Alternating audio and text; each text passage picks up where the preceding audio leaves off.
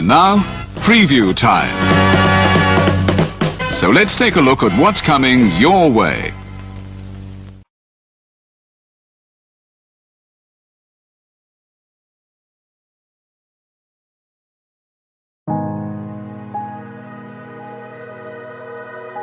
Gary Hebert, the man, the myth, the legend. I was amazed, and I was looking to become a better skater myself, and I wanted to be like Gary. When you look at a guy like this, he's one of the most talented people in his profession. He's been given gifts by God. It can get frustrating at times when you're trying things that, that maybe don't come as quickly to you as other things. And, you never really felt that sense of frustration with Gary. It was always about improvement and positive reinforcement. Was it really the end? Was that head injury really the end? God has called Gary to continue to be a blessing to others and to be a passionate example. My name is Gary Hebert, and this is the World Academy of Hockey, otherwise known as the Inside Edge. I would recommend anybody that have a chance to come to his hockey school. I think it'd be well worth it. It'd be rewarding to all the kids and anyone who coaches, from whether it's an adult, a professional player, to a little kid like a Mike or a Squirt. Gary, from day one, has been instrumental to my hockey career. I started out as a potential Division III player. Gary brought me single-handedly through high school and into a top Division I prospect. I owe it all to Gary, the biggest legend on and off ice there's ever been. Listen, watch, learn, be confident, and have faith. Those are the answers I was brought to. Yet, I only now am really learning how truly important those 5 things are. Through preparation, through appropriate thoughtfulness and thinking, we can learn to untie the typical knots between our ears that drive us into underachievement and underperformance. And lo and behold, we can learn, I think, to fulfill our God-given potential. Gary has the innate ability to make people not only better players, but better people. The life lessons they learn from Gary are incredible. You can always remember leaving that rink knowing as a player I got better or I had something to improve on to get better. And I think that's what you excelled on as a coach, is giving us the knowledge to know what we needed to do to get better. There's coaches who know the game, but can you communicate and create passion in your kids and in your players? And Gary's able to do that. Gary's got great knowledge and the great hands, but more importantly, his ability to connect with people and care for them. His communication skills, to me, really stand out and separate him, and that's why he's one of the best, in the world. Gary's a legend. He's a special, special man.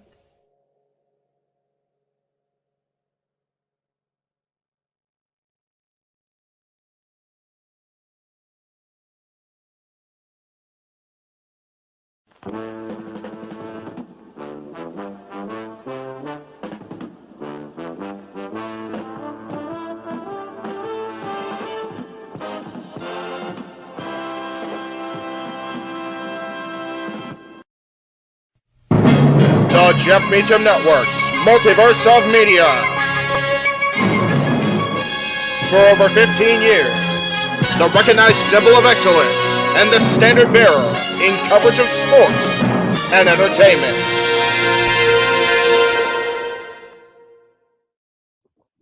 It is Friday, February 23rd. It is the final Friday before we hit March. It's the final Friday before we turn this crazy founder 41 years old because, I'm old and shit. Anyway, we are live with our coverage of TNA No Surrender. I am Jeff Meacham. He is the Renegade JJ Williams. We will be joined shortly-ish, as he do, by Mr. Noah Foster himself, and we welcome everybody into the chat room that is filing in slow but sure as we head for the countdown to No Surrender coming up at the bottom of the hour across all platforms, TNA Plus, YouTube, Thriller TV, or whatever that's called, all the things. But Thriller. Okay, I didn't know if it was Thriller or Thriller. I can never read that because my eyes suck. But I appreciate everybody that's here, obviously, that is going to watch our coverage, that is unable to see the show for whatever other reason, although, the first half hour is free, so there was that.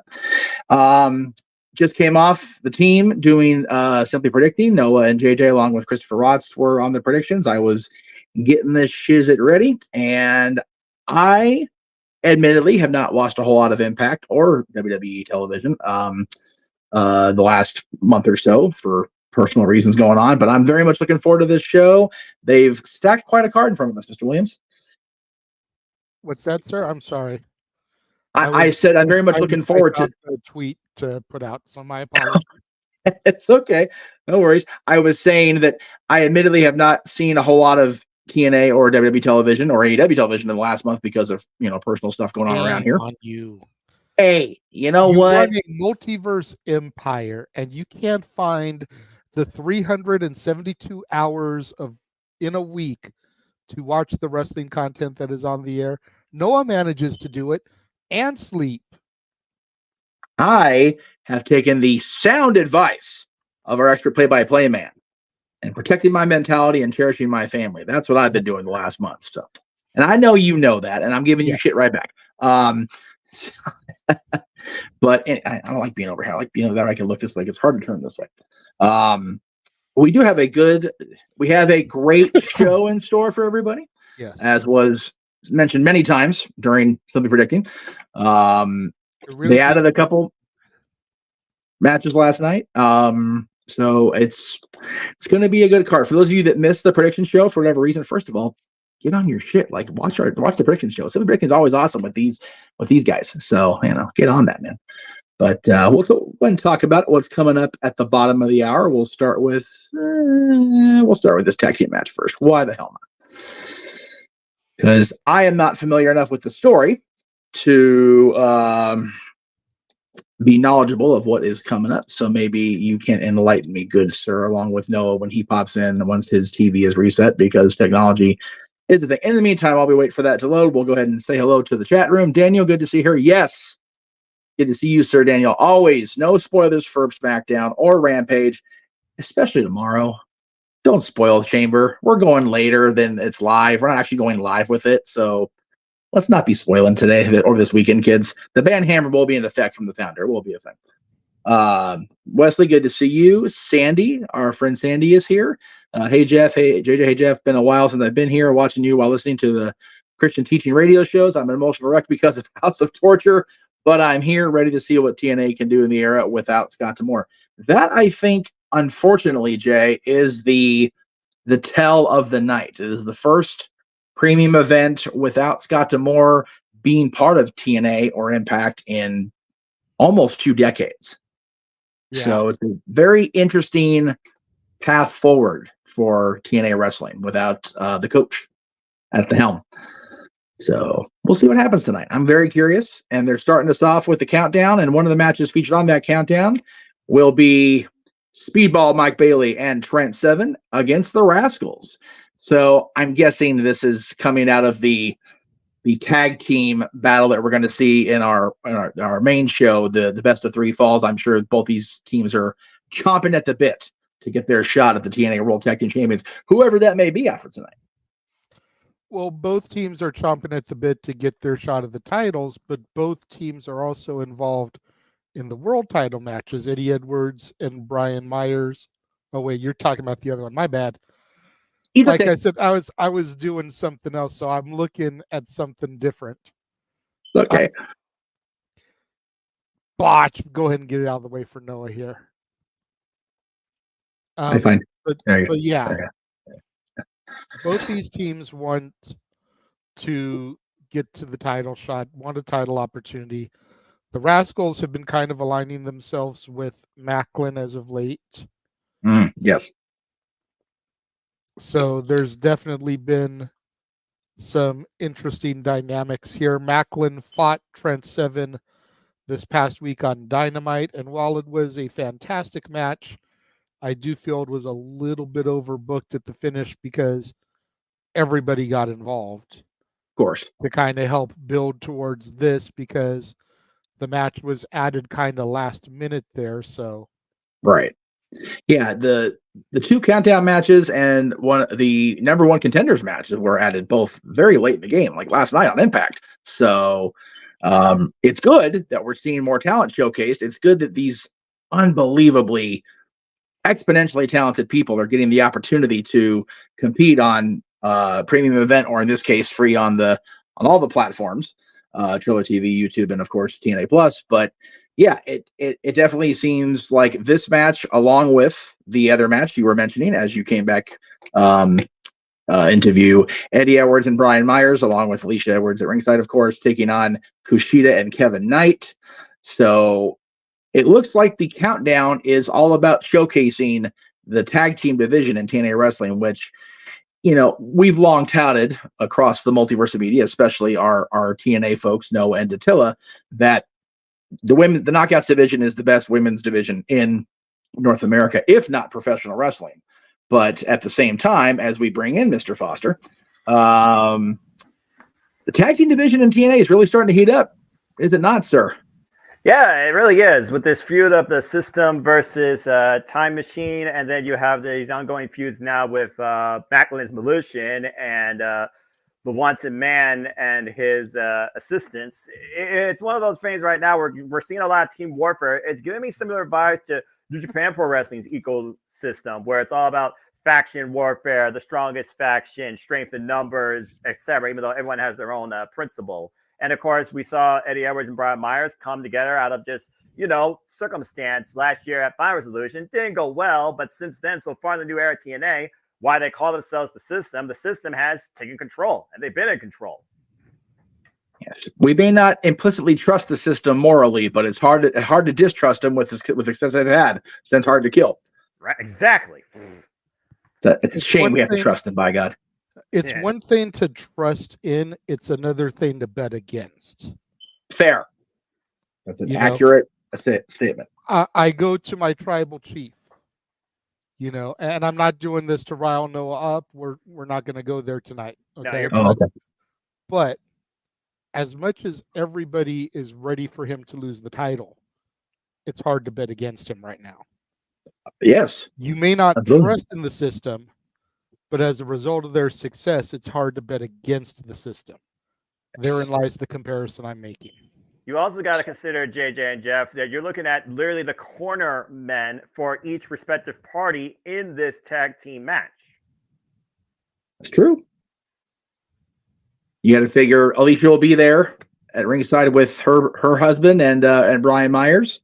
But what of the who will be in Kushida and Kevin Knight's corner? I'm lost in the shuffle, so I do apologize. Yeah, Kushida and Kevin Knight, they'll be representing Alex Shelley. Chris Sabin, I would think, would be there if he wasn't involved in what's going to be the main event tonight. But other than that, there's no added party members to that side. So Alicia Edwards is definitely an X factor, and she's been an X factor for the system. If it wasn't for Alicia Edwards' involvement last night, the system very well could have lost that 6-man main event because Kevin Knight was on fire. He seems like he's been on fire since he became part of this ongoing story with the system against Time Machine. So definitely again, looking forward to everything tonight. I know I have a slight disconnect, so I do apologize if I come off like that, but I always enjoy watching TNA presentations. I've enjoyed watching the Impact presentations I've been able to see over the years, and man, after Hard to Kill, it's going to be hard to kill this brand. Even when we were talking this week, came in, Noah, this is the first premium event, or pay-per-view, whatever you want to call it, without Scott D'Amore being part of this company for the first time in, 2 decades.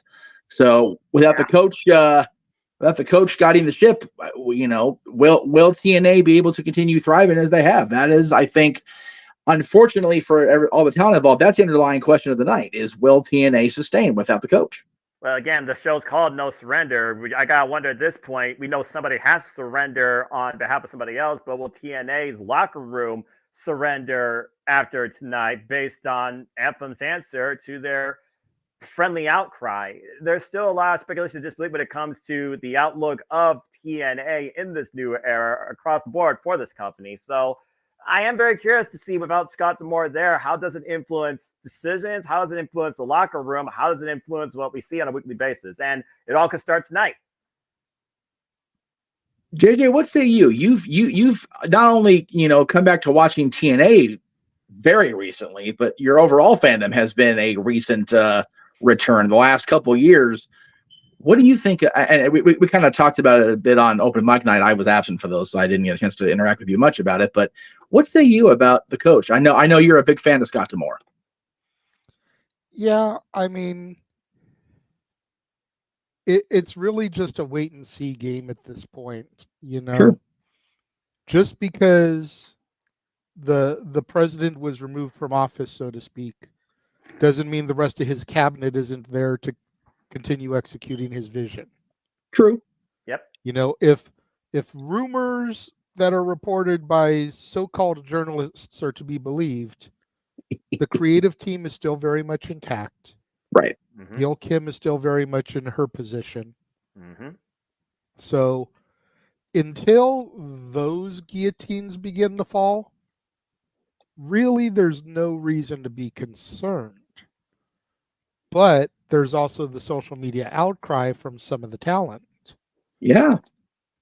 Quite a few of them have posted hourglasses on their Twitter accounts.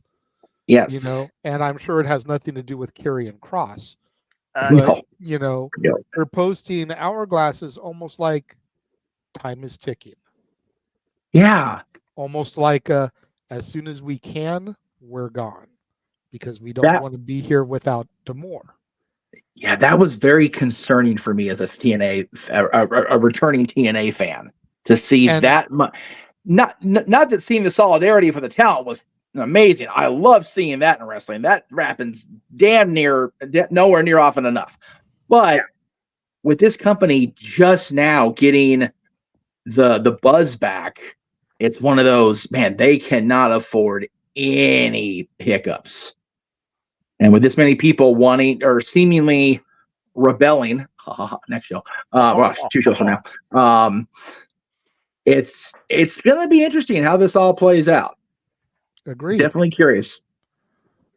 Agreed. But you know, as you said, it's a wait and see. And tonight we've got a stacked card. I'm going to run through these really quick. As we said, we talk about these during Simply Predicting. I encourage you guys to tune in to Simply Predicting when the team does these shows, because Noah and JJ and the team really go in depth. They went almost over an hour and a half today predicting this card tonight. They went long. I think they went longer for Chamber for coming up tomorrow morning. That was a sensational 6-pack panel there too. Yes. We had more people, less matches, but we ended up going about 2 hours on that one. So right. So I encourage everybody to watch Simply Predicting. I know I don't get to be a part of it a whole lot, and that's just an unfortunate circumstance of what I'm dealing with right now. I know, shame on me, but no shame. Yes, all the shame, all the shame. Got to but give him a little bit of crap about it. He He knows have to, I he love just does. him.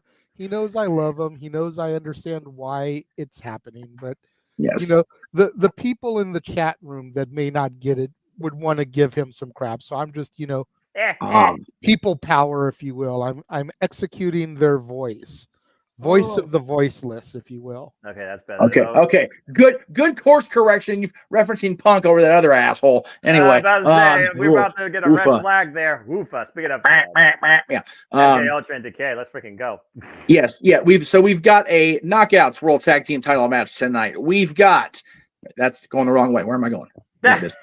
PCO versus Khan. Again, you know, a man who shouldn't be wrestling at 40 years, 30 years after his prime, but man, he is not human. He's still going. And then you've got Khan, who just I think he got dealt a bad hand in WWE personally. Just, the gimmick didn't translate well to the main roster from NXT.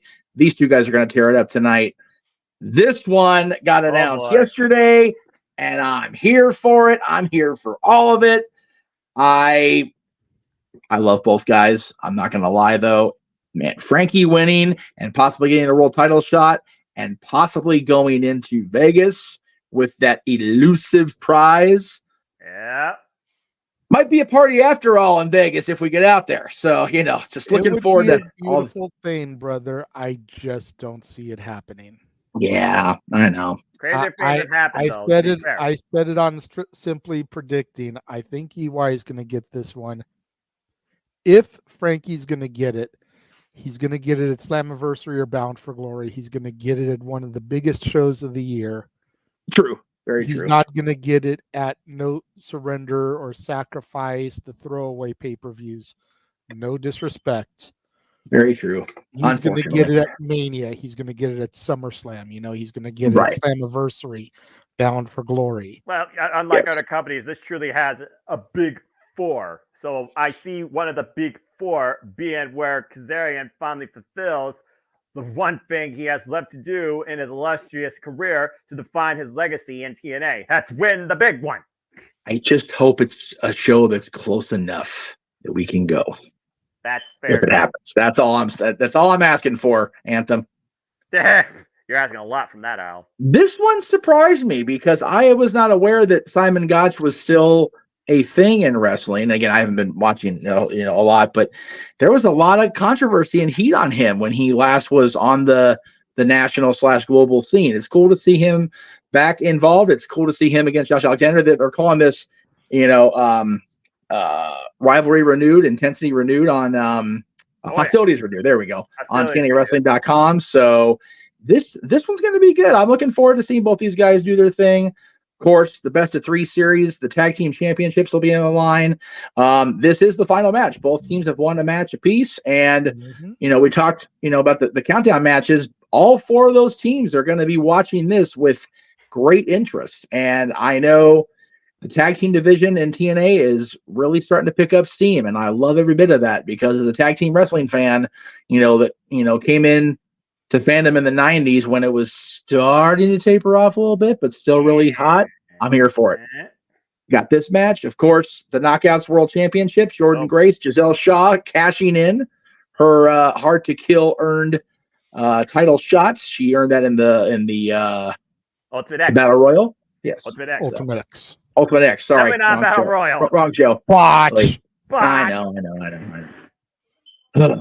This one, not the main event, but it is a no surrender rules. And as you mentioned, Noah, each of them will have a corner man, very much akin to, I think it was the 1994 Survivor Series with Bret Hart versus Bob Backlund, where they will each have a corner man to determine their fate. Am I correct in assuming that?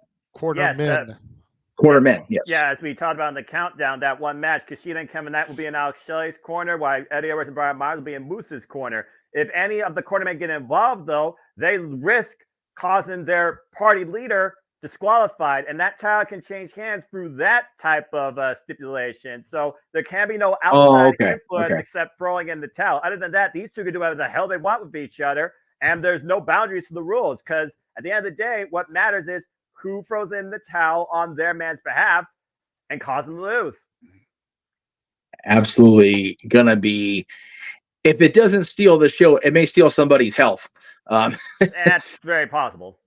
But we did hear through our buddy Datilla, who I know will be here when she can. This apparently is the main event for the X Division Championship, the debuting Mustafa Ali against challenging Chris Sabin. And Ali we trust or Hell Sabin. Yes. And what a unique dynamic that this is the main event. Wow. Yeah, I trust. Yes. Okay. All right. So just so we're clear on JJ's philosophies on life, in Ali he trusts, and he prefers Johnny Swinger over Joe Hendry. This boy's messed up. Okay. I do not believe in Joe Hendry. I do not trust the system, but in Ali I trust. Mustafa Ali's been starting this worldwide campaign ever since being released from prison, the WWE, and as we've seen, so far, people have really bought into his party. And Yeah. he's had very good success. But this could be his greatest triumph since Nick Nemeth basically put it all out on his own earlier today against David Finlay and won the Global Heavyweight Championship. And Mustafa Ali will be involved in New Japan Pro Wrestling in April at Windy City Riot, taking on Hiromu Takahashi. Imagine him going in there as the X Division champion. Yeah, it seems like. And did they announce this going to be a main event today? Yes. Because here's my thought process, and I mentioned this kind of sort of in the Simply Predicting. Both Nick Nemeth and Matt Riddle became champions outside of WWE for the first time today. Yep. Are we seeing a changing of the guard across the board where these WWE castaways or these people that have left are going to be factored in to these major promotions across the board? Well, you said yourself at the beginning of the year, everyone had to hit the F12, the reset button. And it looks like right now we're getting a soft reboot of an internal software update for Riot with all these different names and previous superstars, great workers of the industry that were undermined, underappreciated, underbooked, even underutilized. And that goes for saying something for Dolph Ziggler, who was just the guy called up for any incident versus being the guy. It certainly feels that way. With a lot of the old guard, like my friend Sandy, talking about Minoru Suzuki, you look at those people that have led the business before in different industries. We're seeing a lot of different changes here. So I would not rule out Mustafa Ali being one of those two guidelines that. I mean, hell, Nick Nemeth really talked about, and if you did not hear that man's backstage comments, you need to. He's willing to literally die with this title as his legacy, finding whoever, whenever, wherever to prove that he is the absolute best versus what you might think about somebody else with a bigger title than him. Talking about different people debuting and, making a big splash in companies for the first time. We're going to talk about this on Monday night, I'm sure, tonight. But before we get going on the countdown, which is just under 7 minutes away, let's give our boy Gino some flowers, shall we, ladies and gentlemen? Congratulations, Gino. GCW debut April 21st, 2 weeks after WrestleMania in Albuquerque, New Mexico. Yeah, the day after Rebellion. That's going to be a big weekend, man. If you know what? If it was Arizona, it ain't that far from Vegas. New Mexico's a little bit farther away. Otherwise, it would definitely be a discussion. A little longer geography. Yeah, if we weren't flying out to Vegas and back, it would be like, hop in the car. But it's not Arizona. It's more of a never settle. Far more southeastern trajectory than I'm willing to undertake on a weekend. About to say, there's a little bit of a farther way. But yeah, very happy for Gino. Hopefully, the GCW logo being next to his name will start leading to I don't know, this logo being next to his name or an AEW logo full time, or that ridiculous graphic everybody seems to get that Gino's all elite. Hell, I'd even be down for a press release saying that, with a Connecticut ledger at the top of it. I'd be down for whatever as long as our boy Gino gets his paydays, man. Yeah, it's always great to see somebody work their way in this business that they love to a grander stage in pursuing what has been their dreams, whether it's AEW or WWE or TNA, which are the big three, because they bring you to a more globally presented landscape. Nothing but respect to anybody that pursues wherever they go. Whatever happens to them, though, is beyond their own mentality and the guy booking. Yeah, I would be curious if well, let me ask you guys this. You guys have been fans for a while. Would you consider GCW the modern day Ring of Honor, where it's not quite a national or global promotion like Ring of Honor has become, but GCW is like the modern day Ring of Honor from, ironically, 22 years ago today, the debut of Ring of Honor? Would you say the GCW's hit that status? I would say that's probably a fair assessment. Now, granted, I don't follow GCW enough. I don't really know its heritage or its story. But with PWG being very start, stop as far as it delivering events on a consistent basis like it used to. Sure. I would say GCW, maybe MLW are the two threads that I know the best as far as an indie promotion Mm-hmm. that have like that name recognition, like ROW or CZW or even IWA Mid-South back in the day. MLW, of course. You know, I'd say those are the two main ones. So yeah, I'd say that's a pretty fair comparison. Maybe not necessarily as far as reach or, you know, the quality of talent, but just being that number one indie fed that people tend to go to. I mean, hell, Cardona made himself a name there in GCW. So He still is.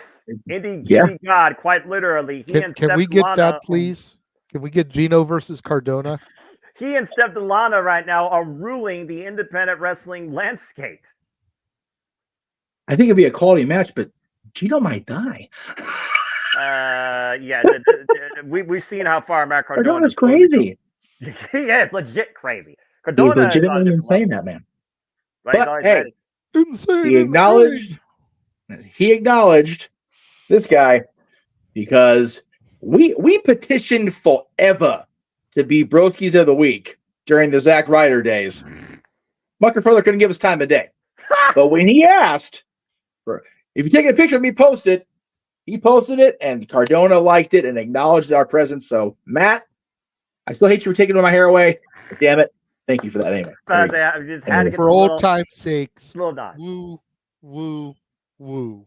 You know it. You know, that's right. Yeah, he said again. He said that Zack Ryder is dead. I am Matt Cardona. The day you see him back at WWE is the day they actually allow him to be Matt Cardona, even if Chelsea Green wants him back. Maybe that'll come up on the wrestling karaoke next month. Someone will have to sing "Oh Radio." And not copyright. That's the old school theme. Hey, I'll sing his new theme if I can take the month to learn it. I mean, it's one of those things where can you learn Nick Nemeth's new theme? Downstate with another classic. I love that theme. Been listening to that nonstop. We're gonna have to get used to it with him being a champion again. Right?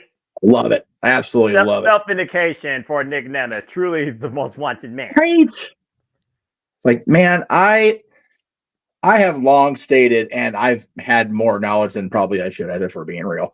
But, you know, Nick has just not been suffering, but he's definitely been stifled with that WWE wrap around him. And I saw, and a lot of us saw, there was more to him than just what he was being allowed to demonstrate. I'm not saying he still wasn't a quality WWE superstar, but that guy's got so much talent across the board, and hopefully working in TNA when he was, and still will be working in New Japan, and being able to express that creativity on a variety of fronts, and not just in wrestling. You know, he's still got the comedy gigs. He's still doing his thing with his brother. So I am all for a talent the caliber of Nick Nemeth, a guy like Frankie Kazarian, who's a musician as well as a wrestler. You know, guys like that are so rare in that they're talented as hell, but they're also decent human beings.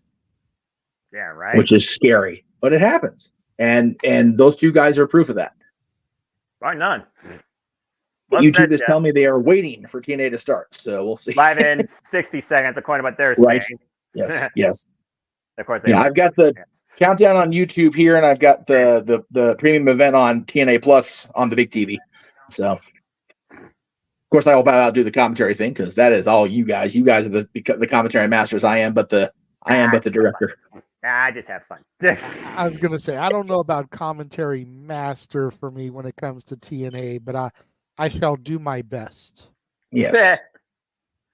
Tatilla shall be here when she gets here, but you have proven time and time again, brother, you are our clutch, our pinch hitter in the analyst role. So I appreciate and acknowledge you, even though some folks want to acknowledge our tribal chief or our American Nightmare. Damn it, I acknowledge you, by God.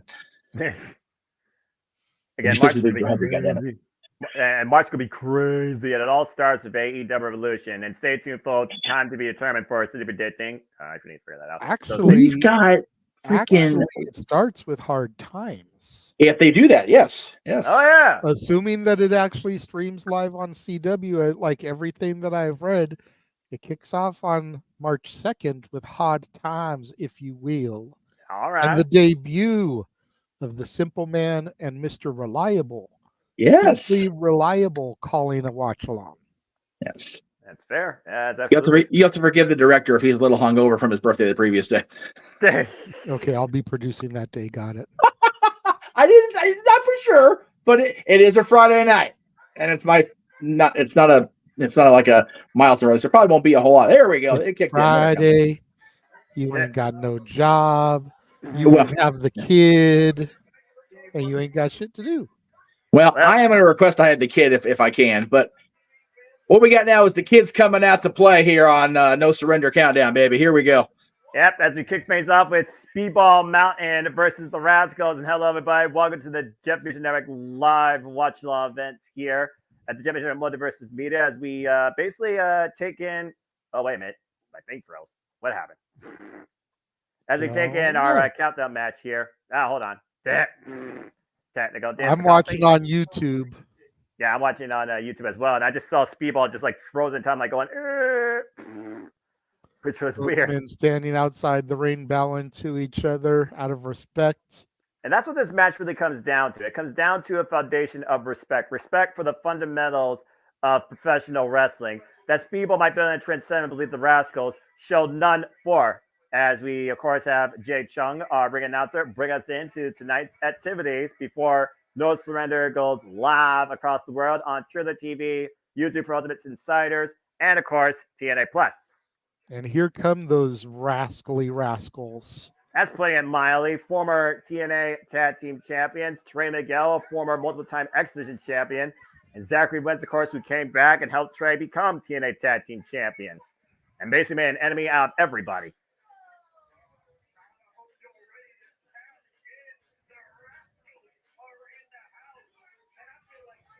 And again, thank you all for tuning in so far.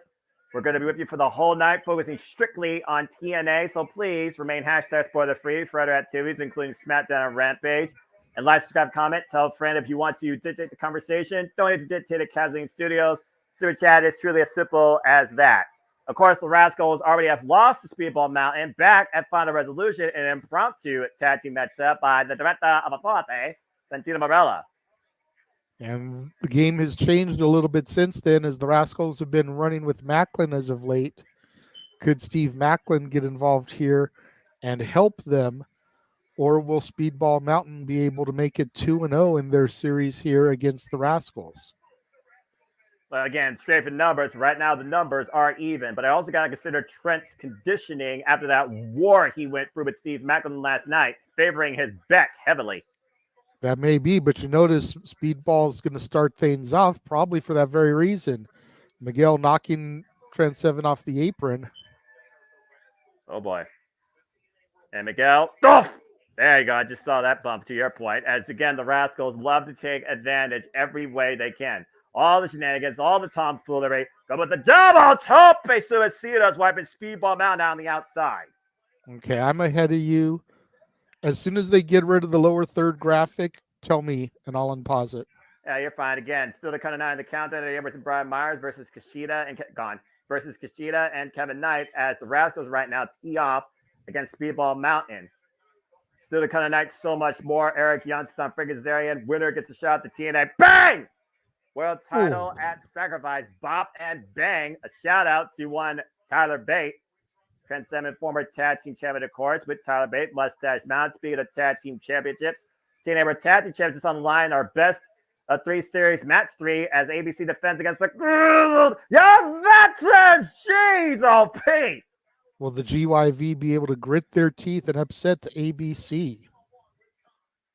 And again, can a monster upset a walking anomaly? PCL versus Khan, and the Knockouts are also in tag team action for the World Tag Team Championships as Decay defends against MK Ultra. And so much more. Josh Alexander renewing a rivalry with the guy that pretty much set up his history for TNA Wrestling, Simon Gotch, and to come to the night, TNA World Championship, No Surrender Moves, Moose vs. Alex Shelley, where the parties will decide who's the victor and who's the loser. And the Knockouts World Championship on the line as the Juggernaut Jordan Grace defends the gold against the Ultimate X winner, Michelle Shaw. And in our main event, Do You Hell Sabin or an Ali you trust as Chris Sabin defends the X Division Championship against Mustafa Ali. All here tonight at TNA No Surrender from the Big Easy. Hell of a card stacked up here tonight, Noah. Yeah. I'm glad to be along for the ride, whether I'm sitting here on commentary with you or just spectating at home. You see right now, Zachary Wentz just tweaking the ankle, a speedball. And really working over the leg there. Of course, speedball barefoot. Again, it goes back to Definitely going that to do some damage to those digits cover. there. But it goes back to Speedball Mike Bailey's MMA background, as we know. Again, one of the most lethal, lightning fast strikers from Canada. And again, multiple year over TNA superstar, X Division superstar of the year. Uh-oh.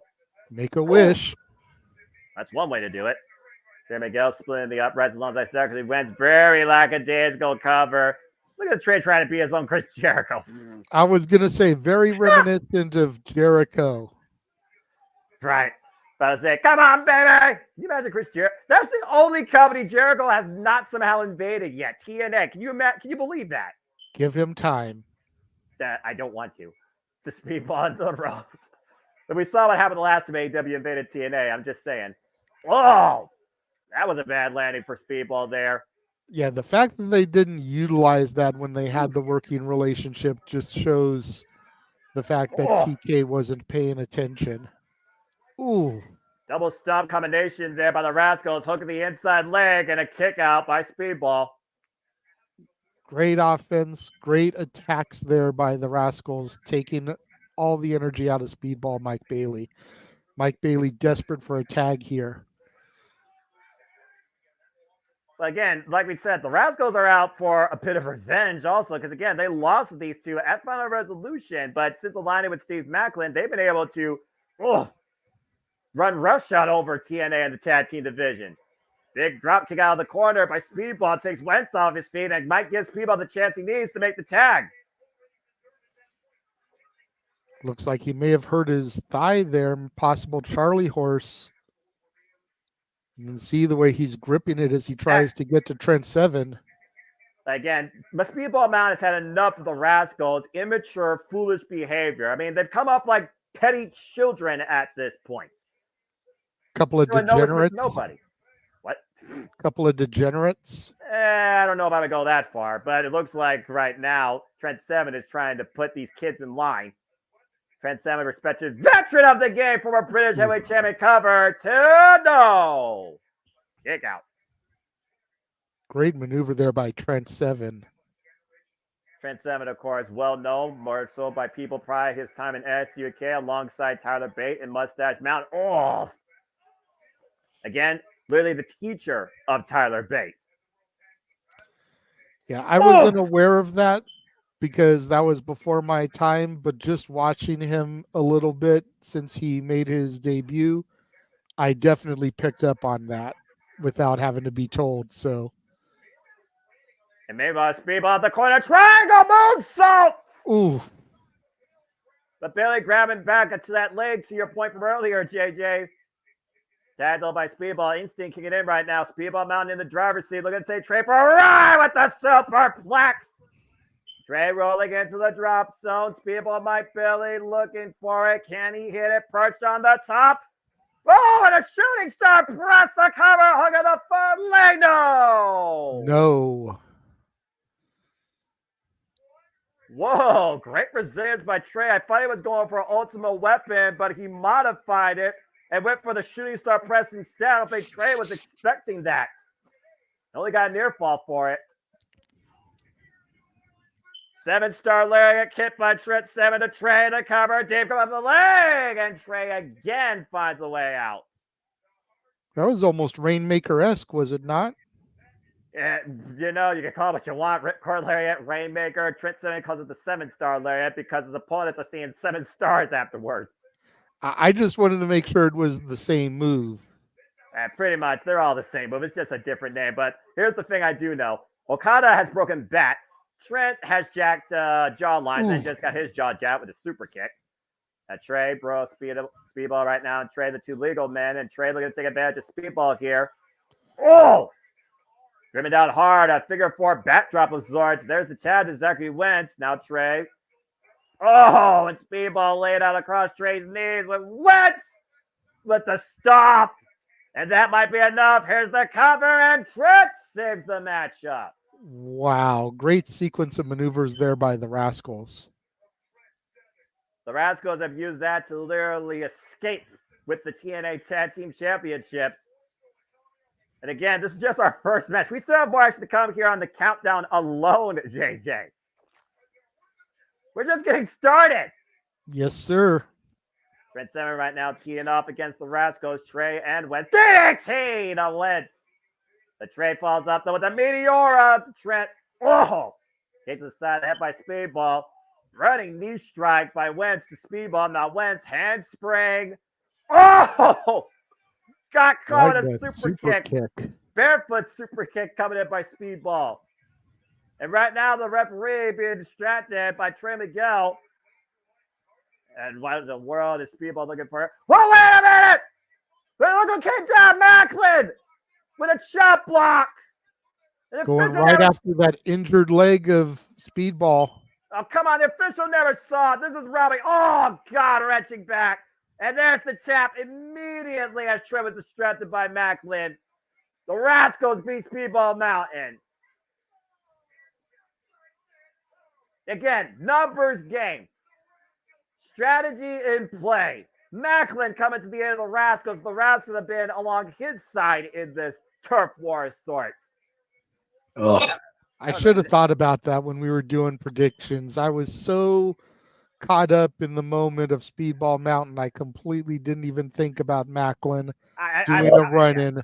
I'm not going to lie. I thought Macklin was going to go all the way to Sapporo and go after freaking Nick Nemeth like he did in freaking Rio de Janeiro. I was wrong.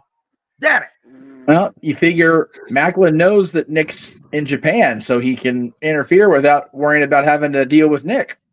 That's true as well. So either way, it still was in Macklin's favor tonight, and his crew of the Rascals beat Speedball Mountain and probably rearranged Speedball's leg. Yeah, that was an ugly leg wrench. Ooh, that was rough. I mean, he had no choice but to tap again. That was the worst of her leg the entire match. Yep. That's Anderson style tag team wrestling. You pick a body apart, you work it to death, brother. Exactly. It's what made the Minnesota Wrecking Crew so freaking dominant in the 70s and 80s, and then as part of the Horsemen, of course. Well, again, we saw that Speedball unfortunately had to surrender for the sake of his own well-being, further longevity in the industry. But will we see somebody broken and forced to surrender on behalf of either Moose or Alex Shelley tonight?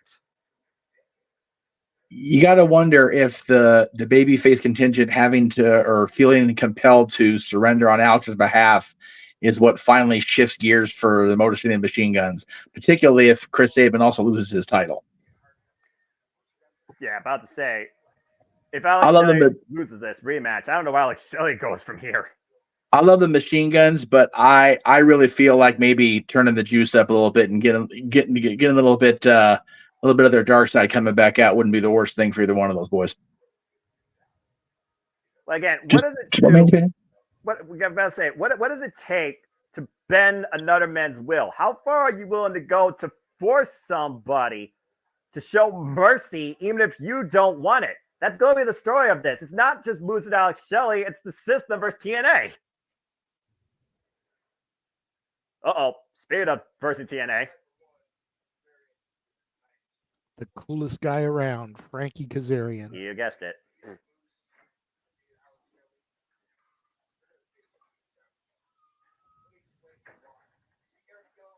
Eric Young right now. Talk about Eric Young.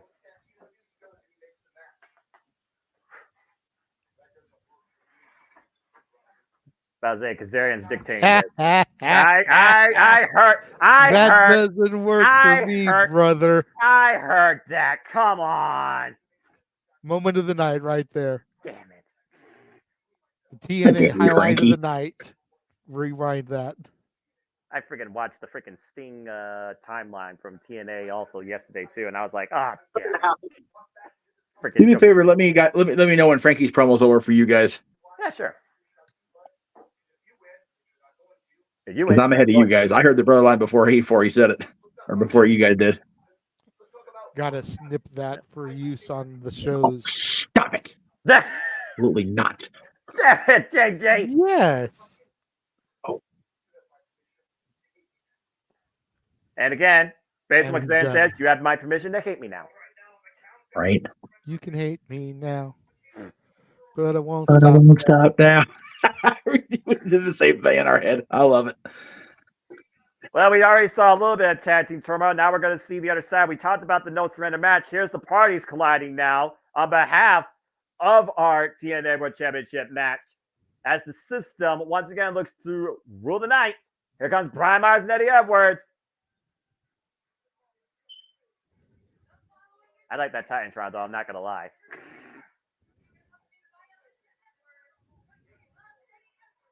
Brian Myers and Eddie Edwards, third outing as a tag team.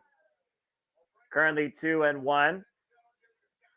Always good to see those boys out there doing their thing. I again, you may not trust the system, but I am a fan of their ring work. I've been a fan of Eddie's for a long time, going back to the Wolf days. Brian Myers, he is the most professional wrestler. The guy is a solid son-bitch in the ring.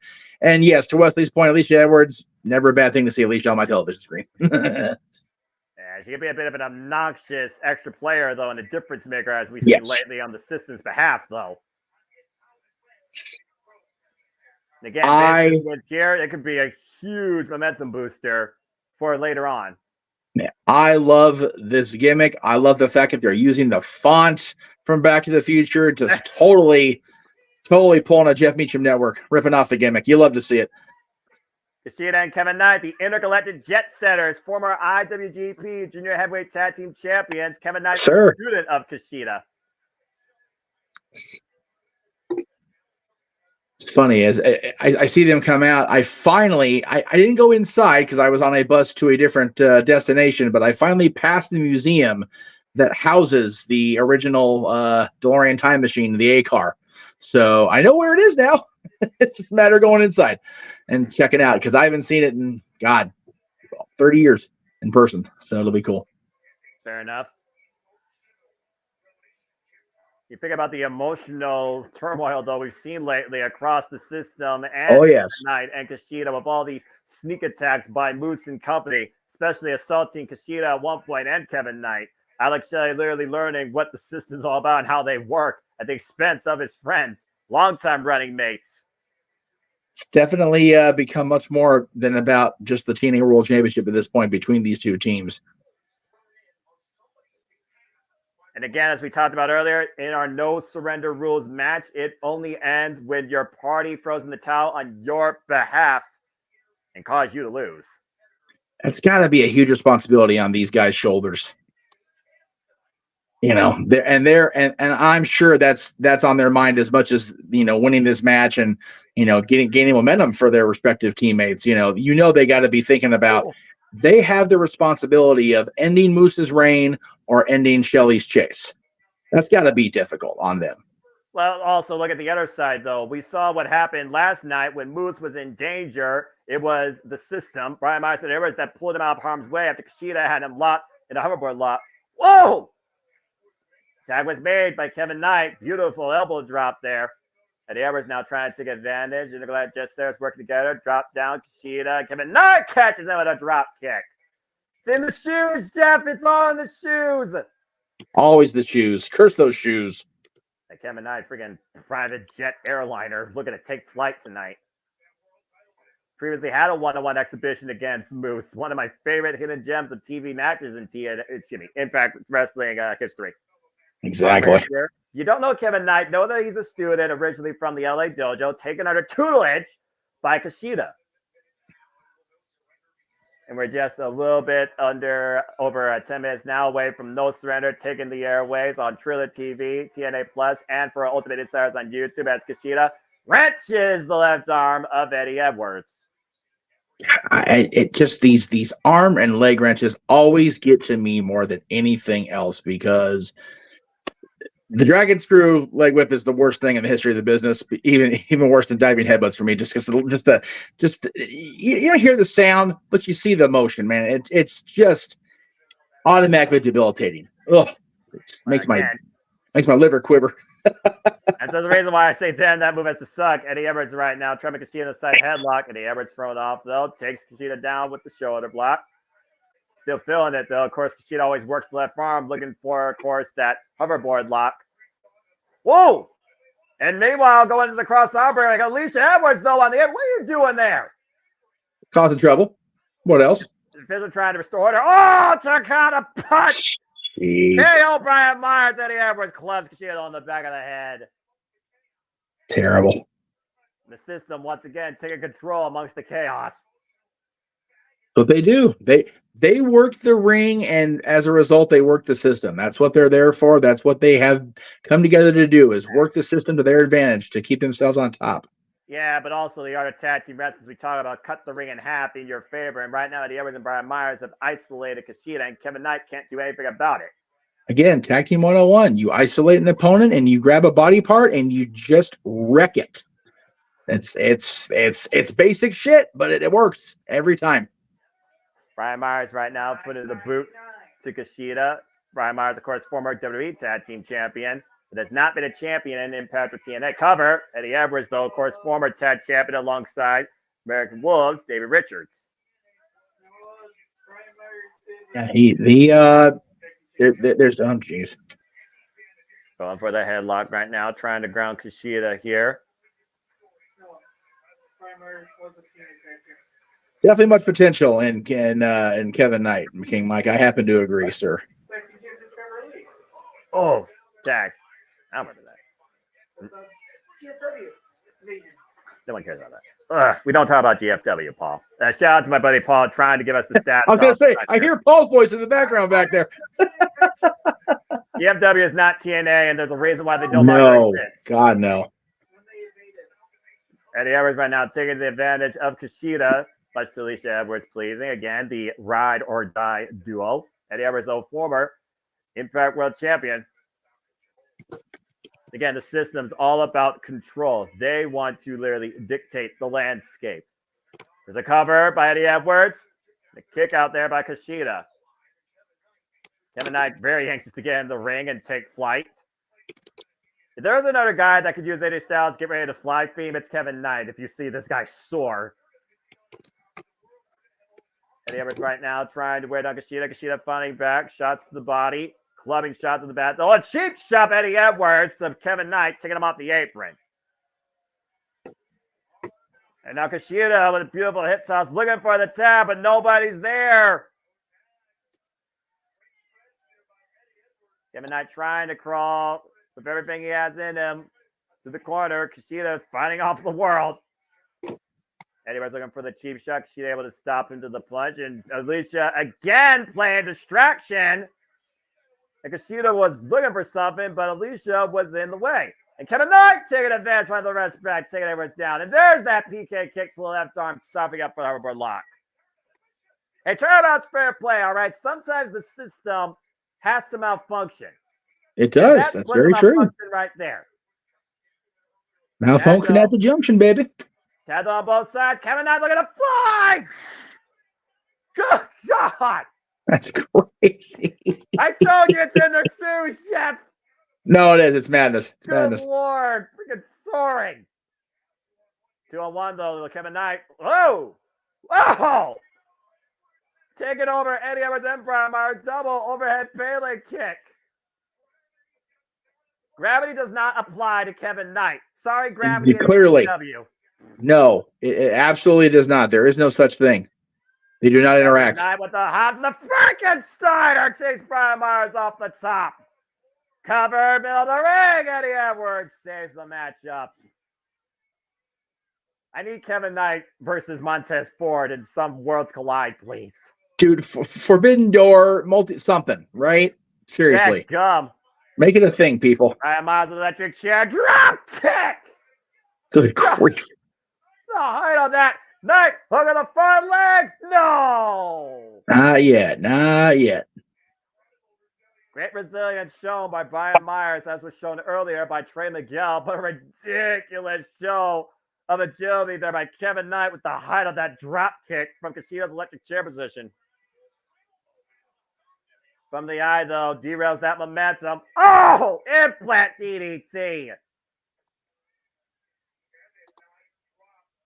Kevin Knight grounded for the time being. The match at a standstill. Brian Myers and Kevin Knight still the two legal men.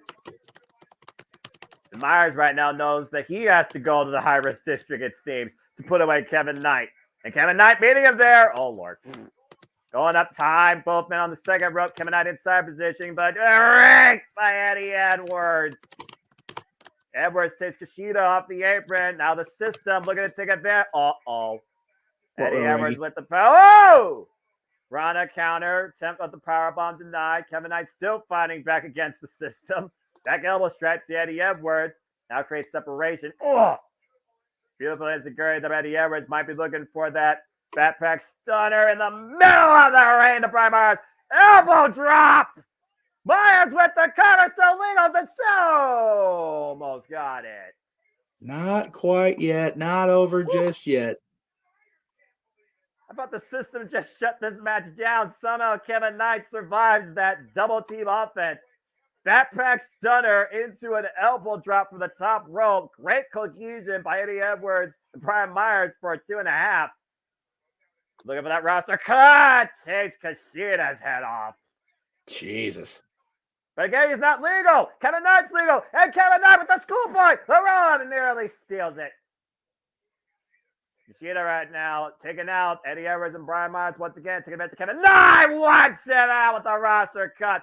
Boston Nick Party connects. Brian Myers with the cover. The system wins. Damn. Trust the system, brother. Unfortunately. And that's how the system works effectively. Yep. Again, tag team 101. Isolated team opponent, work a body part, wear them down.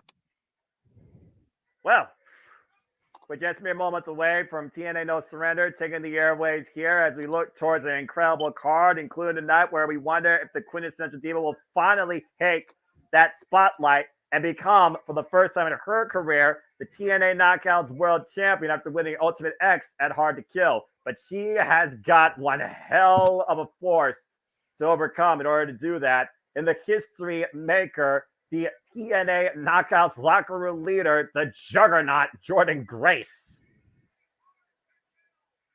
Sorry about that little blip there.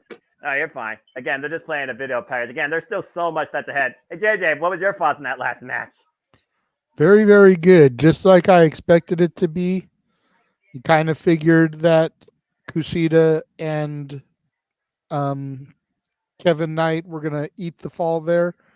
Kevin Knight taking the pinfall very much helps to build into what I was talking about on simply predicting.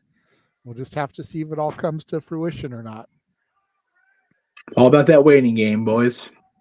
Yeah, that's what wrestling's always about, right? But again, some people lack patience to see whether or not you trust the system, or more importantly, as you like to say, trust the process. I just wonder at this point, does Michelle Shaw trust herself now enough, even if she doesn't give a ringing endorsement to Gail Kim, after firing the Shaw Entourage after that bit of a pick-me-up and a reality check, if Michelle Shaw has what it takes tonight to finally become the TNA Knockouts World Champion? Speaking of lacking patience, to the people in the chat room, make sure that you guys are super chatting if you're trying to direct the conversation, especially if you're trying to take it off of topic. Yep, the ticker's there for a reason, folks. Again, yeah, reading is fundamental. LeVar Burton taught us how to read many, many years ago. That's right. And then, you know, he played Geordie LaForge with the blind visor, so the irony. Take a look. You don't have to read a book. It's Multiverse of Media, not reading Rainbow. Just read it right there. Anyway, we will not hesitate to break out the banhammer. And no, yeah, it's Mjolnir. We got it on loan from Chris Hemsworth and my daughter. And that's right. I still got connections in high places. I may not be a cast member, but I still know what's up. What's up? What's up? That poor boy is in Austria. He got lost. That's fair. He was on the tweeter asking everybody who was because he landed in Austria and nobody was around. It's like, Oh, Ron. Oh, Ron. Well, what are you gonna do? Well, again, That's a bit of a divert there. well, I tell you what's not a divert. In the Big Easy, we're about to see who truly fights the hardest. TNA No Surrender is about to start right now. And I am all for tonight. This is going to be a hell of a show. FBI warning, let's freaking go. They will find you if they know you are pirating. Blah, blah, blah. $250,000 fine. 5 years in prison. I wonder how. That was cool. On YouTube, old the thing signed off, and TNA Plus, it started right when Matt was doing the freaking whip thing with his hand. So that's pretty cool. Well, again, that's what Matthew Raymond does. As I put up at the logo on He is a hype man. Ask Miro about that. Well, I'm sure somebody, Black Screen, I'm sure somebody can tell us all about that as they do their cold open. We got to start producing cold opens here for our big show. Jeff, you going to do a cold open for WrestleMania, bro? Dude, we are going to do something. We did one last year, or maybe the year before, for Mania. It's the 40th WrestleMania. It's getting bigger and bigger. We're definitely going to get something into it for sure. Good deal. Okay, I think you said Black Screen after I did, so I will pause as soon as the cold open is done, and then you let me know when yours is done, brother. Of course, because again, there's talking about what everybody is out tonight to fight for, how we get to this point. What does it mean to truly have an attitude where there is no withdrawal?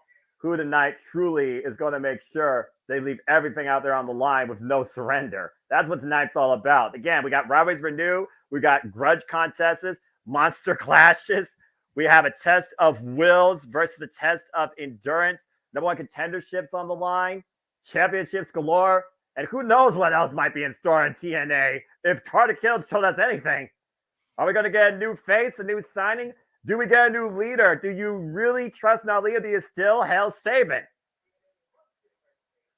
I can't believe it's not League of TNA. I love this. Sandy confirming, or not confirming, but reiterating what Datilla said about it being the main event, the X-Division Championship. But this is the first time that's main evented since that unbelievable, unbreakable triple threat match with Daniels, Styles, and Joe. Little bit of a reputation to live up to for Mustafa Ali and Chris Sabin tonight. My goodness. I mean, if we're being honest, we're just talking about Price still to this day held the greatest match in TNA history.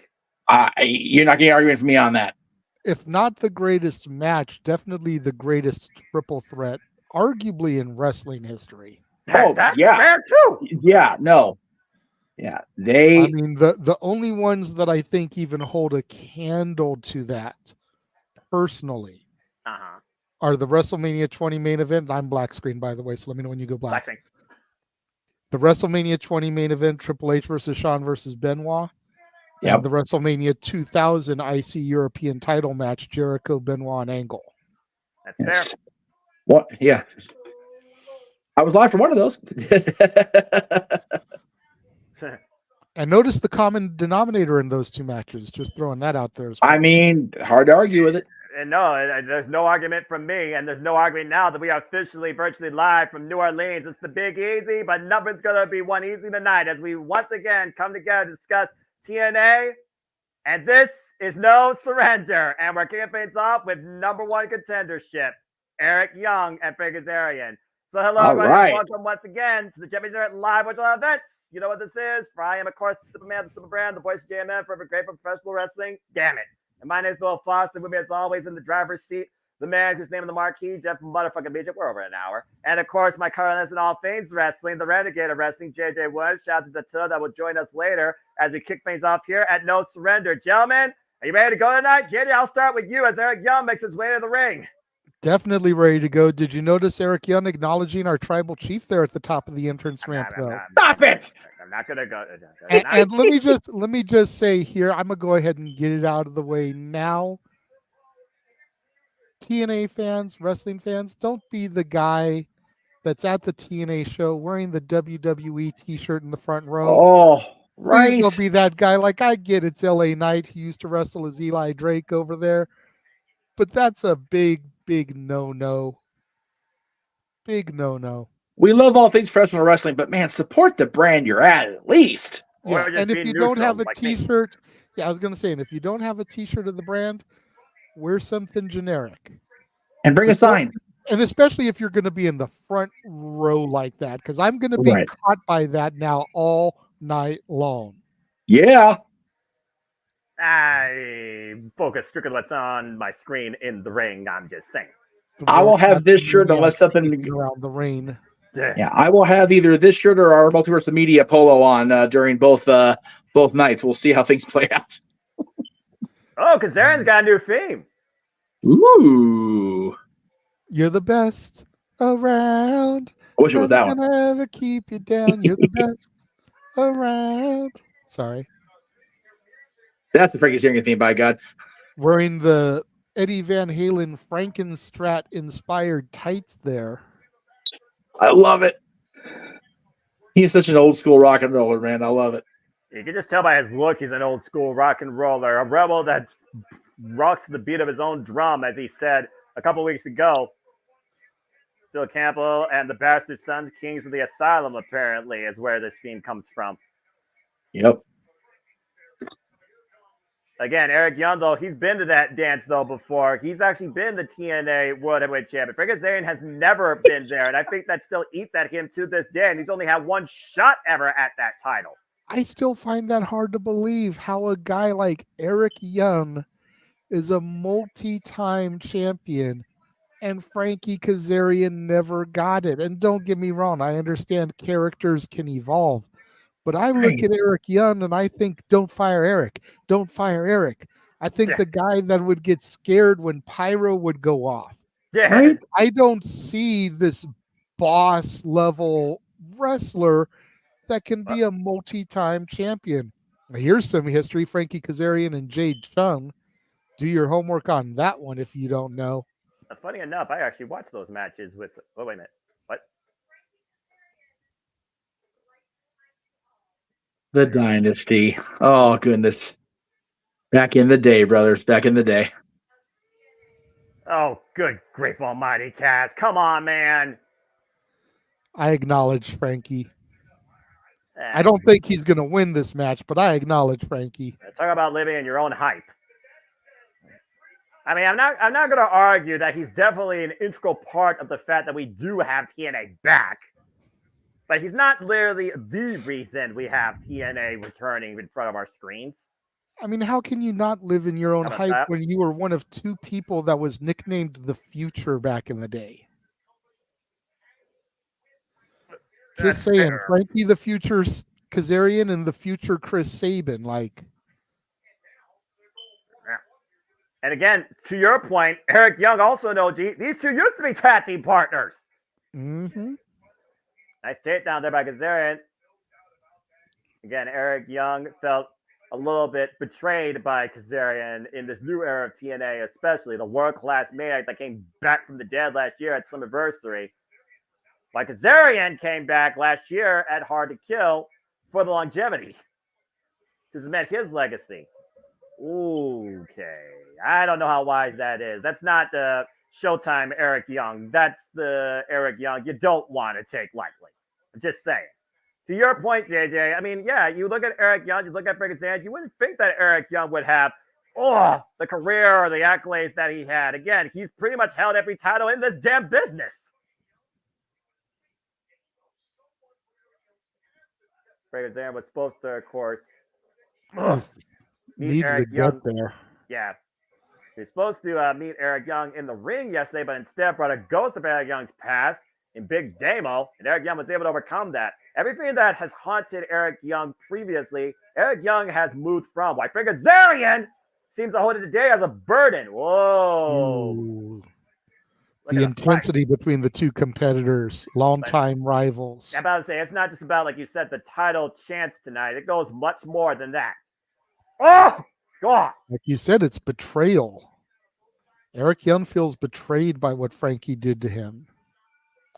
But Frankie feels justified, and to a certain extent, Frankie is justified. Was he right in doing what he did? That's up for debate, but he was definitely justified. Well, I'll say he's justified, but actually delivers results, because at the end of the day, what you said, you got to back up. And so far, yeah, he got to win over Jake something. But tonight, big opportunity, as we learned, because the winner of this match will get a chance at the TNA World Championship at Sacrifice. Again, it was Frank Kazarian at Overdrive in 2022 that has first ever chance for the title cover. Hook on the far leg, gets a 2 count against Josh Alexander, and he failed. Eric Young came back in 2020 at Slammiversary, and while he didn't win necessarily that night, he shortly went on to become, once again, the Impact World Champion. And again, folks, if you are enjoying our coverage, reactions, and discussion, please let's go comment, tell a friend. And if you want to watch the along with us, support TNA by checking them out on TNA Plus or becoming an Ultimate Insider today on YouTube. You can also catch this show on Triller TV. It's definitely be worth your money. Absolutely. Shout out to James in the chat room. Oof. Good to see you, brother. Suplex there by Kazarian with the cover. Gets a 2 count again. Hopefully you'll be able to join us for open mic night tomorrow. We got something to kick off the show that I think you're really going to enjoy. I'll PM you later. And I'm sure we'll have a moment to discuss that too, as we always hype up the JMN here. Oof, absolutely. I just don't know if he'll still be around when we get to that point. That's fair.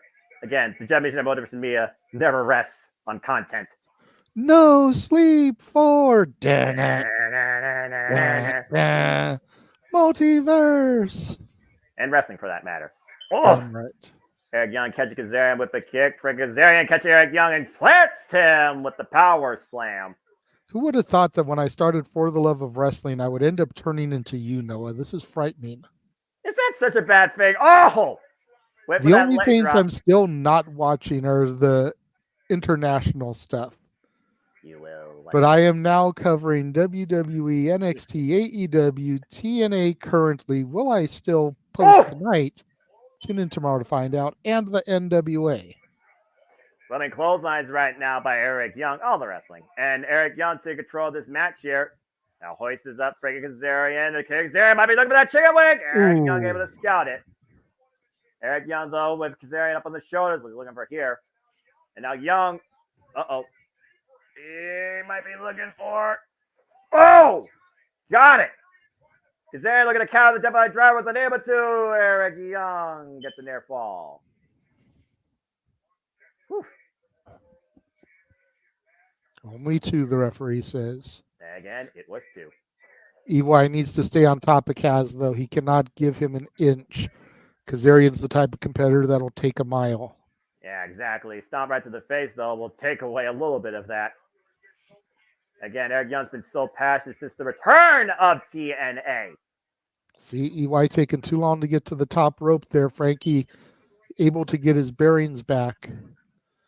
What does Frankie Kazarian have in mind? Maybe a flux capacitor? Oh, boy. You were talking about looking in time earlier.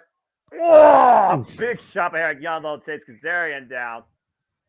Eric Young hoisted the top. We're looking for maybe that big top rope elbow drop to the heart. Hook of the near leg. And no! Very Macho Man-esque with that elbow drop, but just not enough for EY. Frankie making sure he backs away to the other end there. Take a look at this again, Noah. Man, that was right to the heart. Pinpoint perfect. Deep hook of the near leg. Only a 2 count. Kazarian getting out of the back door, by the way, as the left side of his body was uncovered. Kazarian floats in between the ropes. Catches Eric Young coming in. Oop. EY ducks the knee, but cup. The guillotine leg drop across the second rope and the apron. Now Kazarian might be looking for that slingshot. DDT! Kazarian with the cover and gets the 2 count. Similar to what Gargano does, isn't it? Exactly. What is it that Gargano calls that? One final beat. Thank you. You're welcome. If there's one thing we know about Eric Young, though, he still has plenty left to live on. Looking for the chicken wing again, and Eric Young able to scout it. Take Kazarian into the corner. Irish whip reversal. Eric Young set up and over his own way of the apron. Pull it in, though. Slingshot cutter! Gorgeous cutter there. You got no one contender. No. Gorgeous cutter there. I want to see that again in a replay. Can we get that happening in the truck? No, can't see that again. Yeah, because well, we saw an elbow drop, but we can't see that cutter again. Damn it, TNA. I don't know how much is decided by the actual commentary of the production truck. Kazarian, though, right now in the driver's seat. Might be looking to fade to black on Eric Young. Eric Young able to scout it, though. Might be looking to hoist Kazarian up for that pile driver. Kazarian able to scout it. Eric Young fighting back. Meanwhile, backstabber by Kazarian. Eric Young still on his feet, though. Right now he's on the court. Now Kazarian hooking Eric Young. Fade to black. Can't Fade even to black. capitalize. Is it enough? Is it enough? No. Wow. I'm Kick surprised out. DY kicked out of that one. Kazarian looks like he's shocked too. Take a look at this again, Noah. That was maybe Kazarian's best shot there. The freaking vertebrae, shoulders, and the head collapsed on that fade to black, but not enough for the 3 counts. But again, keep in mind how long these guys have known each other. Kazarian may have to go back to the well, pull out a wave of the future or a flux capacitor or something that he used back in the day, catch EY off guard. Crucifix catches Kazarian off guard. Eric Young wins! Eric Young is the number one contender and is going to face off for the TNA World Championship at Sacrifice. Just like that. To your point, catching somebody off guard, Eric Young coming in, luring the back door, trying to Kazarian with a crucifix. Kazarian got so carried away with himself with the official, he totally took his eyes off Eric Young, and Eric Young got him. Oh, Noah, thank you for your commentary. Well, Kazarian does not look happy. I have a feeling this is not going to be the end of it. Kazarian grabbing the referee here. Well, hold on. You don't want to do anything to get yourself suspended or fined now. He, again, the official is final. That was perfectly planted. Again, his shoulders were on the mat. Crucifix. Just like that. He lost. Kazarian convinced that his shoulders were apparently off the mat. Again, level playing field. They're caught off guard. So there you go. Wait a minute, Kazarian, come on, Kazarian. Oh! Kazarian just jacked an official. Hey, he had it coming.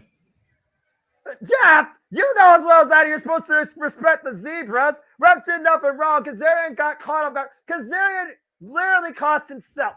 It's just unnecessary. Santino's going to find the hell out of this, man. He's risking suspension. Eric Young should not be a world title. He shouldn't even be a freaking knockouts the world championship contender for crying out loud. World title.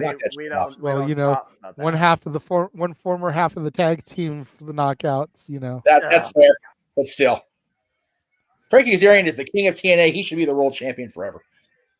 Is that Vince Russo? Bro, I don't know. Oh, jeez, just hit him in the back of the head. Do your homework, bro. That's right. Okay, seriously, why are we not getting some help out here for this referee? Because he had it coming, that's why. And the referee did his job. Kazarian's the one that failed. Come on, someone stop this, seriously.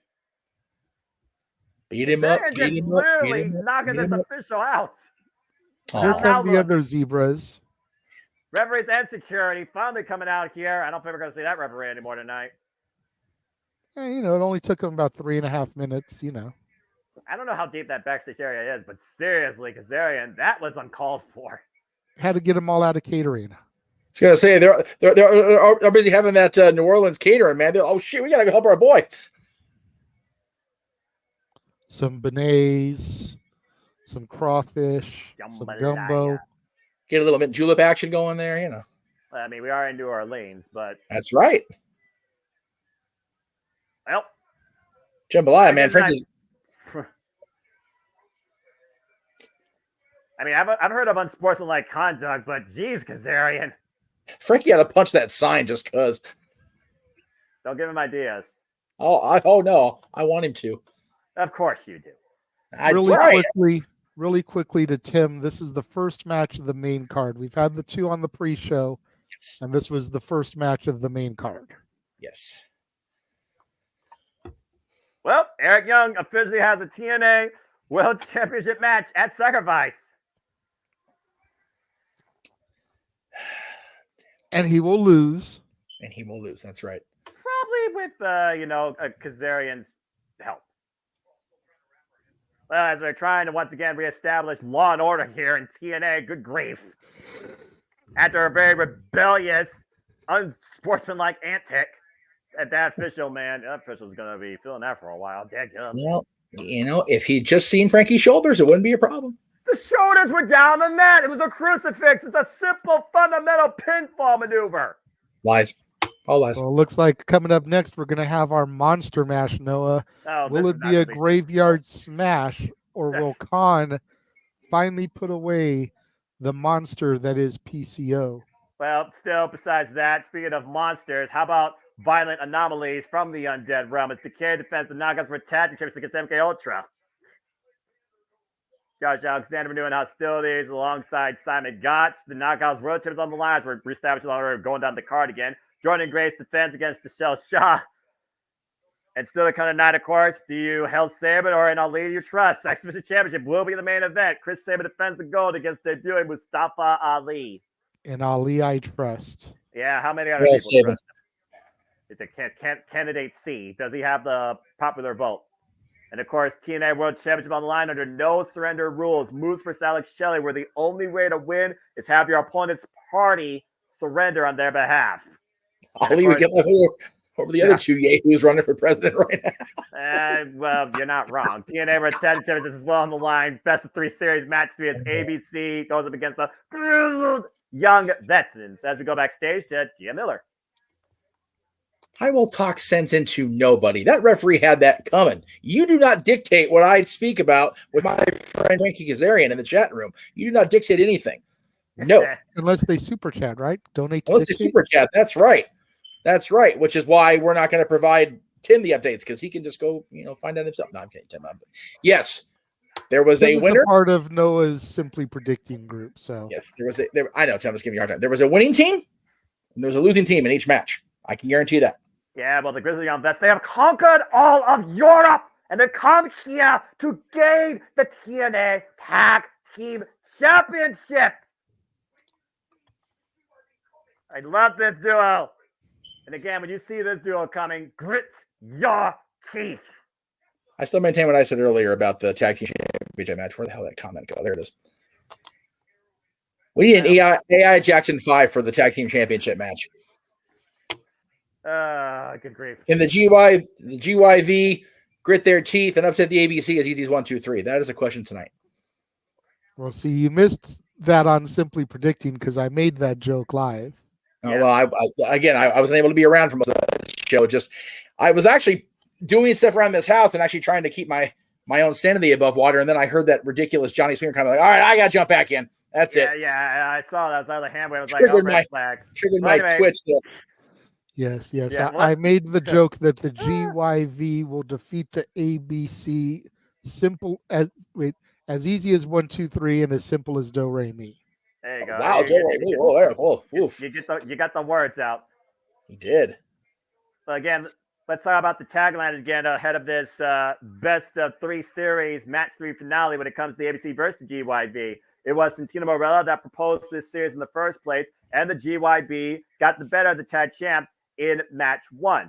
In match 2, Ace Austin was injured ahead of the match. It was Ace Austin that somehow trapped James Drake in a freaking clutch pin and was able to tie the score. Now we come here to match 3, where literally it is for the TNA Tag Team Championships. Grizzly Young Veterans versus the ABC. Winner takes everything. Let's freaking go. GYV representing my NXT. Former NXT UK Tag Team Champions, former Progress Tag Team Champions. Wherever they have gone, Tag Team Gold has followed. When you're along with that level of confidence and experience, it's hard to bet against that sort of veteran presentation that we have in the ring with the GYV. Oh, and look, Jade matches them. Meanwhile, the ABC, ABC with a new Titantron and Fame. Everybody's getting updates tonight. And the reigning, defending TNA Tag Team Champions, Ace Austin and Chris Bay, the ABC. I gotta wonder Ace Austin's condition, though, with that arm still. ABC, though, of course, have been finding champions, taking on all comers ever since regaining those titles last year at Bound for Glory against the Rascals, after outlasting not only the GYV, but Speedball, Laredo Kid, and the Rascals at Hard to Kill. But the GYV have literally made sure that they have been in the crosshairs of the tag team champions. And again, we've seen the ABC really develop as a tag team since this time last year when they first became tag team champions against the Motor City Machine Guns. I think about best series we've seen, though, in TNA and Impact Wrestling. I think about Motor City Machine Guns and Beer Mike. Would I put this up there with that? Well, maybe not because it was 5, but you definitely can tell that each match has brought out a little more in each side, whether or not it was for the better or for the worst. But I do think it's elevated the tag titles to a degree also, JJ, because this has been quite a competitive series of matches.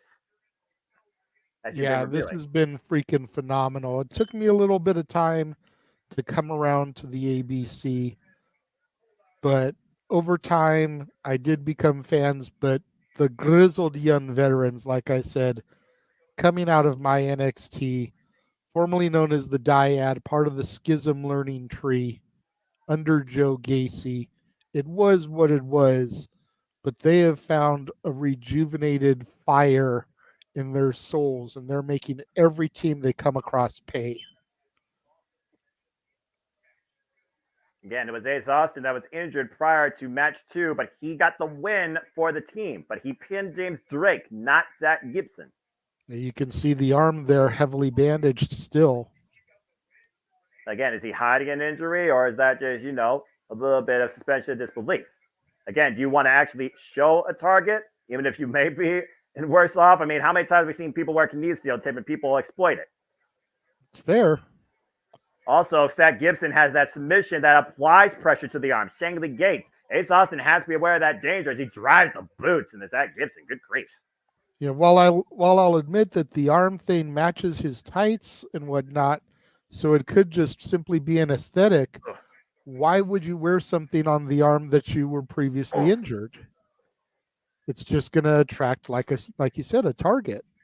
Tag made now James Drake in. Zach gives it with the drop down. James Drake with the trip up. And great cohesion there by the Grizzly Gun veterans. And that is why I like Drake.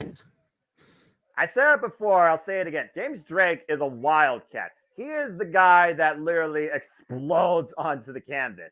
Why? A wildcat? He's more of a... You see what I'm going for. He's more of a thinking wrestler at times. So James Drake, though, right now, hammerlocking the arm between his legs of Ace Austin, the left arm, and now trapping the right arm. What's he looking for here? Don't know, but I'm sure it's going to be vicious because you can see just bent back on that already injured arm. Again, hyperextending the upper shoulder of Ace Austin. Ace Austin isolated for now with the GYV. Tagged Zach Gibson. Chris Bay nowhere to be seen. Ace Austin, though, fighting back for him.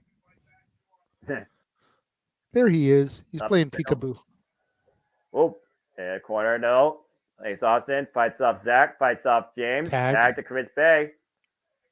Chris Bay right now is legal off the top rope. Big cross body takes down both the GYV. And this is what the ABC needed. Oof. Now the ABC is showing a little bit of tag team cohesion here. Taking down the challengers. Get to the back of Zach Gibson. A double stomp to Zach Gibson. James Drake's still the legal man, though. It's Bay and Drake. What are they looking for here? Oh! Click, click, boom! Leg dropping the splash, cover, hook in the far leg. Gets a 2 count only. Oof. Again, Chris Bay, the odds of finesse himself. Happy Friday, folks. Former X Division champion. James Drake, though, still fighting back. You saw Zach Gibson offering a little bit of an advantage there with that distraction. There's a tag now to Zach.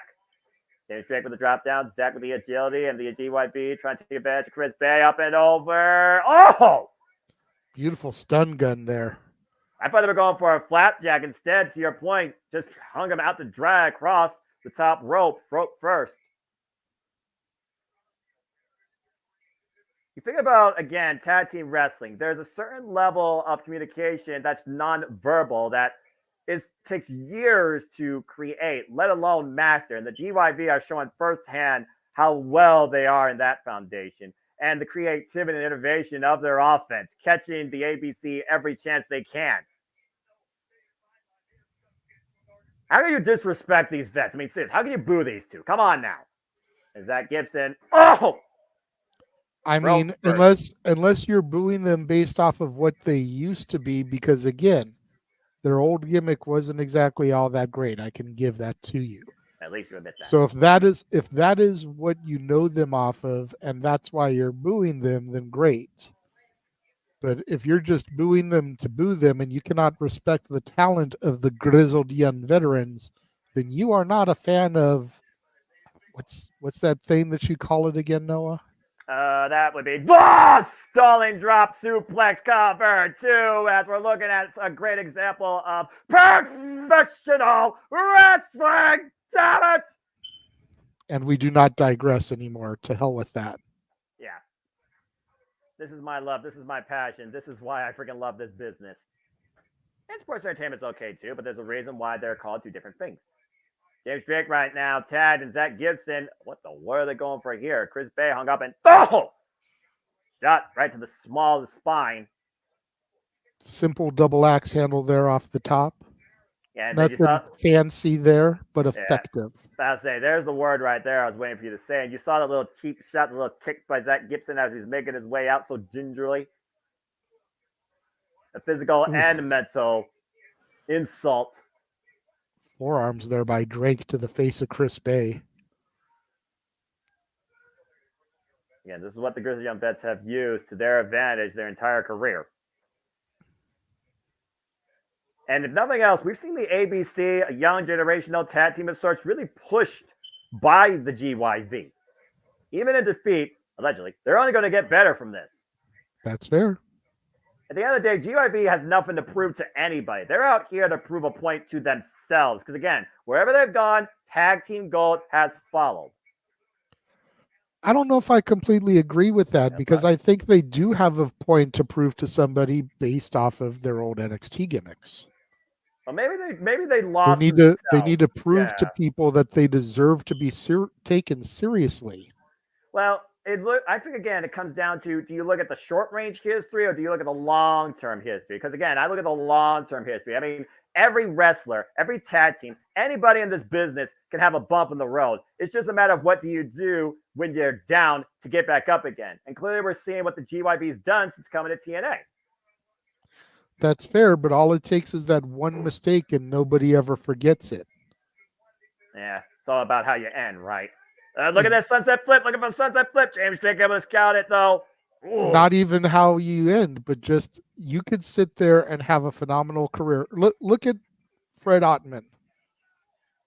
Everybody remembers the Shockmaster debut. Yeah. Very rarely do you find people that talk about some of his other gimmicks and how successful they were. But everybody remembers the Shockmaster's debut. Yeah, they're fair enough. Remember more of a moment than you remember more of the competitor itself. Even if that was a singles gimmick. Oh! Drop kick to Zach Gibson out of the corner for second. You know, Roman Reigns has become a great promo these days, but a lot of people that were watching at the time remember that one promo where Cena just ate him up because he forgot his words. Oh, and look at James Drake, though. Did not forget where Ace Austin was, taking him off the corner and preventing Bay from making a very crucially needed tag. Just a couple of examples. Yeah, but I'll say, how many examples do you think you could name but longer than Lexicon of Jericho? Again, throat fuss right now. Zach Gibson taking advantage of Chris Bay. Zach the legal man. Zach with the cover on Bay. Get a kick out. Arm bar. I haven't seen one of those yet. Ace Austin, though, you see them inside the rage of Ace Austin again. But again, all he do is hurt his part. You see James Drake to the advantage, behind the rest back with the scarf, choking Chris Bay out. Yep. Zach Gibson teasing Ace Austin, telling him that I reeled you in. You got baited. Hook, line, and sinker. Let's not forget, that scarf was instrumental in the GYV winning that first match. against Chris Bay. They literally hung him out across the top rope with that scarf to pin him. Ace Austin trying right now to restrain himself more than anybody else for the sake of his partner. Again, this is for the TNA Tag Team Championship. And we're in the South. We don't want that to happen again. I'm just saying there's a history there. Yeah, there's some history. I try my best not to echo for reasons, but you're not wrong. Unfortunately, dadgummit. Zach Gibson. Hey, it's the color analyst's job to make note of that stuff. I'm just saying. And you're doing your job beautifully. And right now, Chris Bay and trying. One of the men in the ring is Chris Bay. I will say no further after that. Yeah, good man. And right now, holding on to the sleeper hold of sorts. Bay is in serious trouble after all the work done to his throat across the top rope with that salt on the neck. Gibson just really wrenching that sleeper in, but the referee trying to make sure it doesn't slip into choke material. Yeah, exactly. Taz knows a thing or two about that. I'm just saying. Again, Grizzly Young Vets literally eyeing the TNA World Tag Team titles. Are we soon to recognize them as TNA's number one? It's almost a foregone conclusion at this point. But again, Chris Bay's always been one to fight from underneath. The story of the ABC ever since being the Motor City Machine Guns. Again, folks, you can be part of the conversation using hashtag no surrender on the Twitter. Looking for the tag with that fake out there. The roll out by Bay gets a 2 count. I thought he almost had a hand on the tights, too. Oh, nice net breaker. But look how close that Gibson is versus where Bay is. Absolutely. Chris Bay needs to make the move over to Ace Austin. And thank you very much, Marshall. I appreciate that compliment. Man, we just love doing what we love doing. And I love the fact we're so multi-dimensional here at the Multiverse of Media where anybody here can call commentary. I love it. Absolutely. You know, you've got Simply Reliable going to be taking the booth for NWA commentary. You've got you and Datilla. Datilla is on her way home from work. As soon as she gets home and situated, she will be getting the hot tag, and I will be stepping away so she can take over with Noah. You got James and Noah on AEW Ring of Honor, and then me and Noah on WWE and NXT. And Jeff quite a diverse buffet. And Jeff sometimes in exhibitions, including Multiverse United, where it's been NWW and TNA. And Ace Austin right now exploding with a springboard missile drop kick, taking both the GYV down. Ace Austin fired up, and Ace Austin picking up speed and momentum off the ropes. Might be looking for that Frostberg flop. Down goes Gibson. I don't know if that was smart. I believe Drake is the legal man in the ring. I don't think Ace Austin should have taken his attention off of Drake. But in a way, JJ, think about this. He neutralized the other half. We've seen how effective the GYV is as a duo. And right now, House of Cards collapsing James Drake. Here's the cover by Ace Austin. Is enough here. Gibson able to come in for the save. You were saying how much did he neutralize Gibson there? He was still able to get in and make the save. Bay is nowhere to be seen. He's barely getting back up on the apron. Now he is back up on the apron, though. Meanwhile, 2-for-1 special to Gibson by the ABC. Tag now to Bay. And Gibson right now trying to neutralize that. Gibson taking down Ace Bay right now. Bay up the top. Big splash. 5 stars worth of a frog splash there almost. And James Drake taken down. Double spin kick by the ABC. Rocks James Drake. Now the gut wrench. Oh, look at this. Strength of Chris Bay. Hoisting up James Drake. Taking him down face first. Ace Austin out of the corner, though. Twisting moonsault cover by Bay to retain. 2 count only. Just an FYI, that move Chris Bay just did used to be my old finisher when I wrestled. I called it the death certificate. Because my gimmick was a prisoner. Oh, okay. And meanwhile, is this win as easy as one? Oh, no! He got caught! He got caught! And Gibson's got a hold of Ace Austin. Can't get to make the save there. And Gibson's going for Shaking the Gates. The submission on the damaged arm. But Chris Bay's the leader, man. And Bay might be going out. Both men tied up here. And Chris Bay's not out yet, though. Chris Bay still has a little bit of fun in him. He knows that it's all or nothing here. Bay right now roll through the shoulders down and James Drake over to save it. Only a 2 count. Holy hell, that was close. Whew. Again, the dangers of submissions. You risk your own self getting caught.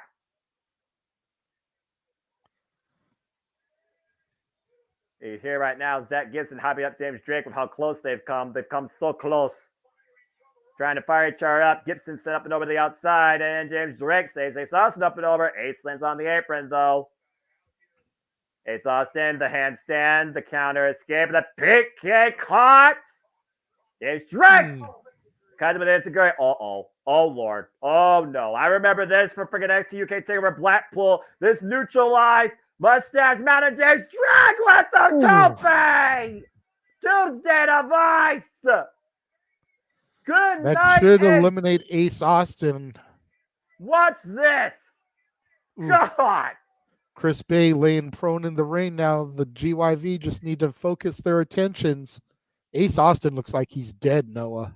This was the very move that led the GYV to winning the NXT UK Tag Team Championships after neutralizing Tyler Bate.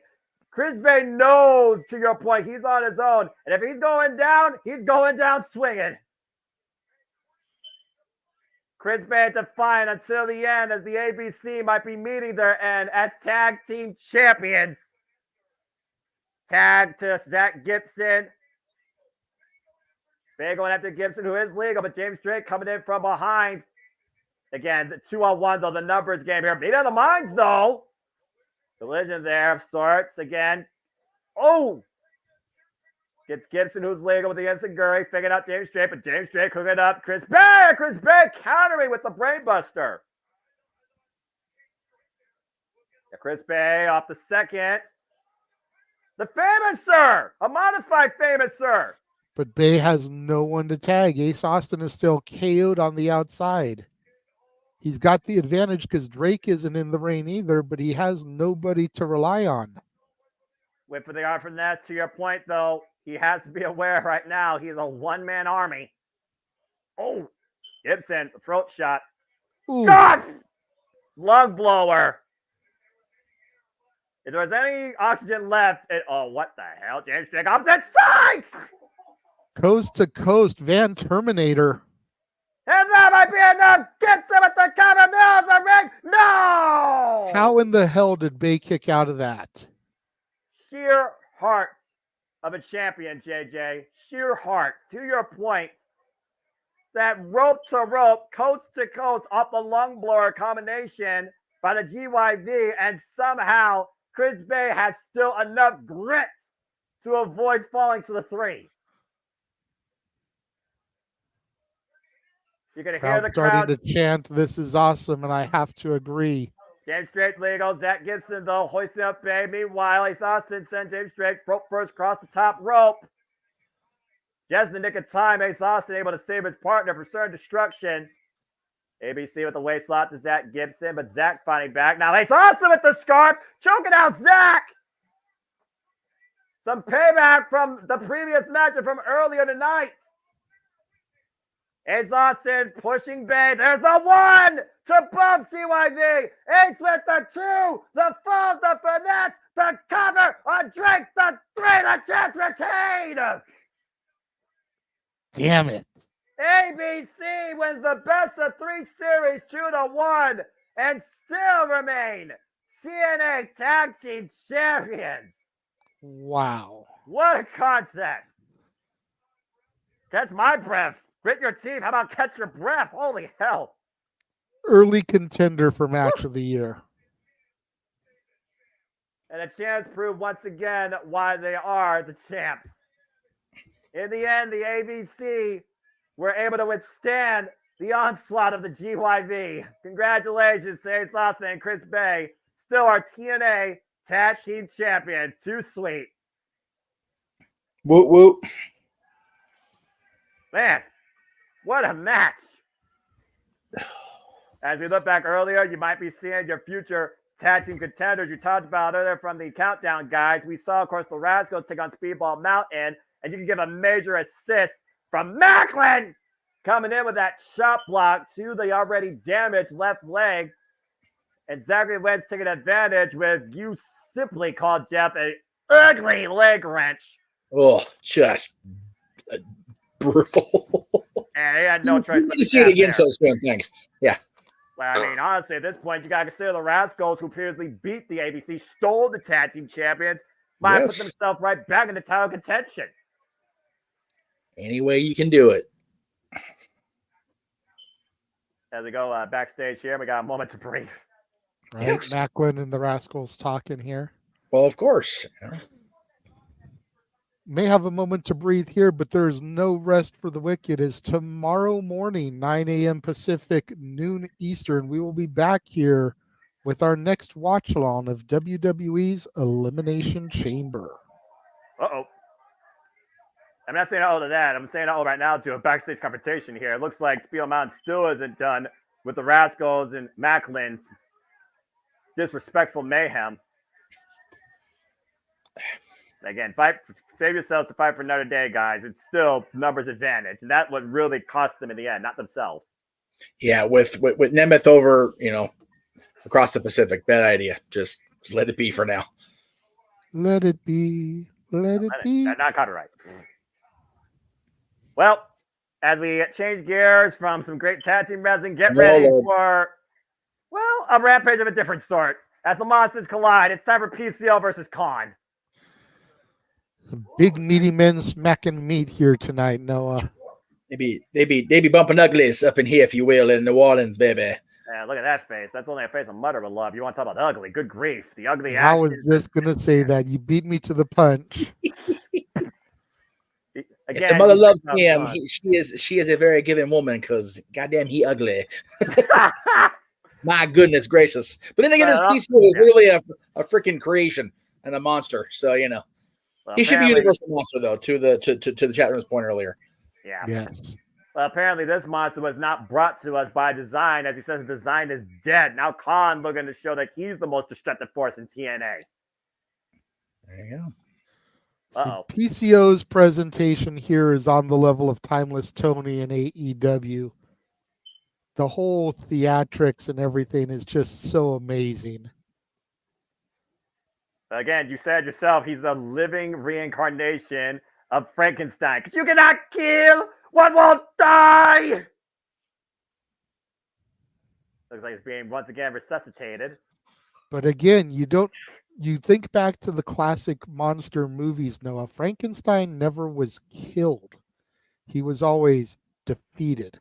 He always ended up buried under something, whether it was a windmill or a water, got frozen in water, had to get thawed out later, or some rock rubble. Frankenstein was never defeated. He was taken down. And Khan can take the monster down, I believe. Otherwise, his entire push right here is going to be deader than the monster before it can even get started.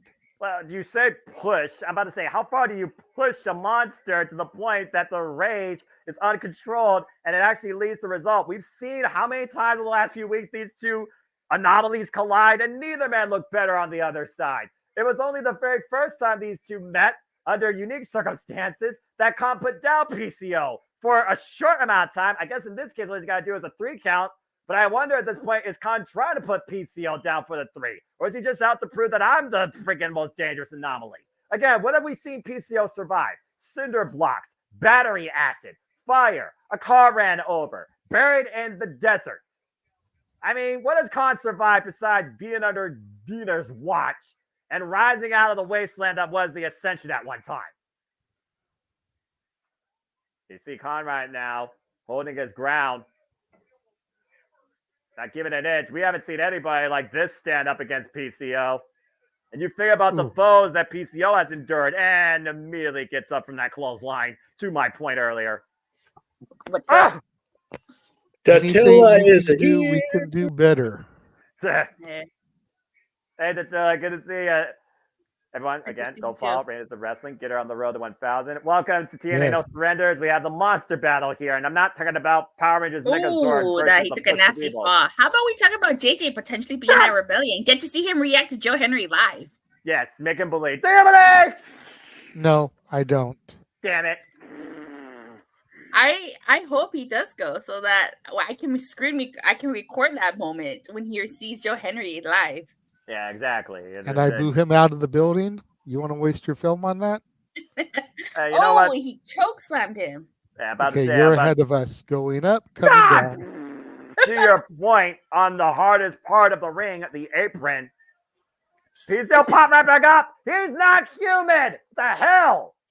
You're gonna be on TV, JJ. Everyone's gonna see your reaction to Joe Henry. You're on the hard cam side. Can we focus on tonight first? For real. Okay. I don't want to take away from the monster mash here. I want to see if this pop ends up it being in a and graveyard smash. Pop it in. He's starting in early, Datilla. He send them over the top Joe rope. Henry give a parody. I And get both Datilla. men up and over to the floor. Remember, you're ahead of the boys, so let Noah call the action before it happens. Oh, okay. You're good. You're good though. Yeah. Again, we're all having fun here. This is no surrender. It's a party in the Big Easy, and this is not a party we're witnessing here. This is just a car wreck. So far without weapons. Yes, we had a. This is a normal match. I will say, believe it or not, this is a normal one-on-one sanctioned match by Santino Marella, PCO, and Khan. Just saying. Even if we're not dealing with two things that are the farthest thing from normal. What is PCO thinking here as Khan is laid out there across the apron? I can guarantee you I know what he's thinking here, but it's a The matter of he hits animator it. or the PCO salt? One of those. I think option A, Datilla, is more likely than not. Datilla, stop calling! Her buckle misses from the apron. Oh, sorry. Okay. Again, streaming, folks. It is what it is. Well, I have to play catch up. I mean, I could just start from the beginning. No, because you're coming in on commentary. I'm gonna dip out once the match is over. Yeah, and all So you want maybe try to sync up while we're doing it.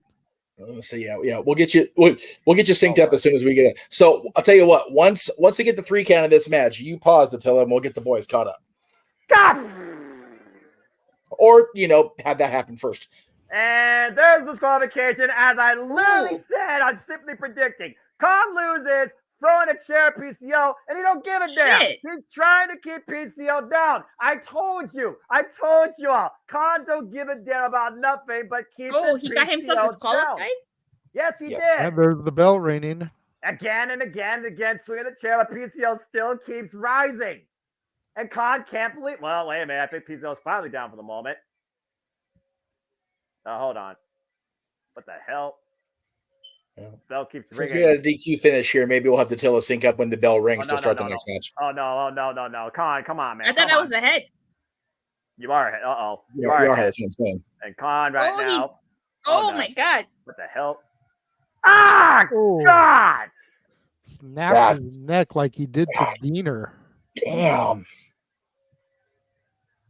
Well, I guess that's one way to keep a monster down.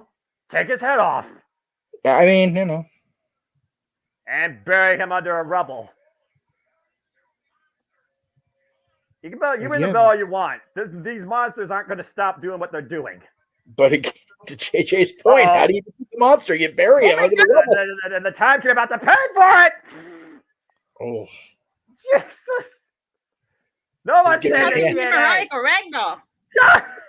God, get out of hand here in the Big Easy. Okay, referee, get the hell out of the ring. All right, seriously, I've seen enough. We already casualties. saw one referee get abused. Now it's the timekeeper's turn. I'm fearing for Jay Chung, if I'm being honest with you, because we still have Decay and MK Ultra to come.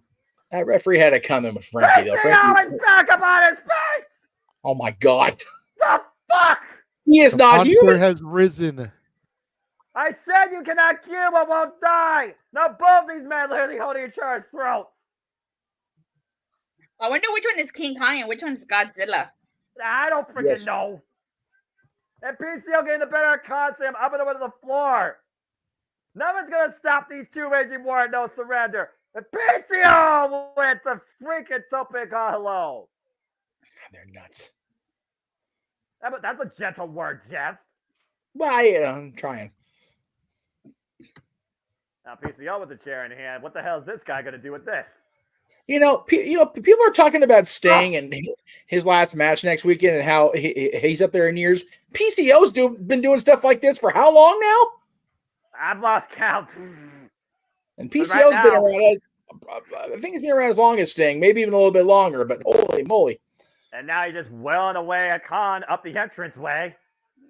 This is not over, folks. Look for this to be ran back probably on Sacrifice in 2 weeks. I think we're gonna get a Monsters Balls match after this. Yeah, I agree. That's to your point though, JJ. Can you hold these two off from each other till Sacrifice? PCO's relentless right now. Well, I mean, it's only 2 weeks. It's one set of tapings. I think you can make it happen. right. Possibly. Again, though, with PCO, who the hell knows? Oh, he gave him. Oh. Oh Lord. Now what? He went low. Right in the mommy daddy button. That's right. How the hell and Conrad now hoisting PCO? Oh, jeez! Live first on that unrelenting. He took a page out of Alan Angel's book. Does not matter if you're a creation or you are a living man. That is the spot that will be the equalizer right there. Yeah, an unforgiving, unrelenting state. And what the hell is that? I think it's one of the electrical wires. Ruh-roh. It's a zip tie. That's a zip tie, JJ. Still not a good idea. Still not a good omen. Better than an electrical wire. But he's not by much. He's tied to the tunnel structure. He's tied to the tunnel structure. PCO restrained. Con that tunnel. Not again. Come on, not again. But PCO. Wait a minute. Oh. He's gonna kill him. Yeah, he's We're watching a murder take place. Yes, that's right. We are literally watching a live murder on pay-per-view. Oh no, and the chair around the oh my God, they killed PCO. You bastard! He's not dead! Hey, wait. Is he down? Is he down for now? Seriously. Where are Jacques Rougeau and Scott Levy to save their partner?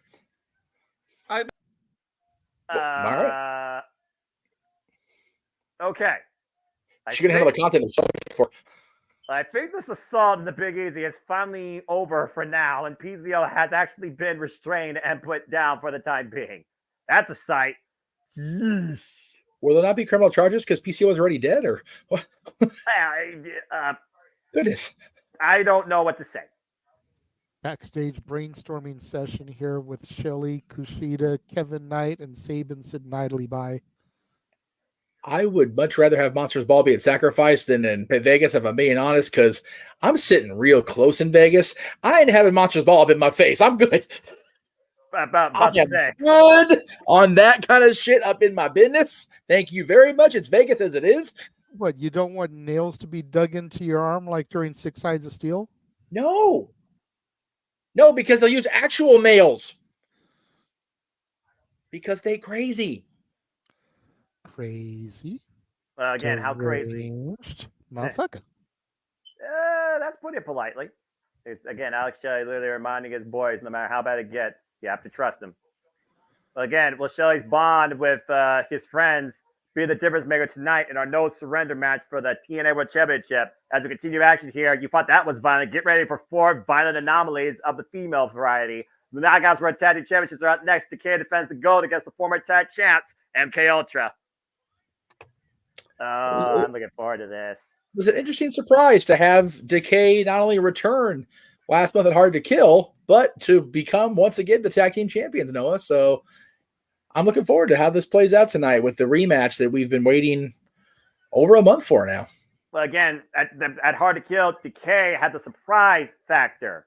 Ain't no surprises tonight besides how violent MK Ultra might be. And we've already seen how violent they've gotten against the likes of Danny Luna and Jody Fret. In a previous identity, the Death Dogs learned firsthand how violent MK Ultra can be after dropping freaking Courtney Rush on her head.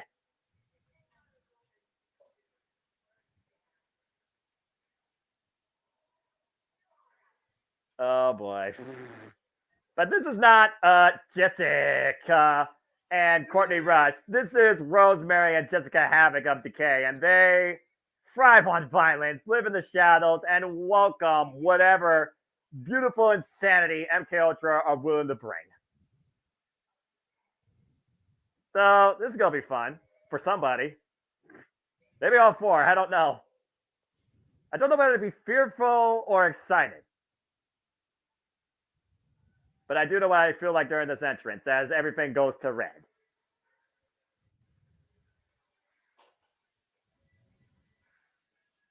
Bound by circumstance. Chained out of sheer coincidence. Masha Slamovic and Killer Kelly have entered the Impact Zone. MK Ultra, the women's tag team you never thought you needed in female professional wrestling. The aggressive, lethal nature of these two strikers. Again, we've seen though lately Killer Kelly and Masha Slamovic though have fallout with Jody Frande Luna.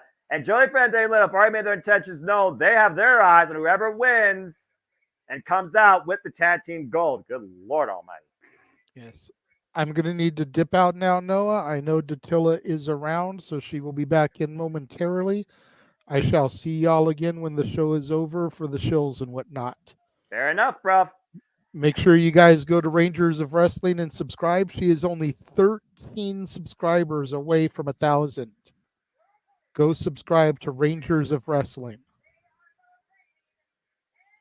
There you go. And again, folks, get her to 1,000. That way you could get her take on NXT going forward as the Knockouts World Tag Team Champions arrive and all things fall to decay as Rosemary and Jessica Havoc make their way. Again, it was Las Vegas, TNA Hard to Kill, where they found their way back from the undead realm and surprised everybody, including MK Ultra. And we're able to take the gold. Here is the taglines for you. Again, held an impromptu title defense of Hard to Kill, and MK Ultra suffered for it. Decay with a surprise opponent, and Masha and Killer have been dealing with Danny Luna and Joey Fripp over the last few weeks, trading wins and losses. Yep, well, there you go. We got another subscriber.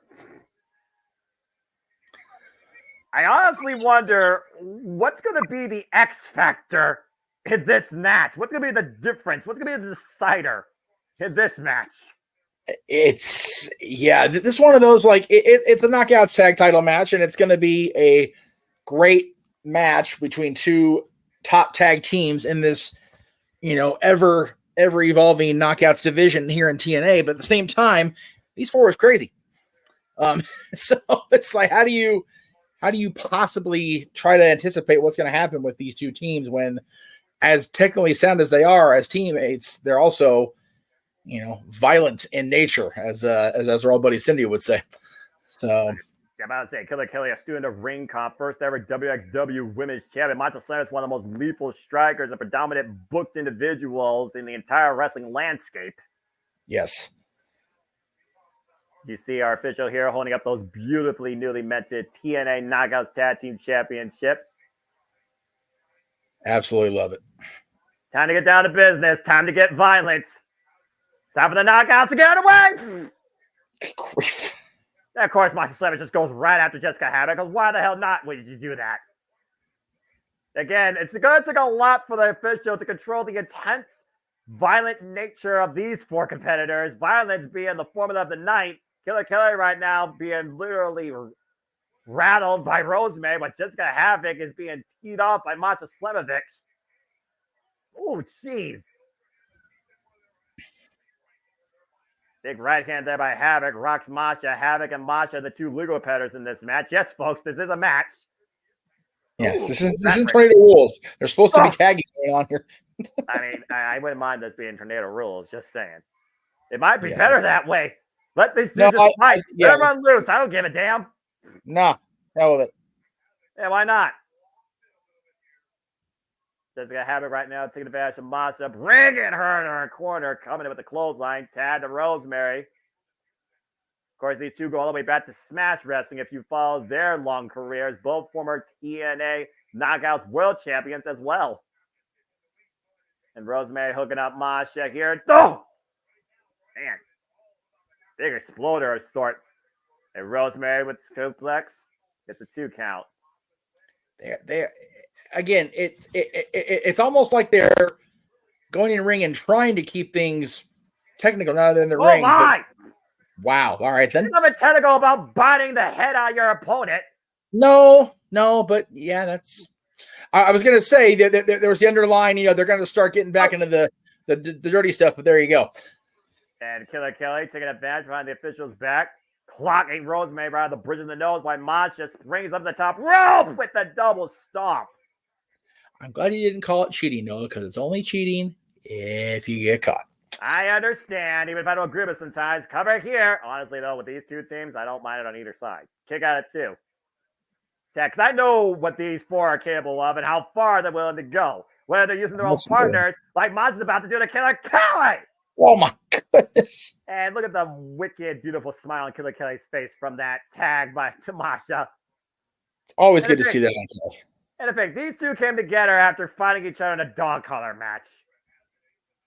What a unique circumstance, Tag. It's amazing what breeds familiarity. Sometimes contempt breeds familiarity instead of the other way around.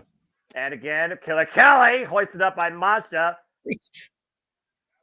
I love the teams that use their own partners as weapons.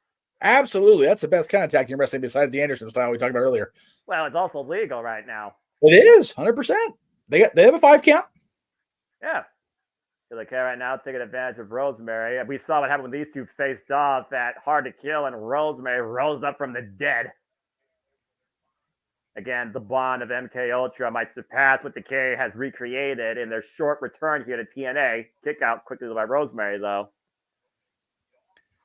Yeah, it's definitely cool to see these two back together, and I almost don't mind Taya not being part of it because I always felt like I love Taya, I do, but it almost seemed like it was always forced having her be part of the presentation with these two. Killer Kelly's such a freaking predator. Doesn't care what spray is in front of her. Yep. Oh, she's fun to watch, though. Yeah, but Rosemary is also a person you don't intimidate. No. Or instigate. And you don't try to make. Whoa! Yeah. Swing and a miss, and God, man! Short range clothesline clocked. Kelly, you were saying? No, I don't remember. Oh my! Look at Kelly's face. Oh man, bent backwards now. Rosemary. Oh Lord, this is a shot and a half. And Killer Kelly. Oh my goodness. Oh my god. Yeah, look at his face. Oh my goodness. Okay. This is tag team wrestling. This is the Knockouts division. This is Killer Kelly and Rosemary, eye to eye, face to face, perching up from the ring. I love it. And Masha comes up with the stop. MK Ultra back in control. Excuse me. I don't know what to make of that there, but hey. Little nonstop action wrestling, not TNA wrestling, folks. You're watching the right show. It's okay. It's the right company. This is women's professional wrestling. Damn it! Yes. Hook at a hard leg by Killer Kelly. Kick out at 2. My goodness, Killer Kelly and Rosemary. What a unique meeting. I thought it wasn't going to stop. I am here for that summit. I am too. Tag. Yeah. What am I becoming? And Masha right now. Freaking damn it, MK Ultra. Oh my god. Yeah. I think somebody's missing out and be part of this little scenario here. Maybe that's just me. Yeah, I don't know what you're talking about. And Masha slamming right now with the short range clotheslines to Rosemary. A little harder than usual. I mean, we talked about a murder or PC earlier. We literally saw Allie get removed from television by that. So, I mean, you just saw 2 hellbent vixens, eye-to-eye contact. I mean, the fire in their eyes, you could see the flames piercing. And right now, Masha, with that sadistic look in her face, squaring up against Rosemary. Oh, backhand strike, the high kick. Masha Slavic, former GCW heavyweight champion, by the way, folks. Oh, wow, what a counter. Yeah, I'm with Walter. I like these 4 women, but they all scare me a little bit. But you know what? I kind of like it. You know what? Sometimes fear can be a very dangerous weapon. It can also be a very never mind. To have it right now. Fear is a motivator on all fronts. So yeah, And the thing is, none of these four fear the other. They're all equally nuts. Well, that headbutt to the heart may just stop Killer Kelly in her tracks. And that hip attack into both MK Ultra. Havoc had been on another level since she joined TNA and since they've been back here in the last month. Again, she's here to wreak havoc once again. Throat thrust by Killer Kelly. Now looking to pick up offense here. Hoist up by no. And Havoc got man. Valley Driver. Cover two. No. Don't let this match end. Killer Kelly's still in this fight. And this is a fight, one of the damnedest fights I've seen.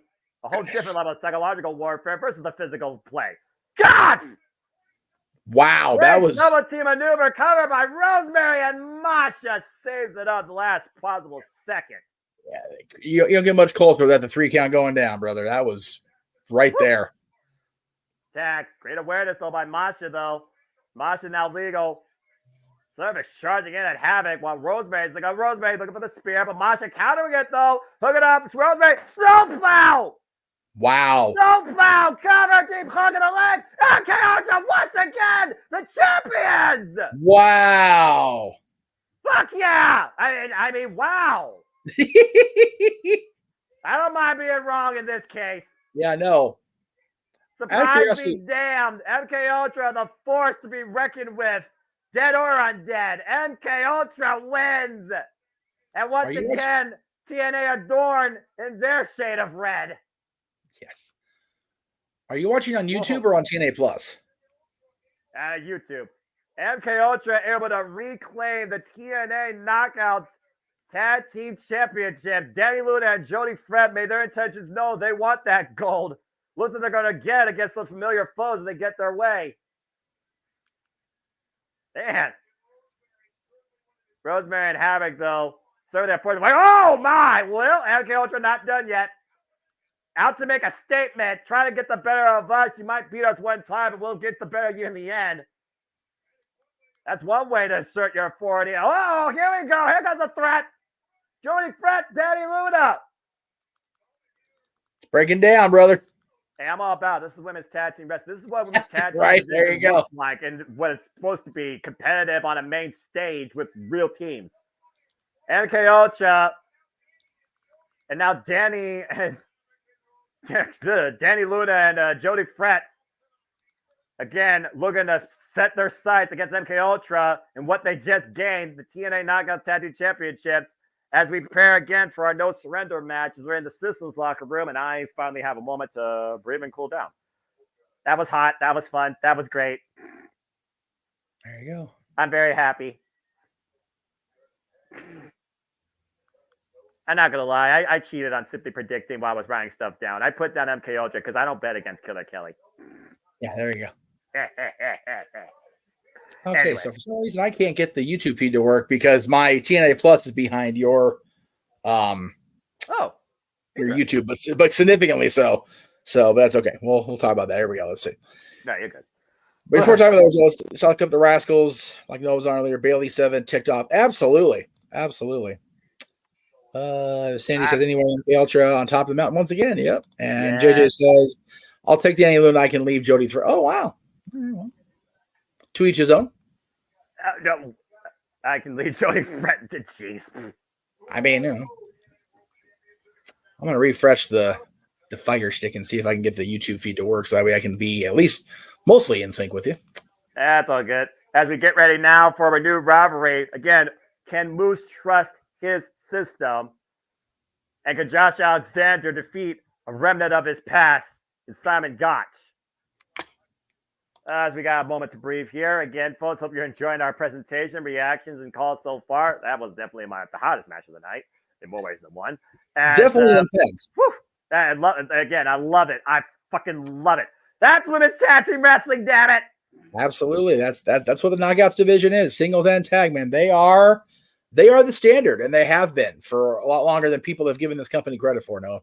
And they aren't in the kickoff either. I think that's some hot shit. Anyway, sorry. Not sorry. And not only that, they were on well before 9:30.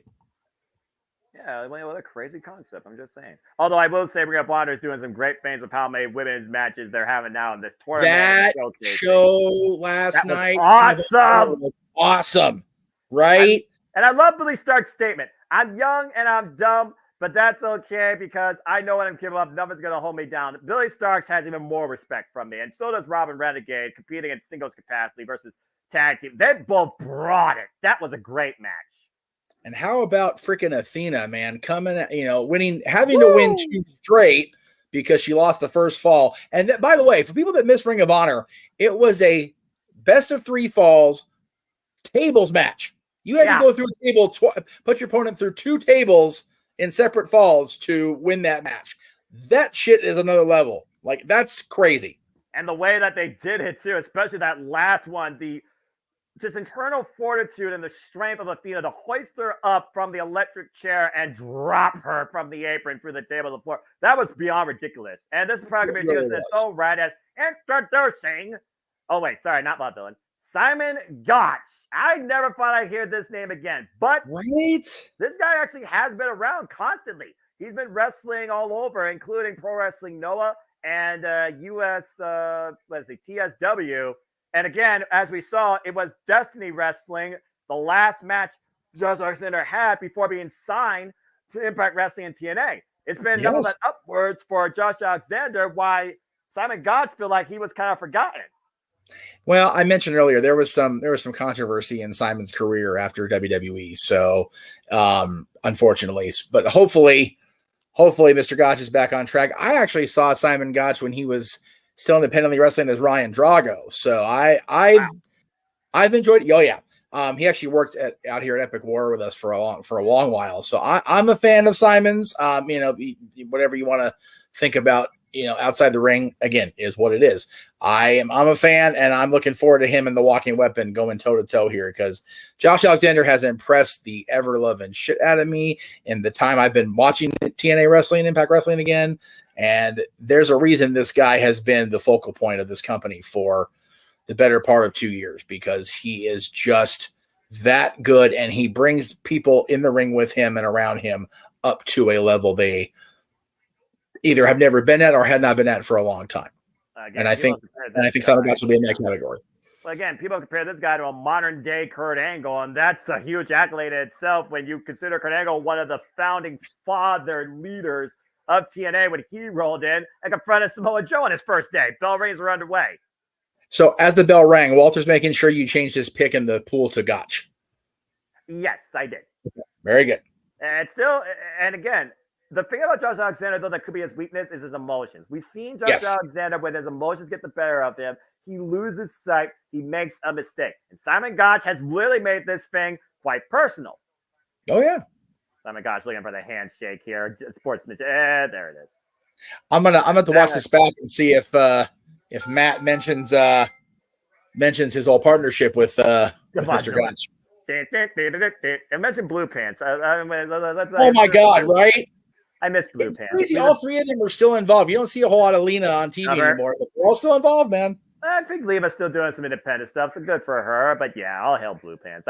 Blue Pants was awesome. Yes, love us some Lena Yada. Oh, brother. And again, if anyone's going to know Simon Gotch, it's going to be his vaudeville partner, Matthew Ray Walt, who at this point basically is retired. But Simon Gotch is still going. Alexander taking down Simon Gotch, grounding him with the side headlock here. Well, but again, I think Matt has found his groove here as a color commentator. He's always had a great voice and a great approach to wrestling. So him being the primary analyst on TNA Wrestling was a great choice for him, and a great choice by whether it was Scott or Anthem or whoever. It's just a great presentation. I love him and having him and Tom both involved. I think, again, I've said it before, it's my favorite 2-person team next to Ian Riccaboni and Caprice Coleman. And again, you see right now this mat game of sorts, and Gotch getting the better of Josh Alexander. But again, watch the shoulders.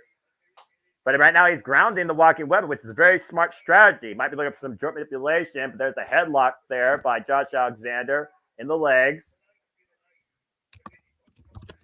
And again, you figure about right now, Simon Gotch is trying to put the past to bed and build a better future for himself. Meanwhile, Josh Alexander is being haunted by his past.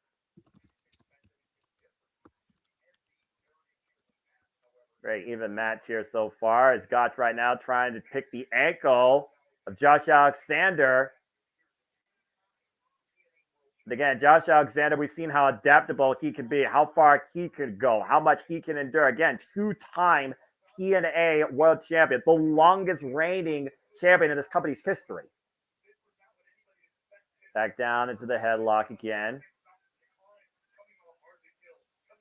Again, we saw what happened when Josh Alexander accepted the opportunity presented him by Alex Hammerstone. Alex pushed the man to his limit, but Josh still won.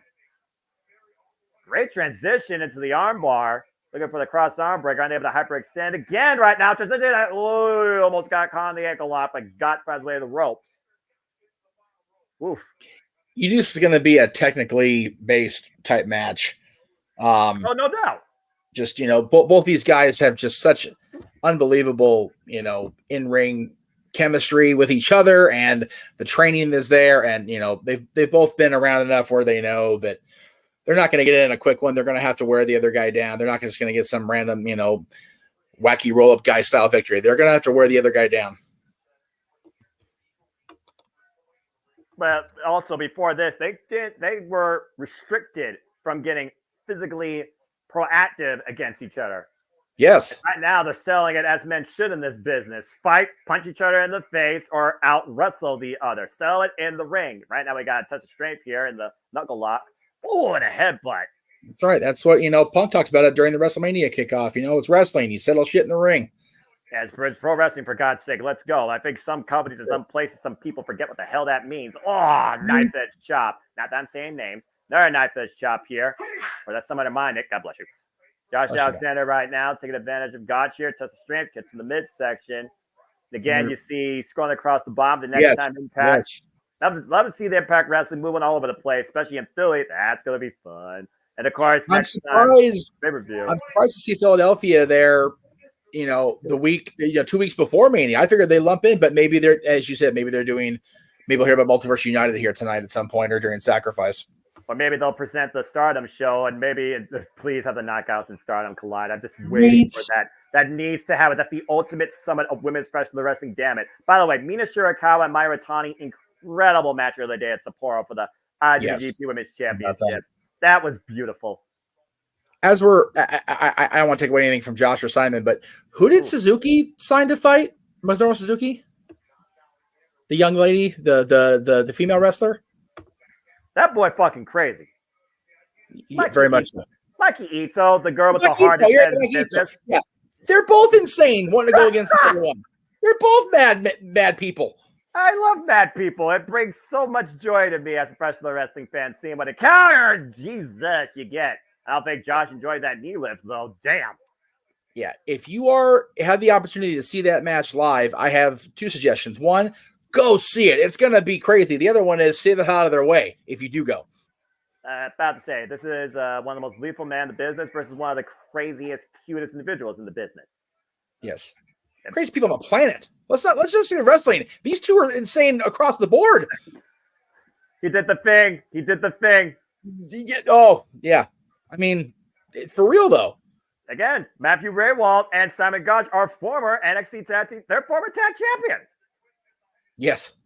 But I think Gotch's mind's more twisted than Matthew Raywald's is, especially after that elbow drop from the apron. I think Matthew's his twistedness has been tempered quite a bit by being in a suit and tie at ringside, but I think there's still a little bit of that Aiden English left in him yet. I'll tell you one thing, you'll never see me inside a ring if I ever get involved in this business, and that will be by choice as far as getting truly involved in this business. Hell to the no. Now Gotch with the cover, rolls Alexander in, gets a 2 count. Now, the very few times I found myself in the ring or in the line of fire, I always had regrets, so I don't blame you one bit. There you go. Again, Gotch, the Gotch's style right now, he feels like he should be part of the next Bloodsport, which I imagine we're going to get during WrestleMania week once again. You would think, right? Yeah. We should cover that. Again, there's so many promotions we don't know what they're going to present us WrestleMania week. We've got Ring of Honor finally stepping up, but we'll see how that plays out.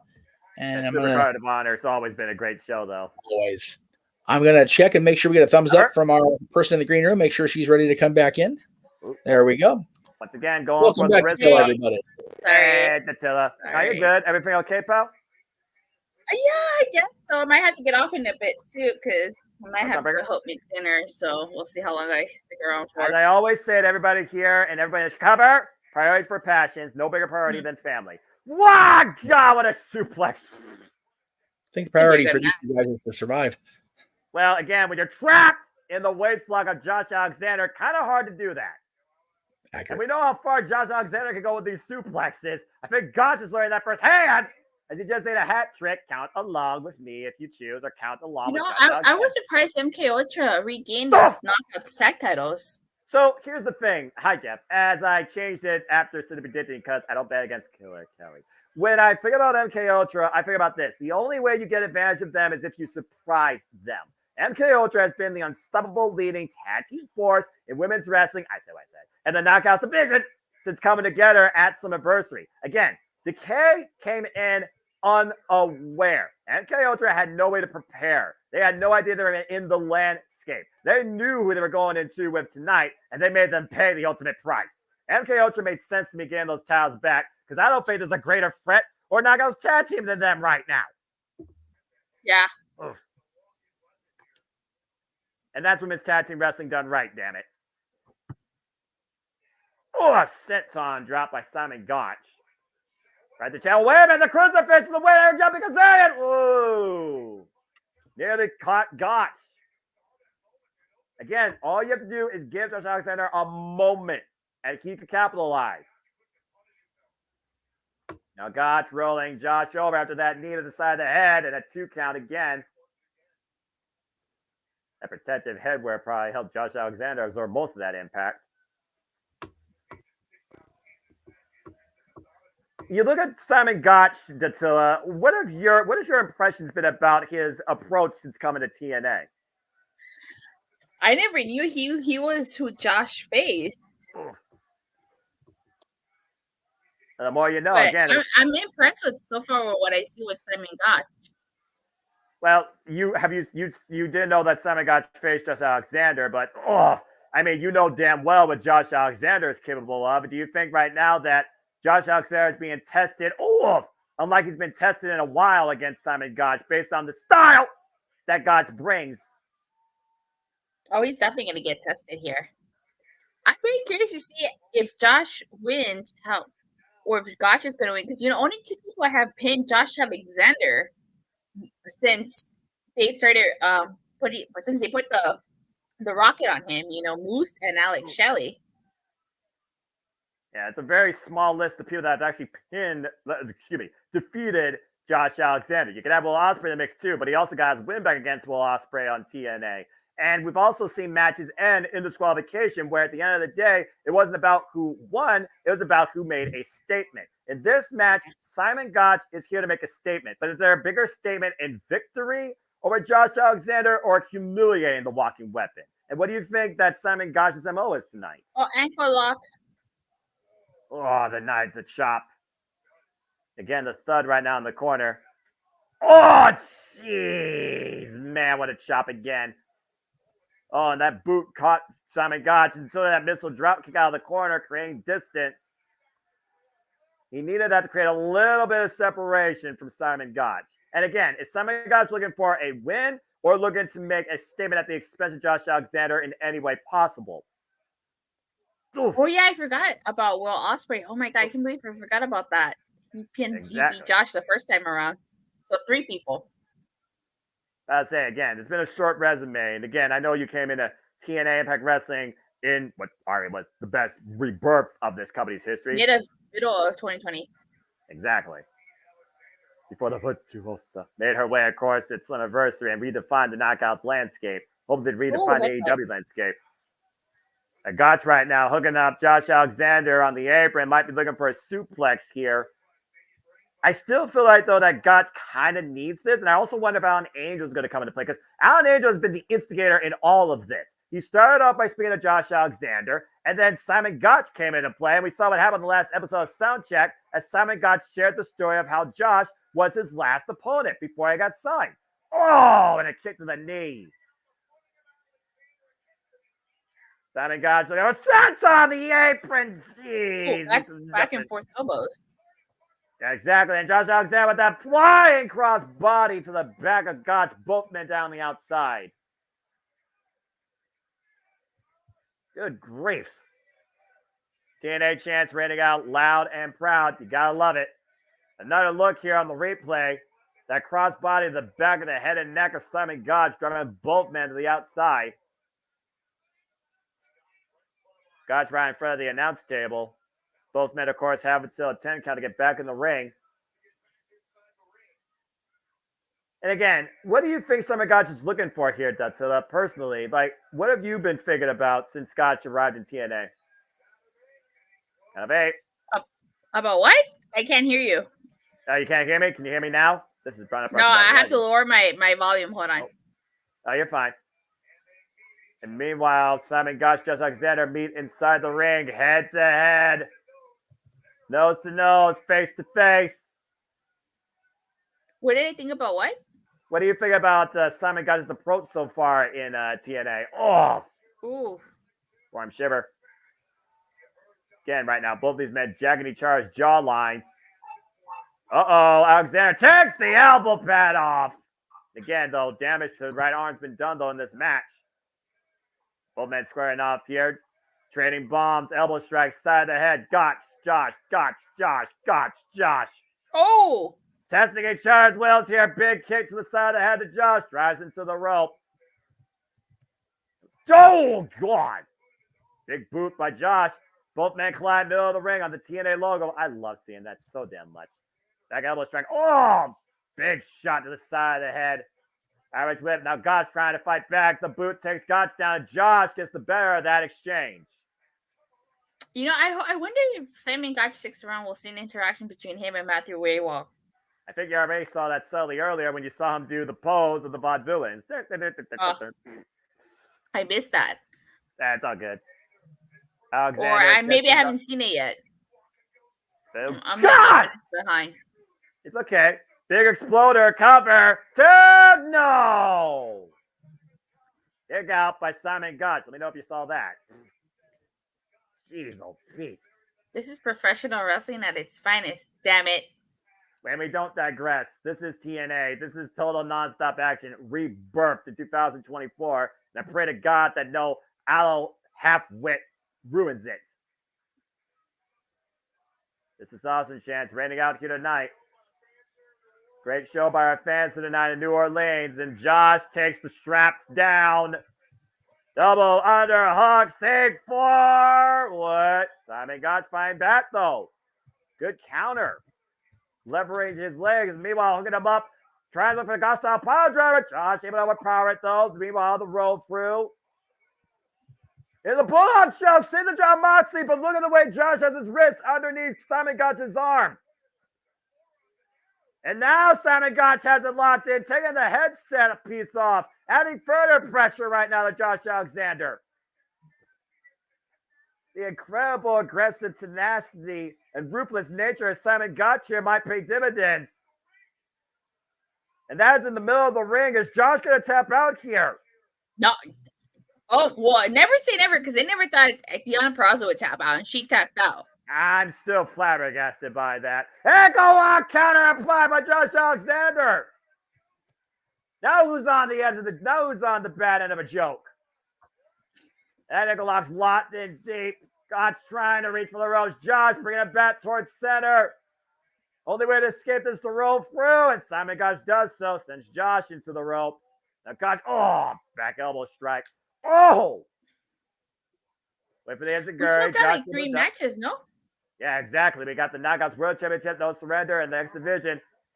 Oh, God. Backbreaker over the right knee. And now look at Sam up double underhook. See for spike!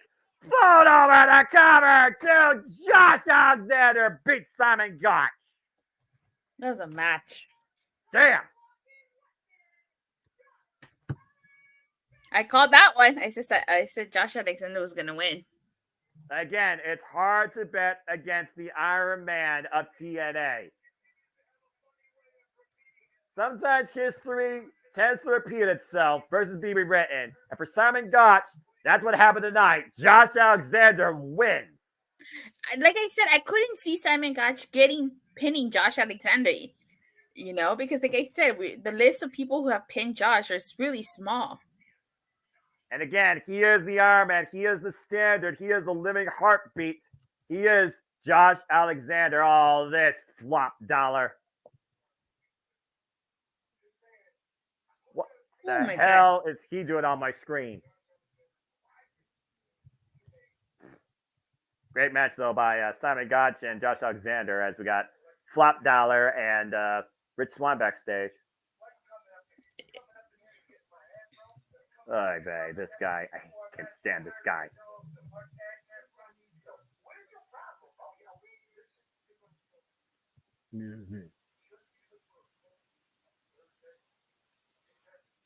AJ Francis is desperate to have somebody in his corner. Personally, if Rich Swann's smart, he will not go alongside this guy. But based on, the recent run of Rich Swann, I almost wonder if AJ Francis will be the influence. I'm telling you, small seeds of a heel turn. Yeah, well, we'll see if a heel turn happens tonight, according to JD, because now we prepare for the TNA World Championship match, and it takes place under no surrender rules. It's Moose versus Alex Shelley for the TNA World Championship now, and no surrender. Oh, boy. So there's only 2 matches left? The Knockouts title and Ali versus Sabin? Correct. That means the Knockouts Championship is semi-main event. Nice. I love it. Oh. That's women's professional wrestling. Damn it. Again, we've followed TNA since their rebirth as they play this video package. You've seen how the system works, and you've said yourself, you trust the system, right? Of course I do. Explain. Do you? I work in IT now for 13 years, and I know in my freaking history, every system has its flaws. It always needs to be debugged, rebuilt. It has to be reprogrammed. It has to be reconfigured. I don't know necessarily if this system can work on all cylinders, and that might be Moose's downfall. On the other side, though, Alex Shelley, he has long-time friends that he's influenced and fought aside for years in Kevin Knight, in Kushida, former IWGP Heavyweight Tag Team Champions, as I said earlier, Time Splitters, Time Machine, whatever you want to call it. And more often than not, they respect TNA. Why the system wants to redesign TNA in their own way. They want to dictate it. I trust more in the TNA foundation than this so-called system in play.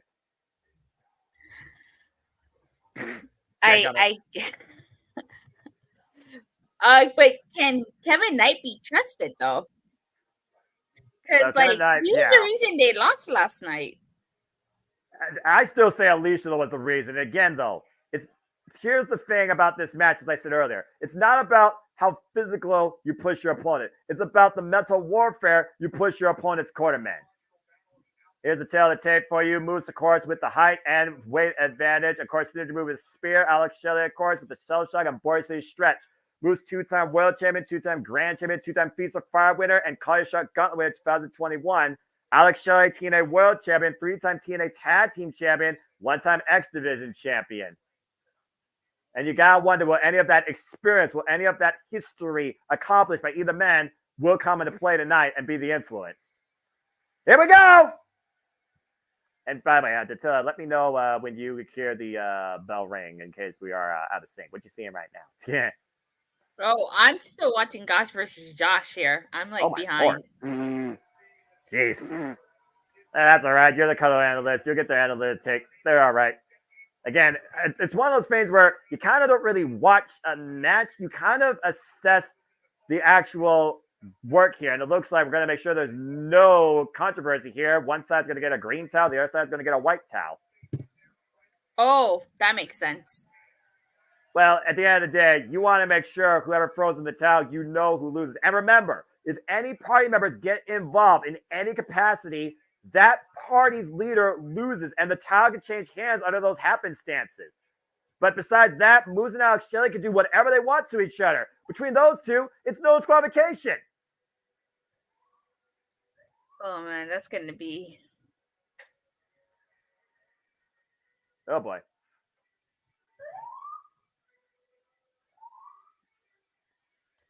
Of course, we have the theme of Moose playing right now. Smokers Austin said it best, DT. Don't trust anybody. Don't trust anybody. Well, again, can Moose trust the system? There's that beautifully minted TNA World Championship and the system in tow. As we started tonight, it was Alicia Edwards who once again helped the system, Brian Myers and Eddie Edwards, get the win. And last night, to your point, Kevin Knight may have ate the loss. If Alicia Edwards was not playing Roadblock, I think Kevin Knight had a very big, good chance of winning for his team before Moose. So you're blaming Alicia Edwards? Yes, absolutely. Alicia Edwards got involved where she didn't need to be. Kevin Knight was on fire. He was flying on all cylinders. And the moment that he was about to literally hit impromptu Alicia Edwards, because a real man would never hit a woman, and Alicia knew that she could take advantage of that, Moose took advantage and speared Kevin Knight into oblivion.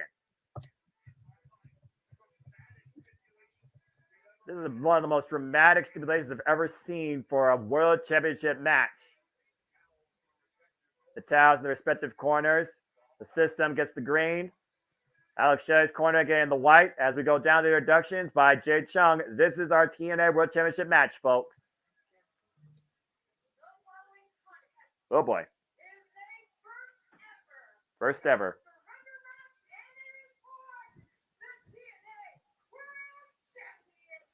Woo, boy.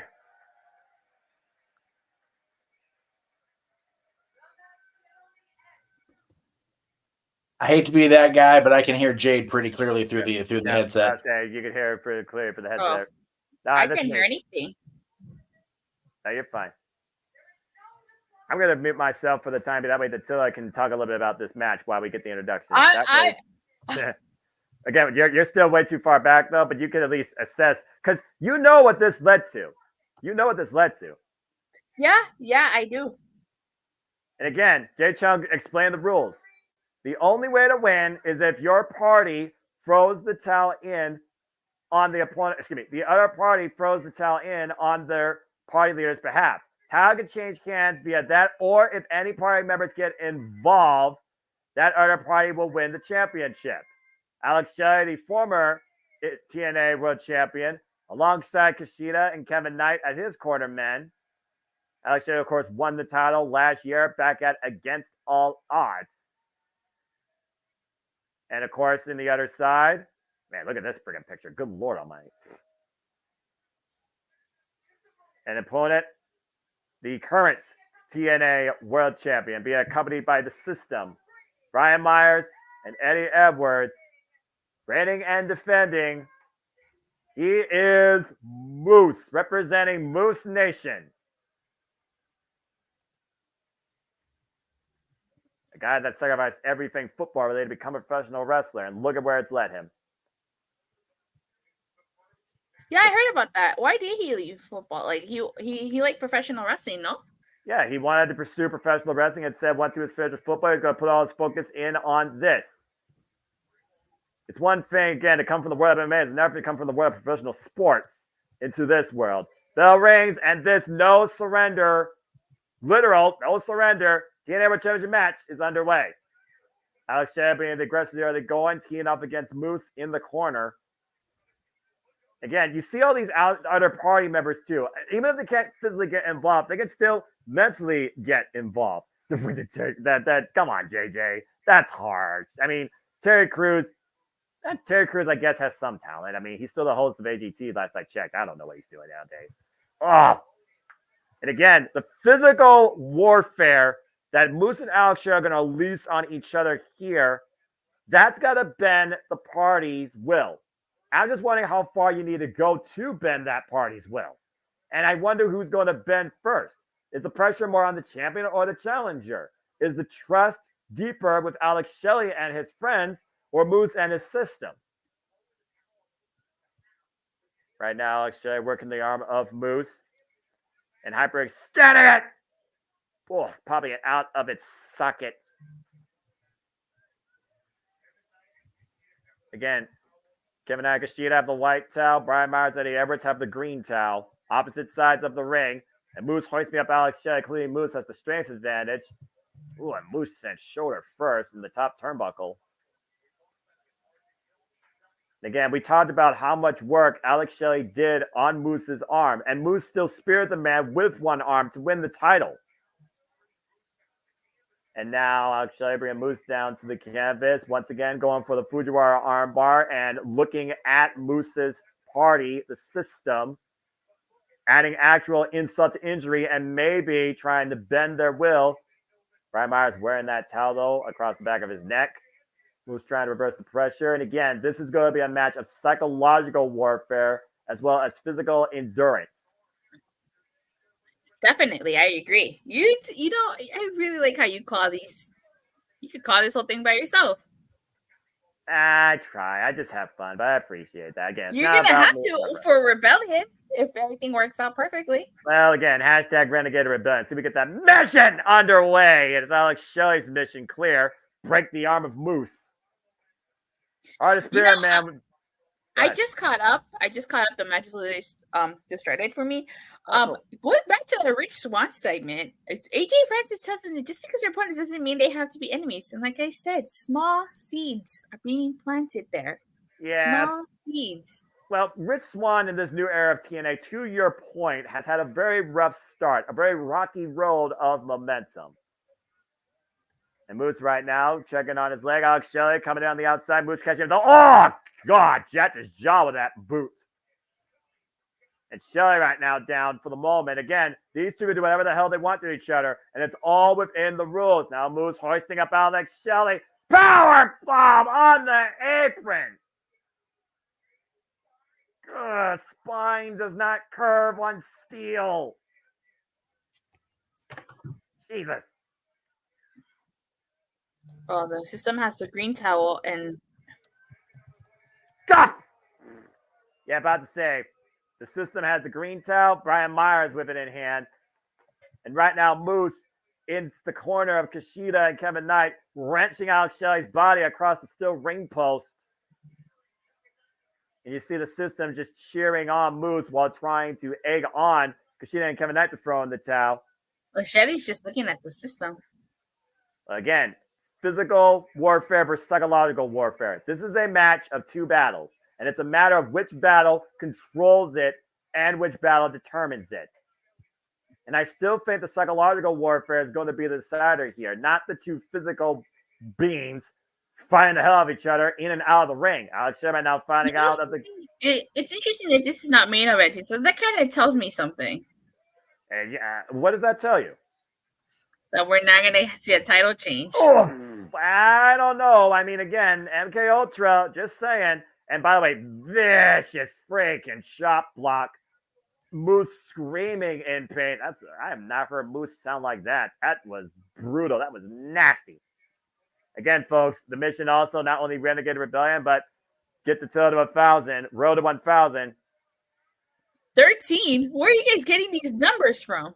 They're probably looking at your YouTube channel. Go check out the YouTube channel today, folks. Rangers of Wrestling. Subscribe today to Rangers of Wrestling. You guys just really want me to review NXT. Look, I'm just the voice being fed what he needs to do through the headset and also his phone because I'm just the guy looking at the monitor. I don't know what you're talking about. To Alex Shelley right now getting the better of Moose with the steel chair, playing it like an air guitar. Go Ace. Alex Shelley right now trapping the ankle of Moose in the steel chair. Uh-oh. And right now, Alex Shelley staring down the system, asking them if they want to throw. Brian Myers literally throwing the towel the opposite way, not throwing the ring. And oh! And Alex Shelley stopping the ankle of Moose in the steel chair. Might have shattered it. Right in front of the system's face. And again, system cannot get physically involved. I don't think the human body's supposed to be bending this way. The way I'm seeing Moose is like pulling Alex Shelley on the ring post. Yeah, about to say. And right now, Alex Shelley. Oh, wait a minute. Eddie Edwards grabbing the chair. Did not touch Alex Shelley, so that will not yield in a title loss, but the referee warning them. Again, technicalities are going to be all over the board tonight in this match. It might literally be just the tiniest technicality that determines the winner and the loser. You see Brian Myers taking away the chair, so Alex Shelley can't use it anymore for the time being. As Alex Shelley's ridden I don't know into if the you ring post. saw. I don't know if you saw my review on Body Slam, but I talked about like if Karen Knight turns heel during this match, imagine the potential storyline because he's tagging Kushida. Like you can have him make Kushida choose. Yeah. Well, again, Kevin Knight here, he's the guy that's already taken flight. It's just a matter of what his flight patterns are going to take him. And again, he has previously faced Moose one-on-one. But to your point, last night he lost for his team being speared by Moose. Uh-oh. And Alex Shelley right now looking to go to work. A wrench pulled out from inside the ring. Now taking off the protective padding on the turnbuckle pad. What the hell is Alex Shelley I forgot this is the no DQ match. Exactly. Remember, Moose and Alex Shelley do whatever they want to each other. Whoa, whoa, whoa, whoa, whoa, whoa, whoa, whoa. And right now, Moose, oh no. Kushida and Kevin Knight fending off the system. And oh God, ow! Oh, jeez! Oh God, down, bending back on the fingers inside the steel ring turnbuckle pad with a wrench nonetheless. That is the heaviest form of jump manipulation I've ever seen. And Moose desperately fights back. And Moose somehow breaks free. Oh, Jesus. Man. Myers was really tested there to throw in the towel. But Moose fighting back with the good hand he has, just planting his. Oh my God, poor Moose. Speaking of a beating. I mean, again, both of these men are going to take a beating, Attila. That's the whole point. JJ's comment made me laugh about his NXT, damn it. And of course, he has to talk about his NXT. Alex Shelley's hand, though, trapped in the turnbuckle pad and Moose. Oh, God! Steel chair to the turnbuckle pad that Alex Shelley's hand was trapped in. Steel meets steel with a thin layer of Moose padding. sent Alex Shelley into the ring post. Oof. Again, Moose right now firmly in control. And again, both these men making it as hard as possible for their parties to resist surrendering. And again, Alex Shelley's hand again trapped in the turnbuckle pad. Oh, no. God! Ugh. Imagine the stinging vibrations to your fingers while there, and then the added pressure of the chair literally being whacked across them. That first shot, that stinging effect of your fingers planted across cold, unforgiving steel. Well, did he just rip the padding off? Yes, yeah. And crowd wanting tables, of course, you violent fools. Oh no, Alex Shelley's hand trapped again. Not a third time. Is that a wrench? Oh, God! Where did he get that from? I blinked and I missed it. Underneath the ring. I told you, he got the wrench from underneath the ring. Take a shooter right now with the towel there. Try and see if I can. Oh my gosh. And talk about drip manipulation of a different sort. Oh, Brian Myers. Yeah, we've got the towel like nope. You see Moose ripping the eyes of Alex Shelley, though, to prevent the hold, and until it dropped off. Technical difficulties. That's all right. I'm here for you guys. I might have been synced up with her temporarily. That's okay as Moose drives again. The fist. Again, you figure about it again. We talk about bending a man's will. You guys probably have seen it all the time in movies. You figure about these type of rules, these type of situations more maybe in boxing, okay? Like a blood sport fight where you just literally save somebody that you care about. Maybe not necessarily somebody that's family, but somebody that you deem as a friend. Ah, God! I'm here. That speared effect. Hi, Jeff. Alex Shelley just got his hand back by a steel chair while I was trapped in the turnbuckle pad. Yes, I saw that. And you see right now, Moose, though, holding his left arm and hand close to his body. Both these men right now, probably with a broken hand, if I have to guess. Yeah, they've been relentless. Moose more so for sure, but Alex Shelley's giving them everything he's getting too. Yeah, but again, you also see how much the parties are instigating all of this. They're their own worst enemies. God, again! I don't care if that is inside a freaking turnbuckle, Pat. That's your hand being smushed across cold, unforgiving steel. Yes, and you knew it was going to get ugly. You knew it was going to be a situation where one of these guys was going to force the cornermen to throw in the towel. You knew it was going to be a thing because Alex Shelley's not one to give up. Moose is not going to give up. It's going to be about tugging at the heartstrings of the cornermen. That's the key to this. Right now, Alex Shelley absolutely defenseless, and Moose looking for a third time. Oh, many crickets. About to say, if that hand's not broken, I will be shocked. The fact that Shelley can swing the stick with his hand as busted up as it was is astounding to me. Meanwhile, Jeff, I think you're about to see a worse move. God, dragon screw leg whip. That's just not okay. And that move has to suck. Oh. We got a bad hand, a bad arm, a bad leg. Good grief. Again, this is the toll these two men are willing to go to show who deserves to hold the TNA World Championship. Oh, man, kick to the hamstring. How do you beat a bigger guy? Chop the tree down, right? And again, right now, that tree's trapped in the ropes. Now the left leg, uh-oh. And Moose can't do nothing about it, trying to reach out, but can another dragon screw leg whip. I'm like either way behind you or way ahead of you. I'm at here. It's okay. That's all good. So we'll figure it out. You just let me know what you see. As you see right now, Kushida and Brian Myers still instigating each other on opposite sides of the ring. Kushida with the white towel, Brian Myers with the green towel. And again, this physical warfare and mental games do not end until freaking somebody throws in the towel. Now Alex Shelley with a kendo stick in hand. And Kushida fending off the system from trying to take it from him. Again, as long as you don't touch a person, you don't risk disqualifying and costing your man the match. Moose tapping the ropes and needs a Singapore cane to the upper left thigh. And Alex Shelley right now just looking to tee off, looking to dissect Moose. You're in Alex Shelley's world now, Moose, and this is not a world you want to be in. You'll find it's a very cruel, decisive, destructive, body manipulating world. Again, the sting of the splitting of that kendo stick against the leg of Moose. I couldn't imagine if there was any ideas given to either of these men by their party men. And look at Alex Shelley here, innovation here with the kendo stick in the Boston Crab. I had a single leg crab, excuse me. Brian Myers right now up on the apron with the towel in hand. Whoa! Trying to take Brian Myers out, and Eddie Edwards takes the stick away. Again, did not touch Alex Shelley, but once again, getting under the skin of the challenger and maybe giving Moose very urgently needed reprieve. It's, good grief. Big Uranagi plants Alex Shelley on the TNA logo in the ring. Nothing else. Moose creates separation for now. Again, Moose's leg right now, worse for wear.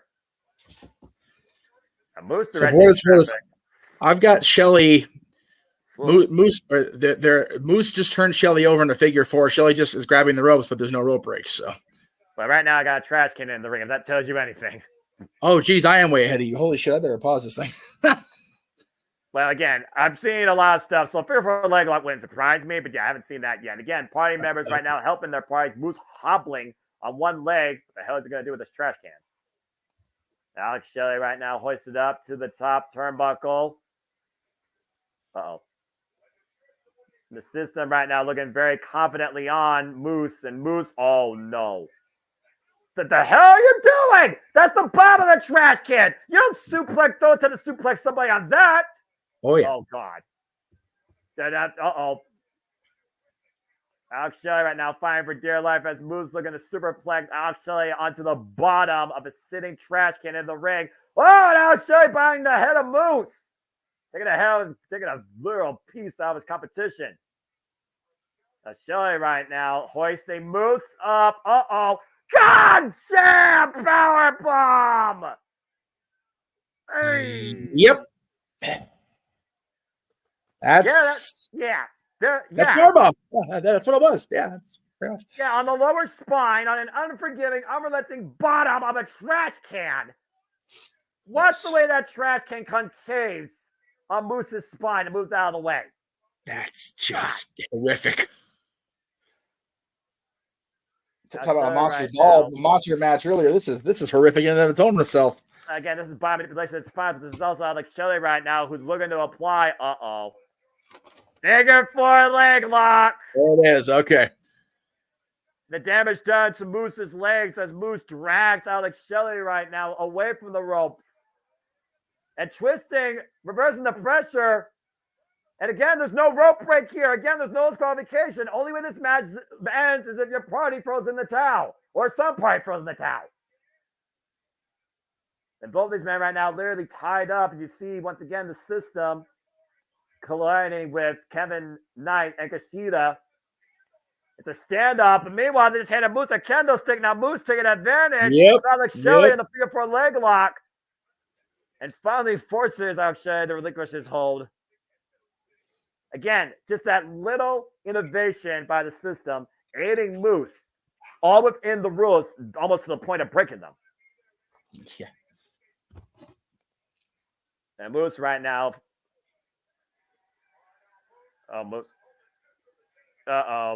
Moose just told the system to get a table. Yes, they did. Well, it's the only thing that hasn't been used at this point, right? Yeah, I mean, Again, I'm sure they could just take at this point. Again, does the system work? Moose with the table in hand right now, hobbling. You look at the way that Moose is just literally standing on that left leg. That left leg has been put up. That table set up in the corner right now. And if you didn't think this match can intensify anymore, you're dead wrong. Moose literally just hobbling, trying to just stay on his own 2 feet. Oh, knife edge chop takes Alex Shelley down. Again, Moose right now might be saying Alex Shelley up first. Whoa!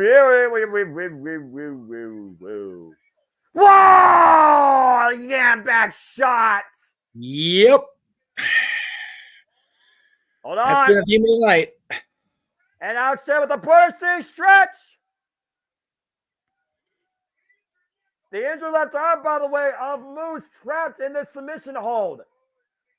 Brian Myers with the towel, though. Again, there's no rope break. There is no rope break. If Myers throws in the towel, wait a minute. He just had a breath. Oh, God. Again, the system, the sly presence and planning of the system, brass knucks to the crown of Alex Shelley's head by Moose, headed up by Brian Myers. And Moose right now with a loaded shot. Oh, wait a minute. Throws the brass knucks away. What's Moose looking for here? And a spear for the table, but Alex Shelley gets out of the way.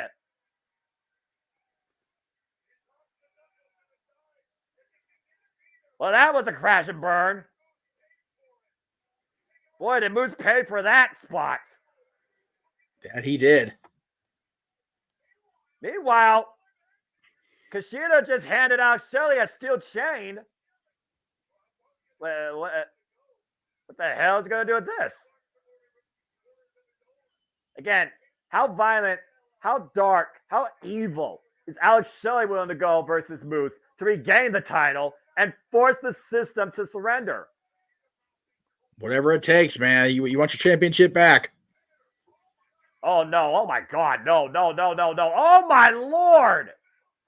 That chain wrapped around the mouth of Moose in the Border City stretch of sorts. And you see the system up on the apron. Kushida and Kevin Knight taking down the system, though. And wait, Kushida now in the ring. Meanwhile, Knight flies. Jesus. Wipes out the system on the outside.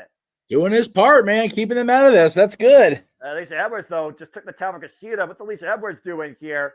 And whoa, Alex Shelley, come down, man. Hold on. That's a easy, woman. Alex. Calm down. That's a woman. Whoa. I don't think he cares right now. Spear! Man, he got all that spear. Look at Kushida's face. And Kushida realizes what just happened. Yep. Again, getting in the ring, though, might have cost your own boy. Draw too much attention too much of a distraction right now. Back to ground zero as Moose again on his feet, hobbling after turning out Shelley and set out with that spear. But Shelley in trouble. Another spear! Oh, man. He's going to cut Shelley in half here. Even on one leg, Moose and those spears have to have the nasty impact. Again, Kushida literally has Shelley's long-term fate in around his neck. Yep. Uh-oh. He's got that chain again, Noah. And Moose right now with the chain. Wrapping it around himself. What the hell is this? Oh, he's going to spear him. Oh, he's going to spear him. Oh, Lord. Around the Oh, my shoulder God. blade. Oh, no. Kushida, though. Kushida trying to fend Moose off. Oh, God, another spear with the chain. And to your point, Jeff, that chain contacting the ribs, the core, everything of Alex Shelley. Kushida, he doesn't want to stop him. Moose is going to make him. You want to save your boy? Again, he is going to keep spearing and spearing. He is going to keep this spear going until he forces the time splitters to end this. And what? That's it. Oh, he did it. Wow. And Moose has one more spear. That son of a bitch did it anyway. Oh, my God. He cut him in half again, even after the towel was thrown. Kushida has surrendered on behalf of Alex Shelley, and Moose remains the TNA World Champion. The system succeeds. The system proves itself again. That's a message right there that the system can actually work. Moose can't even lift his arms to celebrate the victory. That's how beat up he is. There you go. He finally got the one arm up. He might have one arm. He might have one good leg. But what's most important, he still has the TNA World Championship. I was going to say, you can still hop to the back and carry your arm at your side. As long as you got that gold around your waist or on your shoulder. It's all that matters in this business, my friend. Well, the action continues here at No Surrender as we go from the TNA World Championship to the Knockouts World Championship. As Jordan Grace looks to defend the richest prize in the Knockouts against the quintessential diva, Michelle Shaw. Where if Michelle Shaw wins, finally we might be living the quintessential era. That was a fugly match and a half. Jesus. I knew it would be. I knew it would be, boss. I really did. And it's, correct me if I'm mistaken here. I don't know. And again, we're trying not to define people, what they are, but whether what they do. Would Giselle Shaw be the first trans athlete to be the Knockouts champion if she wins here? I believe that's correct. Good for her, man. Very cool. We know Nyla, of course, has done it in AEW. Yeah. Looking to do it in Ring of Honor, but Athena nixed that yesterday. So she came damn close, though. Again, that first game, I was like, damn, immediately lured her in and planted. I'm telling you, we've been singing the praises of the Knockouts division, but if the AEW bubble has a chance to impact women's wrestling, it's that Ring of Honor TV, man.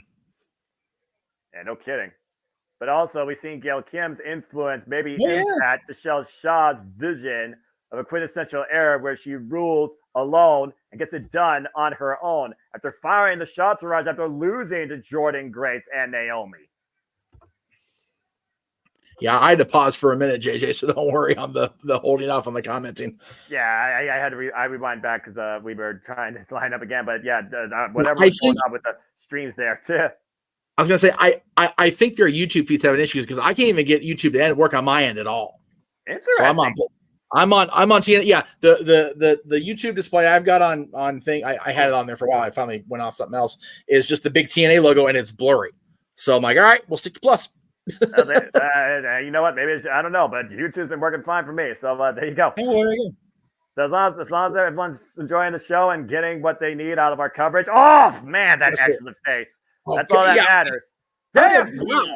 Wow. I don't think I've ever seen the X use as much as a weapon as I have with Giselle Shaw here. Well, she just clocked Jordan Grace and Savannah Evans.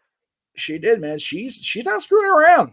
She wants to be the one. She wants to end the Juggernaut's run here. And you got to figure it was almost derailed by Trinity, but she came right back and won it back. Oh, fuck me. Uh-oh. the concierge has invaded Oh, jeez. this guy. What the hell is happening? This is Dana Brooks' boy, right? Yes. Oh, jeez. Personal concierge.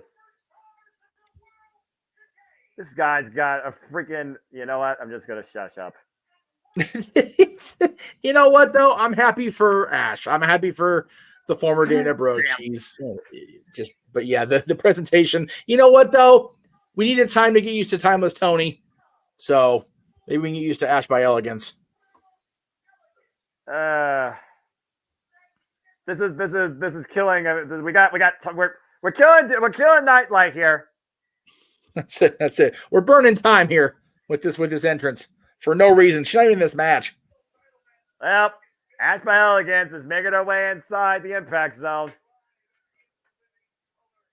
Much to Matthew Waywat's pleasing. Well, hey, you know what? Matthew knows. I thought she had a pretty good debut last night. I'll give credit. She had a good outing last night. Aggressive showing. But yes. JJ letting his voice be known. Geez, JJ, how you really feel? Timeless Dana Brooke. That's a little cold there, Renegade. Well, you can say what you want to Ash by Elegance, but you literally might be dealing with somebody soon challenging for the Knockout throne. If that debut had anything to show us. That definitely seems like that's the direction they're going. Maybe we'll see a elegant victory in Vegas. Well, again, the knockouts are where you find yourself. The knockouts are also truly the alternative, and truly they are the standouts, and no two women are the same. We have not seen someone like Ash by Elegance since Beautiful People Modified, probably. Yeah, I mean, she's got a good balance of, she's a credible athlete. She's damn good in the ring, at least for me. She's improved greatly. I will say that. I don't know if she's like quintessential, but she's definitely proven to be a formidable opponent for all. And she's got the look and she's got the buzz around her right now. But this lady here, this quintessential diva, and the word diva in women's wrestling is such a taboo thing now. But Giselle Shaw is every bit of the word, and she's still out here kicking ass. And she was the Ultimate X winner at Hard to Kill. She's cashing in, Noah. And Gail Kim literally says that she was able to do that on her own and believes that Giselle Shaw can do this on her own. For a while, I didn't think Giselle Shaw was going to try and do this alone. But as we saw in the last few weeks, she now rolls in the spotlight solo. She fired the shots around Jay Vidal and Savannah Evans, and that X in the hand so far has neutralized the Juggernaut. But it's going to take far more than that to beat Jordan Grace tonight. Jordan Grace is somebody for me, and again, I'm JJ will likely co-sign with me. I love the white and gold. Oh man, Jordan's choices of posts on social media have deterred my appreciation of her, and that's on me. And a lot of people do the same thing, and that's fine. Right. But when she gets in that ring in TNA Wrestling, there have been few that have been better since she arrived and really started making a presence for herself within this company. Well, again, she's a former first ever Digital Media champion. She's the only ever Clear the Mountain winner. She's a 3-time Knockouts World champion, and she's the only knockout to ever win the Call Your Shot Gauntlet.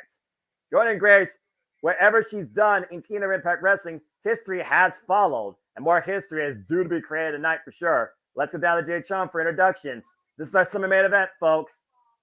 I love Jay Chung's look, by the way. Very nice. Red and gold. I love having Jay Chung back, period. Again. Michelle Shaw with that X in hand. Oh, Paige with Sabani. All right. I love the addition to the ref corps, it seems, even if they're only local out. Again, all women showcase. I love it. Oh, boy.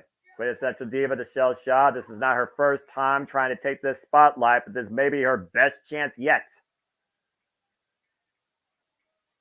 And definitely not her first time colliding with Jordan Grace. Absolutely not. And then again, you have this history maker, trailblazer, leader of the Knockouts division, the 3-time Knockouts World Champion, Jordan Grace. And let's not forget the last time we saw her on Premium Live Event, Noah, was not in a TNA ring. No, it was in the WWE Royal Rumble. You love it, man. I love it. Arguably, besides Chelsea Green, one of the strongest performers of the night. And how about Chelsea having that stat after having been so beat up quick and easy the last couple times she's been in the Rumble? She had a good showing. But yeah, this is it, man. Jordynne Grace. Oh boy. Giselle Shaw for the Knockouts Championship. Referee checks with both folks. Rings the bell. Here we go. And immediately Giselle Shaw going to the outside. Maybe trying to lure Jordynne Grace with false sense of security, trying to wear her out. And again, I'm not sure if necessarily this is a smart strategy, especially after angering Jordynne Grace, trying to escape her. And, well, that did nothing. Oh, that did something. Jordynne Grace just keeps moving forward. She's been moving forward since coming back to TNA after beating her ultimate rival in the generational rivalry of the Knockouts with Deonna Purrazzo. Yeah. And Giselle Shaw looking to fly. Oh, God.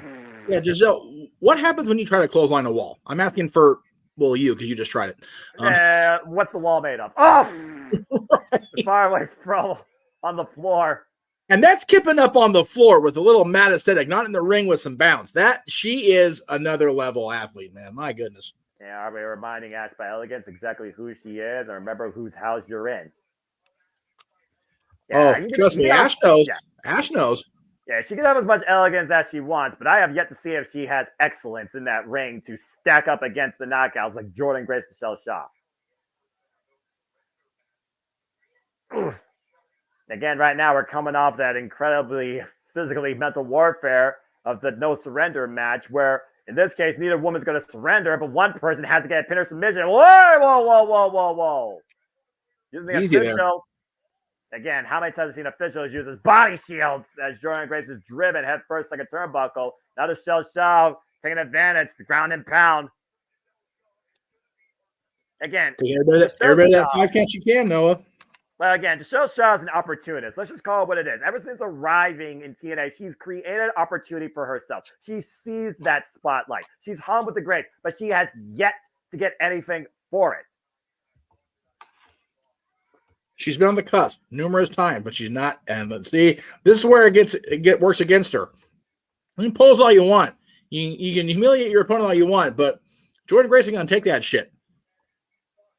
Again, last time Jordynne Grace was Impact Knockouts champion, she faced Giselle Shaw and won. It was on TV, lasted about 10 minutes. We've also seen Giselle Shaw hang with Mickie James about close to 20 minutes. We know that she can hang with the best, but she can't seem to overcome them. Oof. No, you mentioned Deonna, man. Deonna has been in the ring with both these ladies, and Deonna is again at a level. We're hoping she gets a fair shake next Sunday, but that's next Sunday. Just know that my ATW crew and I are going to have a great debate about that timeless encounter where one person's going to be in black and white, the other is going to be in color. Anyway, I can't wait for that fucking match. But by the way, I don't want to take away anything from this match, but the camera work, having Deonna come down the aisle and Tony go up with a half and half shot, that was fucking brilliant the other night. Well, again, we're looking at we're looking at two worlds colliding. That's what's so great, incredible about this women's championship storyline. My favorite women's championship storyline in the industry. Oh my goodness! And inside out cover by Jordynne Grace. Look at the far leg. It's a 2 count. Again, so much goodness going on in women's wrestling, and then you got Nia Jackson, Rhea Ripley. But still, so much goodness in women's wrestling right now. To be I'm surprised half of Giselle Shaw didn't have been Baton Rouge on that spear. Goodness Lord! Right? But again, we are in New Orleans. That's what I'm saying. Baton Rouge is far, but not that far, but it's far. I might be looking to ride down a Mississippi Queen if she wins tonight. If you know what I mean. Hoist her up to the top rope. Oh, God. Plenty of places to party in New Orleans after a title victory. So yeah, we're not, and this is outside Mardi Gras as far as I know. Yes. I've never been part of Mardi Gras, so I wouldn't know. Oh, good man. Oh, my. Oh, God. Wow. Driven head first into the canvas. I don't care about your powerhouse you are. You get your head drilled into the mat like that, you're gonna be having your bell rung for a few minutes at the very least. Giselle Shaw right now looking to capitalize off the top rope. Jordynne Grace in the drop zone. Whoa! Whoa! Here's the cover off that corkscrew splash and a kick out. I was gonna say I've never seen that before because it was definitely just a regular, like not regular, it's not regular, but an actual corkscrew. But she landed a little awkwardly. But man, that was an impressive feat to try to pull off. Wow. I don't know what I said. I mean, it seemed rough, but damn. Well, the rotation wasn't like she was turning her body inside out. She was just revolutioning her body. Yeah, she was still vertical. Almost a tornado splash, if I'm being honest.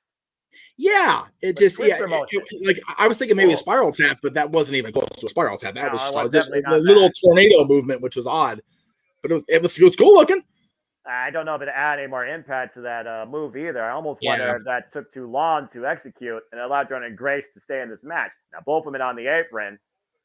Over the top rope. Jordan Grace hoisting up Michelle Shaw. Oh, boy. Now, Shaw, though, out the back door, trying to hook Jordan Grace up. And again, the power of the Juggernaut. Oh! she told Oh, God! Did she hit her hand off or did she give her the crotch chop first? I'm pretty sure that was above the belt, but that senton was above everything except Michelle Shaw's neck. Jordan's fun to watch, man. I'll tell you what. Again, I don't think she underestimates Michelle Shaw, but clearly Michelle Shaw's gotten underneath her skin. Well, yeah, it's that's what Michelle Shaw does. She uses what she has available to her to get under the opponent's skin to rattle him because she may not be the most technically sound or the most complete package within TNA, but she knows how to rattle her opponents and get them off their guard. And that's like what you got to do against somebody like Jordan Grace, who is just shown that she can go through anybody. All right, looking for the Juggernaut driver in the apron. Michelle Shaw able to fight back, though. Now hooking up Jordan Grace off the apron. Oh, God! Oh! Spanish fly from the apron to the floor. Good Lord! Man, I wonder if Frankie's going, I'm not even going to do that kind of flux capacitor. I'm good. Jesus! Oh, you see it again. Again, that mat's just there for aesthetic purposes, just to kind of pretty up the floor of the arena, man. It ain't much to it. Ash by Elegance taken back from that. A little bit of shock and awe of sorts. Yeah, even Ash was kind of like, whoa, I don't know if I want to mess with that on that, but now so serious, focused in now. Again, title cannot change hands via count out, though, so this does play to the advantage of the champion if neither gets in before the rest 10 count. Referee's 10 count starting. But this is the Knockouts division. This is how far they're willing to go for the richest prize. The TNA World Championship gold. Take a look at this again. Oh, God. That was one of the best Spanish flies I've ever seen, period. Like, just period. Not with any filter. That's one of the best Spanish flies I've ever seen.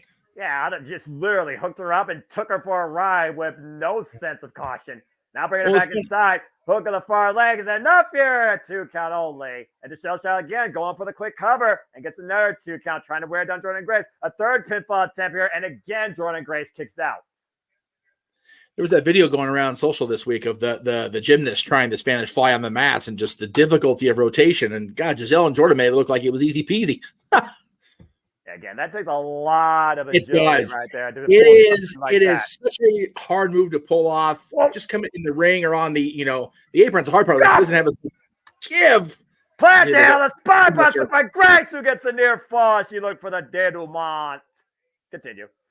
Yeah, there was a reason it was such a not to use a pun here, but impactful move for Frankie Kazarian when he was on the Indies because it was off the top rope and it just freaking was a banger of a move and it worked effectively to his advantage multiple times. But yes, it's not become as commonplace as some of these other finishers from the signatures, but man, when somebody unleashes a Spanish fly, it's still a thing of beauty to watch. And these two ladies are having a beauty of a match right now. They're just oh my Lord. Is that it? Is that it? The knockout knee and Jordan Grace finds the ropes. Again, the champion's aware where she is. No, the champion aware of her ring presence at all times, knows where she is. Giselle, she's arguing with the wrong person here. It wasn't the referee that put Jordan's hand on the rope. It was Jordan, man. She's got to stay focused here. Again, frustration settling in on the challenger. Yeah, what has been her best attempt to date. Jordan Grace is down and out to that denouement, that sudden knee strike. KO knee with the ropes being literally Jordan saving Grace. And welcome back. How are you? Good. Finally on the Knockouts match. Just finished moves. I was a little surprised that it was Kushida that threw in the towel. Okay, are you just starting the Knockouts match then? Yeah. Okay. Well then, yeah, we're ready. We're already all over the deep place. into it. That's all right. We're all having fun and talking here. And Jeff, I really do enjoy doing commentary with you, bro. Even with these. I do unique too. twists and It's stepping it up. I It's just fun. Oh. yeah, it's enjoyable. And Giselle Shaw right now instigating the champion, telling her to stay down. Again, how far is Giselle Shaw willing to go? How far is Jordan Grace willing to go? And right now, both these women just firing off, trading bombs, elbow strikes. Jordan Grace getting the better of the exchange here, though. I am loving this contest. Oh, paintbrushed her. Oh, jeez. Just they're just slapping and striking each other at this point. Go! Beautiful Super kick coming in. And Giselle Shaw now off the second rope. Oh my God! Jordan Grace has get the Oz cutter and the crucifix by Grace and the reversal by the show and the cover. Both women able to survive. Man, oh man, what an exchange here by both these women. Both Oh, these women are not letting up either, Jeff. Well, Nelson bomb denied. Cut the kick. Rising knee. Grace. Back elbow strike. Jordan Grace hooking up to Giselle Shaw. Juggernaut driver. Cover. Jordan Grace retains. What a man, the referee did not get down to that 3 count right away, but she still got the 3. I think the ref was in shock and awe to that exchange because those That's two fair. did not let up. They were bringing out a ferocity we have not seen the likes of tonight.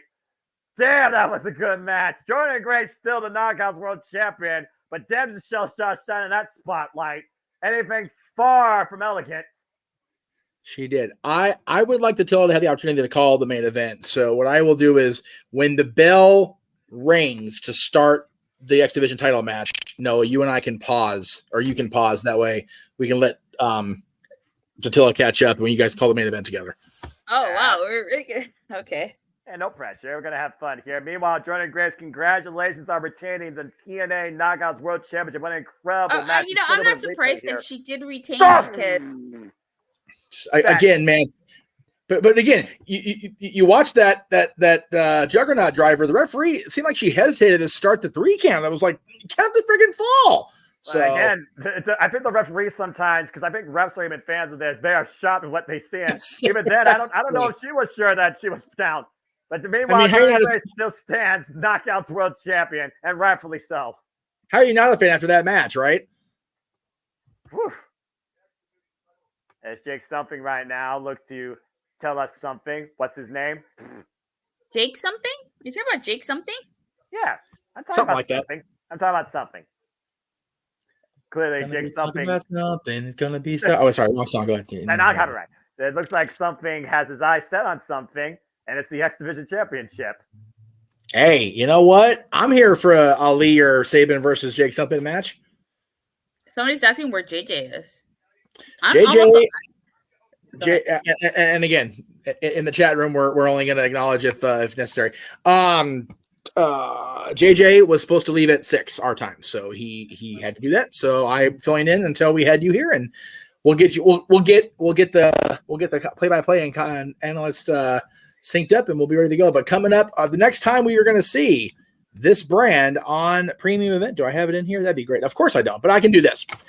So after this weekend, of course, we got Elimination Chamber tomorrow. Let me go ahead and throw that up there while we're since they're plugging their events, I can plug mine. Damn it. Yeah. Elimination Chamber, of course, tomorrow. Our coverage will be at 9 Pacific, noon Eastern, because we're not getting up at 2 o'clock because we're not crazy. And then it's just on with the binge. The Weeks Are Gonna Die tour rolls along, Mr. Foster. Yeah. Our times, if it's made official, Revolution, Roadblock, the next show for TNA, Sacrifice, of course, AEW Dynamite Big Business, and then WrestleMania weekend, man. Supercard of Honor, the Hall of Fame, Stand and Deliver, WrestleMania, the Raw After Mania, and then we keep on going. We've got the show at the Palms, Rebellion, of course. We've talked about that. Tatil and I will be there for sure, working on getting JJ there. Backlash in France, New Japan Resurgence, if it is made a official pay-per-view premium event style show, NXT Battleground, Money in the Bank, NXT Heatwave, All In from AEW, and Bash in Berlin. That's all what's already scheduled.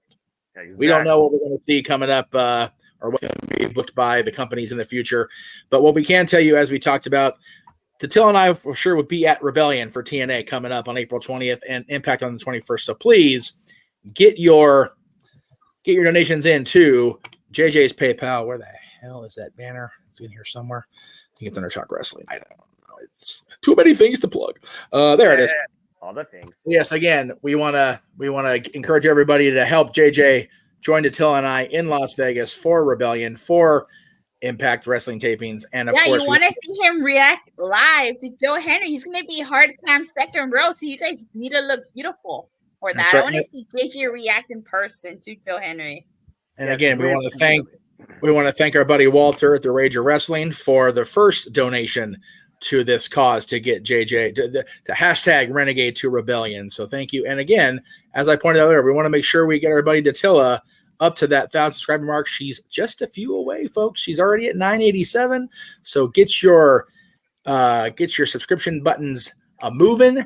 Tell your friends, hell, tell your enemies. I mean, we'll still give them shit for being your enemy, because if they're your enemy, they suck. But we still have subscribers, damn it. With how quickly my subs are climbing. That's it. It's happening. It's going to be a thing, and we'll get you there. You want me to watch NXT? That's what it is. We want you to watch NXT as much as you want JJ to believe in Joe Henry. That's the thing. I guess that's fair.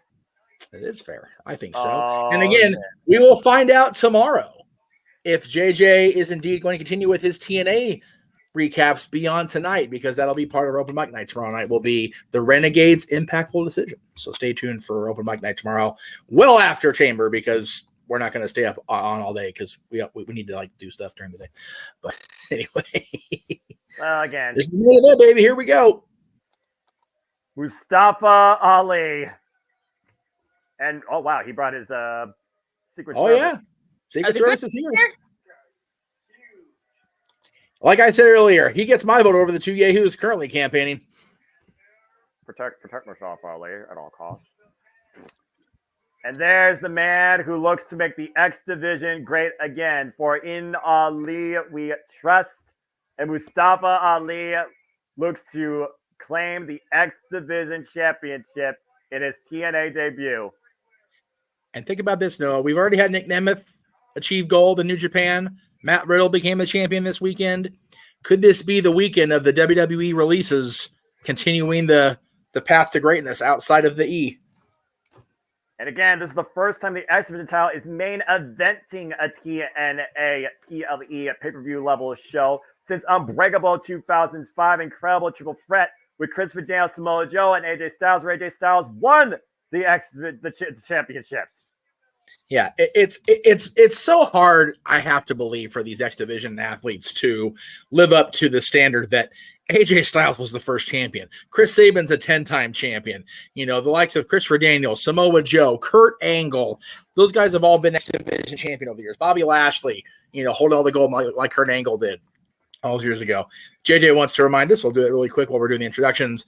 Tomorrow on Open Mic Night, we'll be playing Push, Bench, or Repackage. So check that out. JJ has a lot of options, 10 each from the various companies we cover here throughout the Multiverse of Media. So that'll be part of our Open Mic Night presentation, as well as his decision on TNA Wrestling and other topics from the world of wrestling. That's at 11 o'clock p.m. Eastern, 8 p.m. Pacific tomorrow night. Part of our big weekend of watch-alongs and other shenanigans as we do each and every weekend. You guys sound...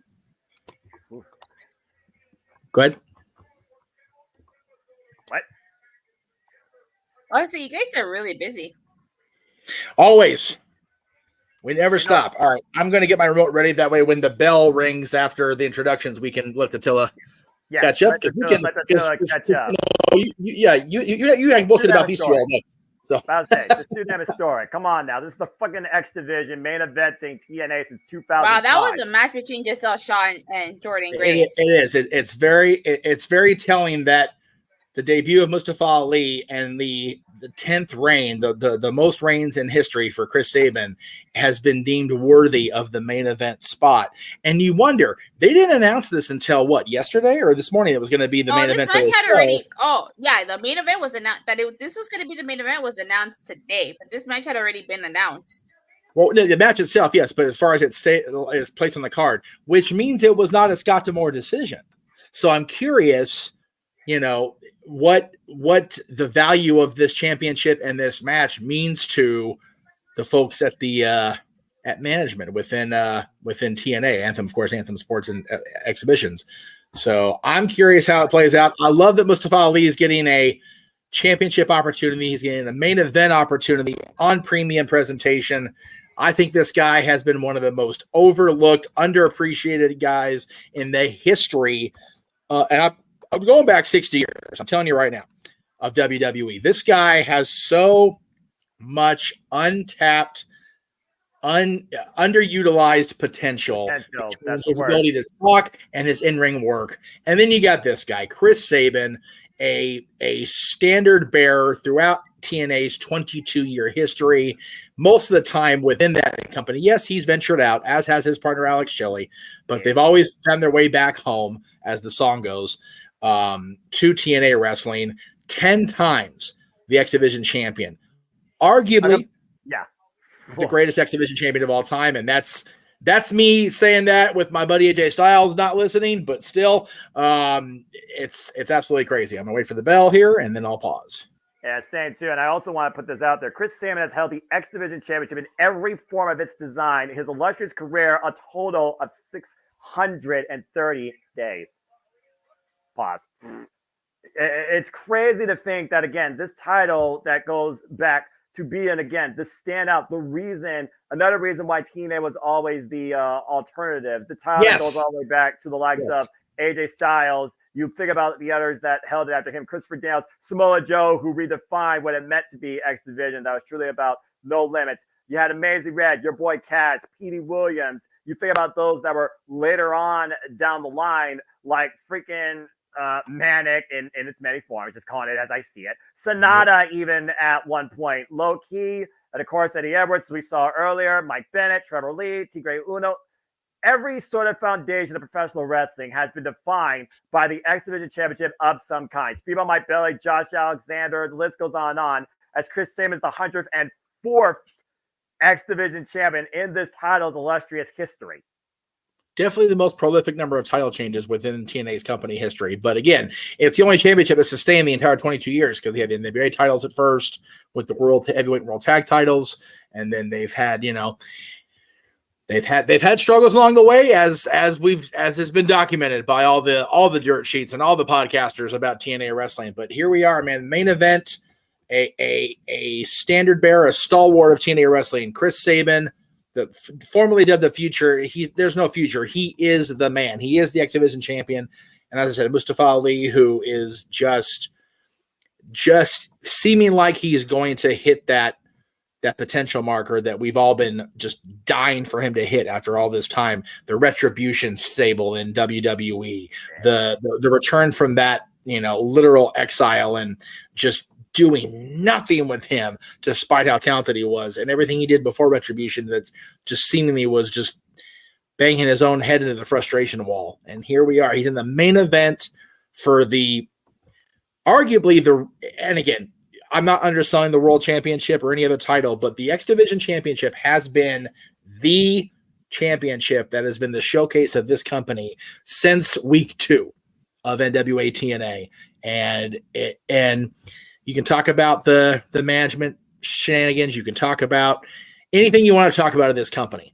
The wrestlers that have held, as you documented, this TNA X Division Championship have been next level. And I hear the criticisms all the time on a podcast I listen to and support and appreciate about, it's just rip off the Cruiserweight division. No, it is not. These guys can go out there and do Cruiserweight moves, but they can also tell a story. They can also find a way to escape weight limits, because it's not about limits. It's about no limits. It's about anything and everything you can do to achieve and to showcase your abilities within this, in this case of TNA, 20 by 20.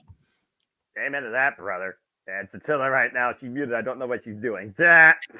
She's probably waiting for herself to catch up so you can call this match, because I really want her to call. It's the last match. It's the main event. I really want her to. I absolutely agree. And I think it's a nice way for us to really bring people up to speed with. They may not watch TNA. They may not know what this is about. They may not know why Mustafa Ali is here, how important it is to see somebody like him in TNA going after the X Division Championship. Again, Mustafa Ali, 37 years of age, freelancer right now in the game, 21 years of wrestling experience, once known as the Heart of 205 Live. Chris Sabin, 42 years of age, though, 24 years in the game, while his partner, failed to be captured the title. His partner comes in the main event tonight, defending his title. 24 years in the game. Of course, trained by the likes of Amazing Nate, Bubba Brown, and of course, Scott D'Amore. We know that Chris Sabin comes in with the cradle shock, the Sabin press, and of course, the hesitation drop kick, stables of his offense, when Mustafa Ali comes in with the 450 splash, super kick, and the tornado DDT. And again, Mustafa Ali's campaign is to make the X division great again. And I'm not talking about Bob Backlund levels of nonsense. He actually could do it. No, it's the whole politician gimmick is, for my money, overutilized, especially during election years. I get it. It's a default. It's a trigger. It works, right? But at the same time, Mustafa's making it work because he's carried this across promotional borders, which has been so wonderful to see. He used it in New Japan. He's used it here. It's fun. It's not necessarily new, but it's not stale out of the back of the pantry either. It works. Again, it's a refreshed idea. Yeah, again, he's used it across, like you said, the industry. He's run this campaign across GCW, Progress, Defy, Rev Pro, and he's going to be involved in New Japan Pro Wrestling in April against Hiromu Takahashi. Right, man. Him and Takahashi are just going to tear the house down. Are you ready All for right. it? All right. So, has the bell rang already? Hold on. I'm technically watching the Jig something thing. Okay. Okay, that's good. That's okay. You're close. So that's good. Yeah, So- we can talk about this all night. Yeah, so right. So Datilla, since we've got time, tell you started watching this company when it was still in the last years of its Impact Wrestling name. What does Chris Sabin as X Division champion mean to you, and what do you feel about Mustafa Ali coming in and already getting a shot? Well, I started watching TNA. For those that don't know, I started watching Impact Wrestling in the middle of 2020. Oh wow, okay, And, yeah, in the middle of 2020. Jeez. And Chris Sabin, from what I've seen these past 3 years, he's the most, as Mustafa Ali said, the most consistent wrestler in the X Division. And I think him being a 10-time X Division champion just shows how incredible he is. How Mustafa Ali coming in and possibly dethroning him. I on one hand I can understand, but on the other hand, it's kind of like Ali is just coming in and he's gonna possibly dethrone Chris Sabin, much like Leo Rush did. Remember, Noah? Out of nowhere, Slammiversary in less than 2 minutes. That's Yeah, crazy. I still don't Remember know that. what was up with that, but I don't know. I just want a good match.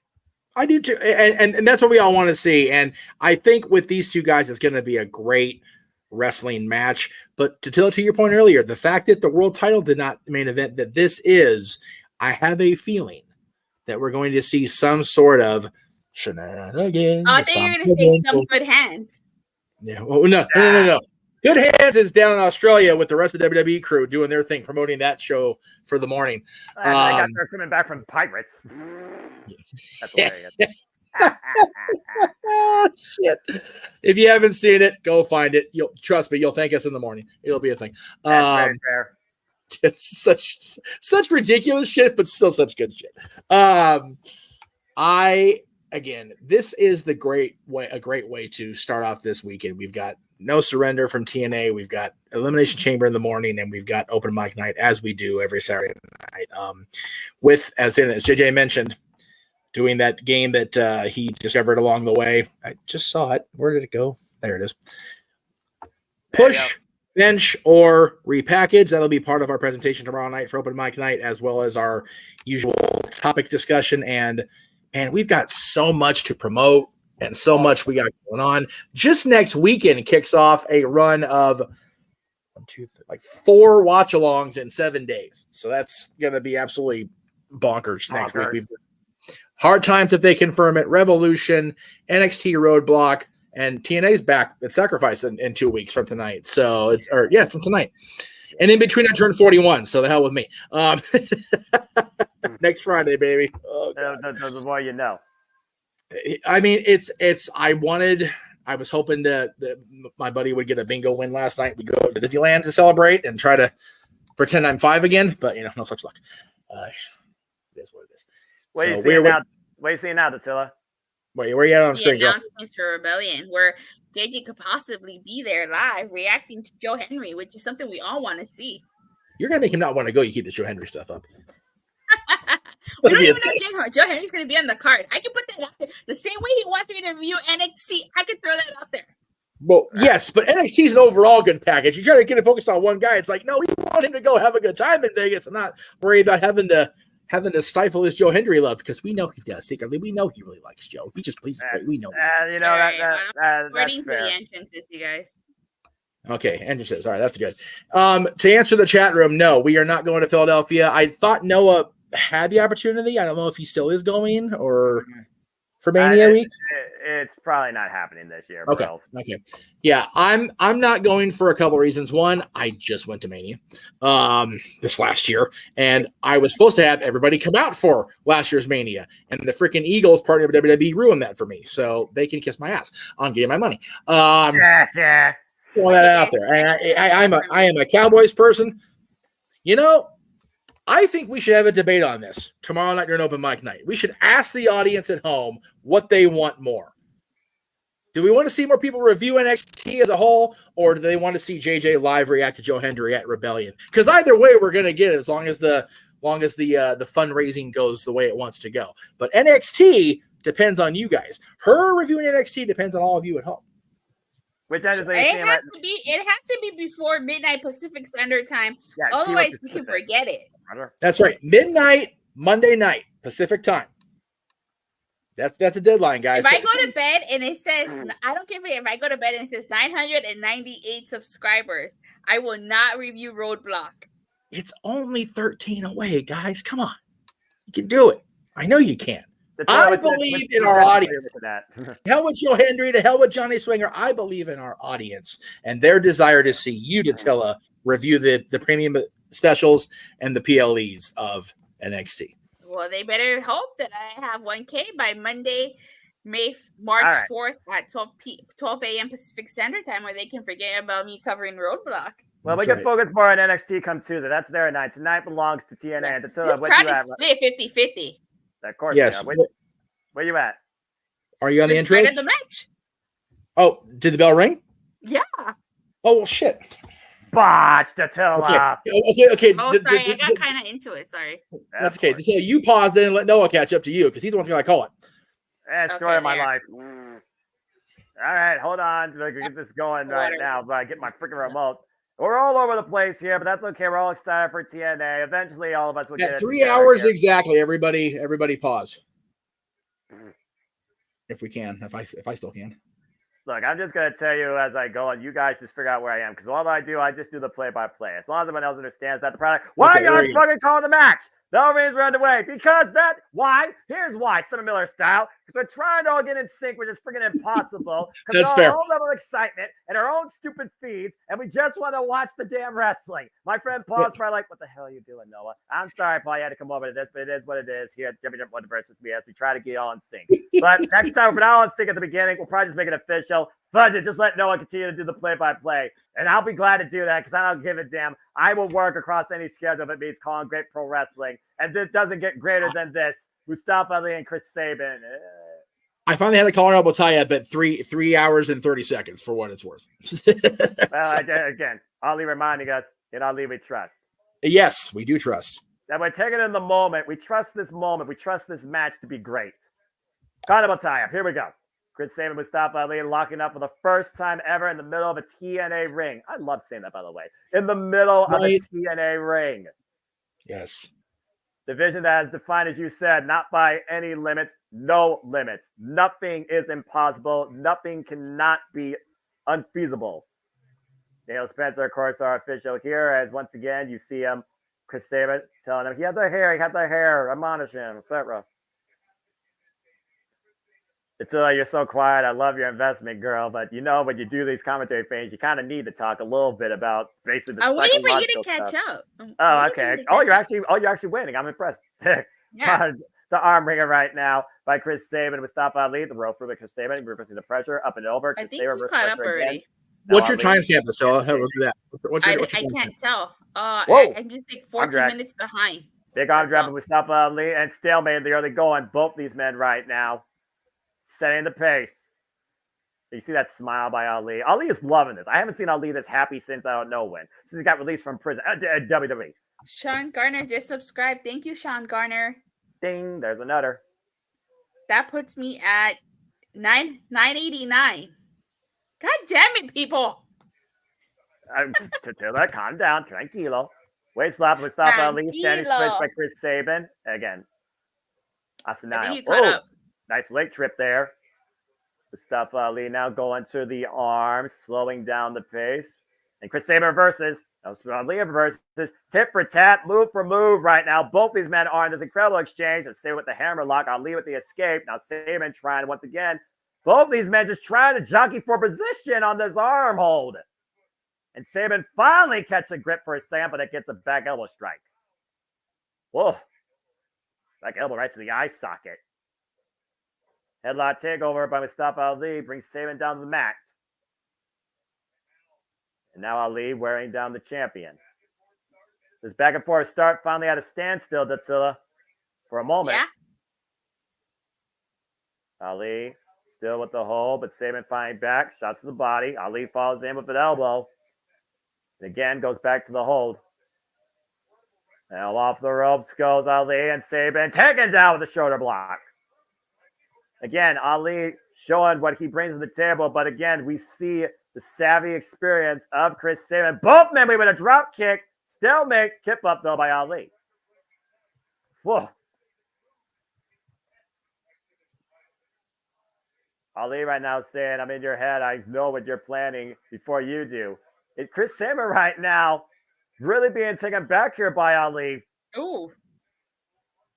I think Sabin looks a little flustered here. Sabin right now just be thinking, trying to scout. Again, how do you deal with somebody that virtually knows your playbook? Oh, double drop kick. Oh my God. Did you see the kip up by Ali? Yeah, I did. Okay. Okay, yeah. I think you're ahead of me now. All right, I got you. Just let me know when you see him go down to the mat there. Because again, in Ali you trust. And right now, Sabin's just scouting himself. Let me know when you see him lock up. You see Sabin right now? Yeah, there's one. Let me know when you see that. And then you see Sabin reverse. It's Sabin right now with the hold. Waiting for that tail off. This is 1.5. But my anticipation right now. What you saying to speak to me, girl? Ali really came out with, I'm seeing a side headlock takedown. There you go. And Sabin right now taking down Ali. Did Ali really come out with bodyguards? Yes, that's part of his presidential cabinet. Every presidential candidate needs to have security on standby should anything go wrong or should they be under a threat. Mr. President, protect the president. There's a game about that. But we'll talk more about the aesthetics later. What matters now is the two men in the ring and the X Division Championship. Ali with the drop down and Sabin right now. Whoa, good agility by Ali. Oh my God, he's tying Ali up. Yep. Look at this transition. He's turning him into a pretzel. Yeah, he's got both the arms and both the legs locked right now. A surfboard position of sorts, but not bringing him up though for the Romero special. As just a quick, Daniel, I will cover NXT if I hit 1,000 subscribers by Monday, March 4th before 12 a.m. midnight. All right. I'm officially putting it out there right now. No more NXT talk until this match is over. It's about TNA and the X Division, damn it. Not the white and gold and the high school drama at Chase U. Don't make me rant. Seriously. We're talking about professional wrestling, not low ball sports entertainment. Mustafa Ali, though, on the modified bow and arrow, able to counter up and over. Whoa! Oh, shit. What the hell? Drop down, Sabin with the cover. Ali with the bridge up. Oh, the disrespect. There's no respect there being shown for Chris Sabin. Oh, clothesline. Whoa, man. Sabin exploding. Well, I mean, he just wiped his feet. Wouldn't you be pissed too? Well, again, you talk about, again, the moxie of a wrestler, but you talk about that you're coming into his house. This is Saban's house. Ali right now is trying to take over, take the leadership role, make it in his image of greatness. And Saban's like, enough of that political bullshit. Head first in the top turnbuckle. As Ali and Saban up and over on the apron. Saban to the outside looking for, oh, Lord! There goes Ali to the floor with the T. Harris. Golly. And Saban right now finally takes control of this match and slows it down. Was that the Tijeras? Yeah, like I said, very good. Tijeras, the head scissors takeover. Again, championship advantage, of course. The title can only change hands via pinfall or submission inside the ring. The Tijeras need scissors. See, that much I have learned. Thank you, Excalibur. Again, Saban to the top rope, looking for something bigger out of the corner. Big cross body cover. 2, no. Kick out. And back to the headlock. Saban right back on top of Ali, wearing him down. And now Saban has taken control of this match and is dictating the pace and the outlook. Crowd chanting, let's go Ali. Again, in Ali, do you trust? The atmosphere here right now against Saban. Oh, jawbreaker. This just goes to the test. Nah, it was more of a jawbreaker, Dattila. Jawbreaker is when you rearrange, when you're literally, you know. Yeah, I'll tell you more later. I'm just gonna when you look like Ed and Eddie? No. This is far more realistic versus the cartoon, and also not in your mouth, but it jacks your mouth. I'll teach you more about moves later, pal. Oh, big headbutt by Mustafa Ali takes Saban down. What's important for you is to basically talk about what you see before you as far as the game plan executed with the 450 splash to the arm. Oh my God. Oh, man. Nasty impact there. And see the smirk on Ali's face. Take a look on the replay here, so watch the rotation. Bam! The 450 to the left arm, and that will definitely... Are they chanting we trust Ali? Yeah, they are chanting we trust in Ali. And you see right now, turning him over into a crossface. STF has control of Saban's body, now trapped with the already damaged left arm. Wedging back on the crossface again. Working the neck, working the arm, working the shoulders. And again, the arm, of course, used as part of the cradle shock setup. Ooh, and look at him transitioning now. Putting more pressure on the neck, the side of Saban's neck. Now Saban reverses though with a rope for the cover. Oh, and again, pinpoint kick to that left arm as Saban grasps that arm close to his body. The mind games in full display here. Even before this, we saw the mind games on display by Ali. Uh-oh. Ali saying Saban's not the champion. Oof. Stomping away at the shoulder. Stomping on the arm. Again, you see how personal Mustafa Ali has made this. He's taken Saban out of his game. Again, is Ali the champion that TNA needs? That's really what this comes down to. And Chris Saban feels insulted by that, Dattila. Yeah, I could see why. Because he's a 10-time X Division champion. But again, you do wonder, like, does the crowd maybe get tired of the same thing? Is Mustafa Ali the refresh that the TNA audience wants? Yeah, appreciate Mustafa Ali's bringing so far in his TNA debut. Oh, wait a minute. Oh, God. German suplex. Ooh. Create a little bit of space. Oh, man. Hook kick, though, side of the head. And Saban responds in kind, flying in with that kick. Ali, though, catching him. And sitting back heel kick, but again, PK kick by Saban, and both men down.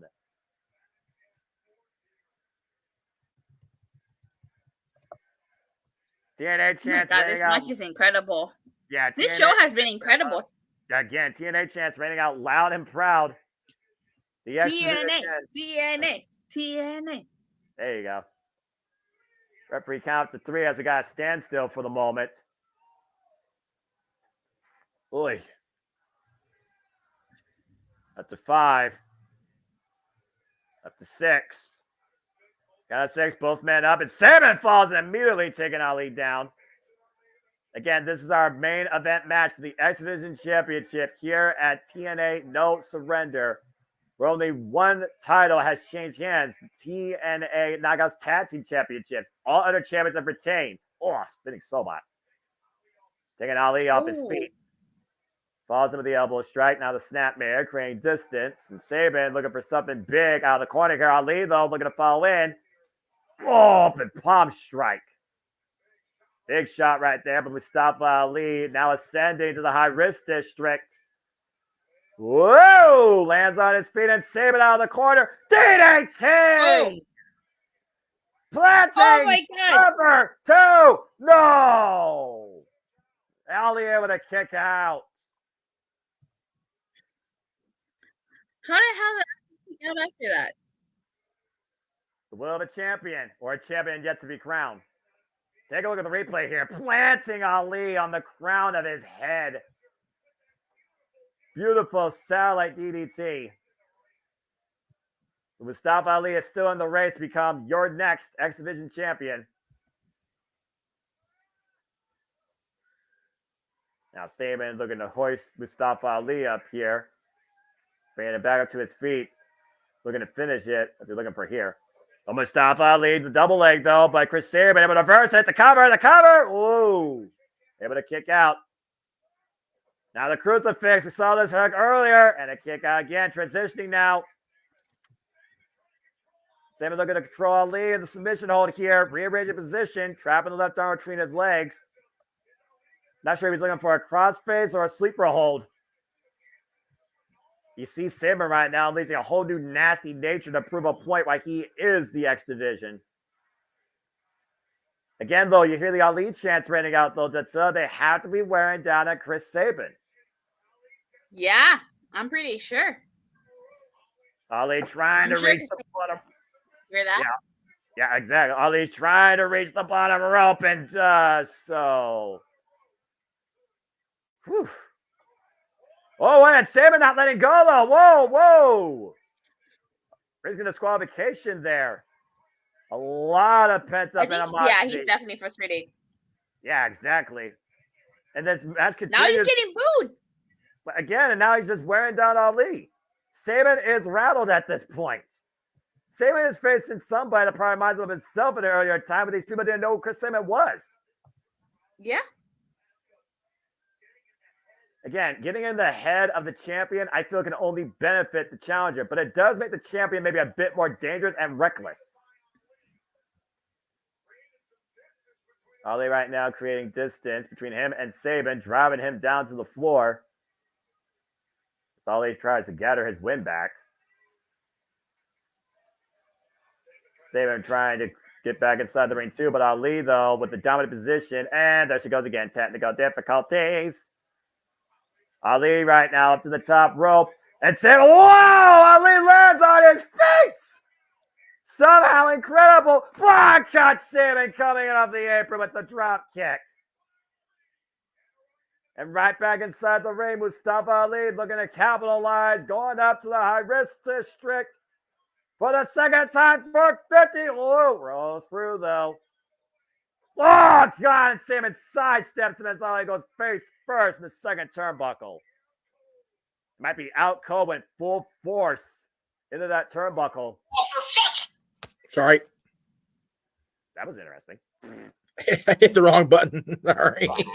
Yeah, you're fine. Hi, Jeff. Not a botch, just a freaking fat thumb. Well, not a botch. That's a continual issue. Yeah. Anyway. Again, Jeff, you've seen this main event so far. At this point, my God, yeah, has been like out wrestled for the most part by Mustafa Ali to the point the crowd's even against Sabin. Yeah, it's definitely odd to see Sabin getting booed, and he's definitely rattled by it. It's definitely affecting the champion here. Yeah, it definitely is. This match continues. You're welcome to both be on here if you want. I mean, I don't mind it. Shoot. It's a main event after all. It's historic. And again, I welcome the interaction. I love me some Chris Sabin anyway, and I'm happy Ali's got a platform. I don't know where you guys are on the screen here, but we've got all these boys coming out here. Right now, I just saw a foot thrust to Sabin by Ali, taking advantage of Chris Sabin's animosity towards him. Again, towing that line between disqualification, both champion and challenger are. Ali, Irish whip in the corner, floats in between the ropes, catches Sabin with the kick. And again, Ali springboard. Oh, man! Down goes Ali as his men in security, men in charge, as you said, are checking on Ali, protect the client. No, I hit refresh. I lost my feed, so the show must be over. And Chris Sabin to the top rope. Well, that happens. It's Sabin with the crossbody, wipes out the special detail. The security gets the crossbody. Again, protect the president, right? That's right. Where's Mustafa Ali? Oh, look at this. Look at these. Oh, Magic Trader makes a good point. That's their job to protect Ali. Is it the good hands? Yeah, and they're instigating Chris Sabin. And Mustafa Ali trying to take advantage of Sabin, brings back inside the ring. Oh, right? Then the kick. The super kick. And up in the carry, might be looking for cradle shot, but again, the good hands with distraction. John Schuyler got decked. Jason Hodge gets decked. Mustafa Ali though looking to capitalize the roll up. The roll up. Almost got it. Man, oh man, that was close. Mustafa Ali can't believe it. You see the rage in his eyes. But Sabin refuses to be denied. Did Ali grab a handful of tights? Oh, God, what a clothesline. I think you're ahead again. Clothesline from Hell, Michigan. Guys, it is what it is, all right? Seriously. If we don't figure it out for the I just want to make sure you don't get spoiled because I know you enjoy the passion of getting caught in the moment. So. Cradle shot cover, too. Oh, man. Whoa. Yeah, I'm just doing what you have me do. That's what I'm doing. That was the closest one, yeah. That cradle shock and the near fall. That was intense, Noah. And Chris Sabin can't believe it. He can't, man. He's flummoxed. Again, the heart of the might be stronger than the heart of TNA. Again, what does Chris Sabin do at this point? I mean, what can he do? He's thrown everything at Ali and then some. Oh. Sabin's stumbling at the hands now. Super kick. Uh-oh. Sabin again, undeterred, still continues his offense. Now hoisting Ali up, perched him on the top rope. Again, we've seen how much Mustafa Ali has instigated Chris Sabin over the last few weeks, ever since politicking a campaign for a better X Division. And now looking for an avalanche cradle shot from the second rope. He's gonna do everything he can, Noah. He's got to win here. No, but Mustafa Ali creates separation. But Chris Sabin again up and over. Sunset powerbomb. Oh man. Mustafa Ali skins the cat, goes out to the top rope. 450 splash connects the cover to Mustafa Ali is X Division champion. Oh my God. Holy, this was a match. In Ali, you trust indeed. Mustafa Ali. Oh my God. Chris Sabin. Wow. The campaign comes to fruition in the hearts of the supporters. You trusted in Ali. Ali did it. Wow. Welcome to TNA Mustafa Ali, the 105th X Division champion after a sunset flip powerbomb in the corner, 450 splash follow-up maneuver, deep hook of the leg. Mustafa Ali wins. I don't think nobody thought that was actually possible on paper. But again, he campaigned for a better X Division, for something greater, not just for himself, but for TNA. And we barely may have found that tonight. Yeah, I don't know. I mean, we talked about it that Nemeth and Riddle had won their match this weekend, and it could be a tell, but I'm legitimately shocked Ali won the championship here. Well, I'll give Chris Salmon credit. He definitely showed no surrender, but at the end of the day, Mustafa Ali showed he would not be denied as the Trust in Ali campaign rolls high, now leading the X division going forward. Who knows what this means? But I know what it means for us so far tonight. TNA No Surrender is finally off the air. So for Tatilla, JJ, and Jeff Meacham, I'm the Seminole Foster. Thank you for tuning in to coverage of TNA. We'll see you at some point tomorrow for the Elimination Chamber. That was a hell of a show. It was a Sean Spears perfect 10. That's one way of putting it, Tatilla. Even with all the in and outs and the technical difficulties, it's all part of the fun of shenanigans. Damn good show. Whew.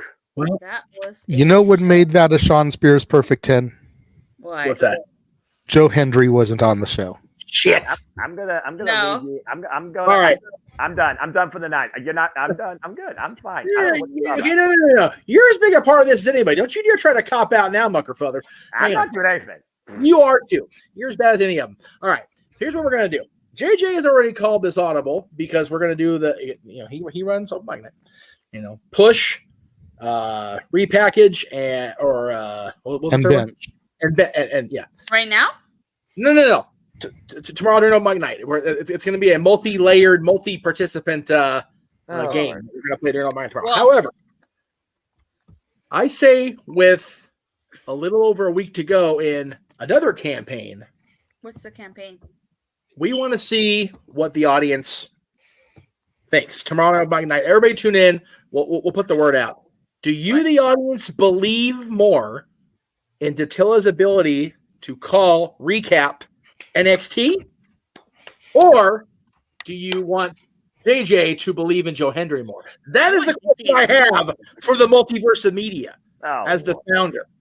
So, open mic night tomorrow. It'll be a thread throughout the show. When we get ready to close and do the ridiculous shows that take 6 hours on their own, we will give you the answer to the debate in the chat room.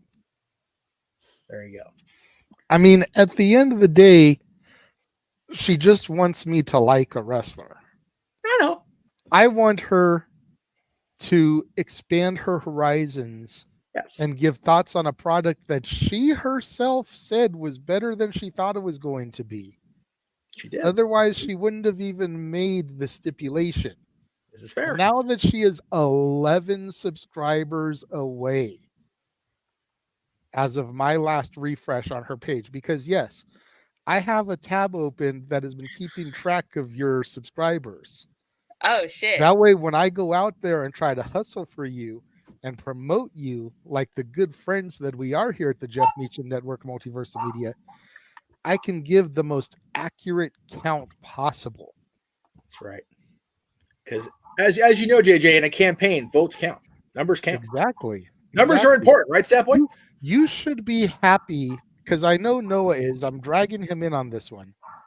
You should be happy for the fact that the few Joe Hendry segments I have seen since watching, I have found entertaining. Fair. I am happy that you do, It's but not I just enough want you to to get me to believe in him yet. It may take a little bit longer. But if you really want to get technical about it, he's on the path. You just got to stay the course. Okay. You know, don't let an iceberg come and sink the Titanic here. Oh. He's on the course for getting me to get behind him. The more you push for me to want to, the more I'm going to rebel away from it. And speaking of rebellion, there will be a rebellion on April 20th in Las Vegas, Nevada. Yep. Do the thing, somebody. I'm trying to get graphics. Do the thing. There we go. Do the thing. PayPal.me/Renegade JJ Williams. Help the Renegade. Hashtag Renegade to Rebellion. Tato and I are going to be there. We're flying out different points, but we're going to be there. We're going to go enjoy my first TNA show in almost 20 years. Holy shit. My first time seeing the TNA Impact live ever. So we want the Renegade to come along. We want it to be a team outing, a team effort. And that's what we want to see in Las Vegas. But you guys have to help because we broke. And, JJ has to fly out of Ontario rather than LA or Burbank because he's in Ontario and he lives farther away from LA than the rest of us. I'm in Victorville. Okay, well, so you're close. Ontario is my closest airport. I'm trying to help you here, motherfucker. Anyway, go to Ontario Airport. Information. Oh, well, okay, fine. JJ will be staying if we get him to the number we want to get him. Fabulous Circus in Alibaba. That's for a different show. Circus Hotel, flying out of Ontario. We got to get in there, folks. So if you want to see Dattila recap NXT specials and premium events, if you want to see JJ go with us to Rebellion, it is on you guys. Yeah. You guys have to be the ones. We can only do so much. We can create dummy accounts on YouTube and subscribe to Dattila. Not that I'm suggesting that because that would be wrong. But we all can't donate the money. Walter has got off the ball. There's a question in the chat room that I was not aware of. Yes, I was going to address that. I am a long ways away from it. I am not going to say how much Walter gave because I don't feel like just feel like it's tacky to announce that. Yes, at this point in the game because he's the only one to donate. Yeah. So if I say how far, you know how much he donated. Right. So, but I still have a long ways to go. Miles to go on the road we travel, but also on this road we travel. Oh, you're going to say before I throw to the ridiculous Shield commercial? Yeah. So one last thing, because I got to go, because there's so much I have to catch up on to do the review. You guys help out JJ, please. You're going to see him second row behind Hardcam. See these pretty faces on hard cam all weekend. Both Jeff and JJ's pretty faces. As for myself, I think I'm also going to be on the hard cam, but I'm going to be front row. So you'll see my beautiful you're telling me face you're going to be as well. opposite us this time. So. Oh, actually, I think. I don't know. I have to check. What I'm saying. But I know I'm going to be front row. I just don't know if I'm going to be on the hard cam or non-hard cam side. Either way, Dattila will be on at least one set of cameras during that weekend that we'll get footage for. So there is that. So, either way, we'll see Dattila during that weekend. And if you want to see Dattila every Monday, Wednesday, or Friday, go to Rangers of Wrestling, subscribe, click the bell, get her to 1,000. If you want to see her cover NXT as much as I do, subscribe. Yeah, lucky I stopped reviewing TNA on my channel. Otherwise, this wouldn't even be a deal. Hey, if JJ, and we'll find out tomorrow during open mic night, if JJ can continue to review TNA, no, it's done. No, it's over. No, we're drinking no, last thing. I only agreed to review NXT because I stopped reviewing TNA on my channel. Otherwise, I would not have even offered. All right, you know what? Y'all can make me start reviewing shit in a minute. I got time for that shit, but I'll do it, by God. No. So wait a minute. People will actually be able to see Jeff Meacham talk wrestling? What a concept. It happens every once in a while. But you know what else happens more than every once in a while? I gotta go. Okay, bye. Watch-alongs across every Multiverse of Media. Now, granted, this is a previously done trailer. It's going to include tonight's presentation. This man will be updating it after tomorrow morning. Don't send me the bullshit. I already know what's up. But here's what's coming up.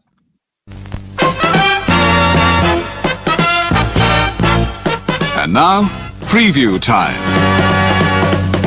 So let's take a look at what's coming your way.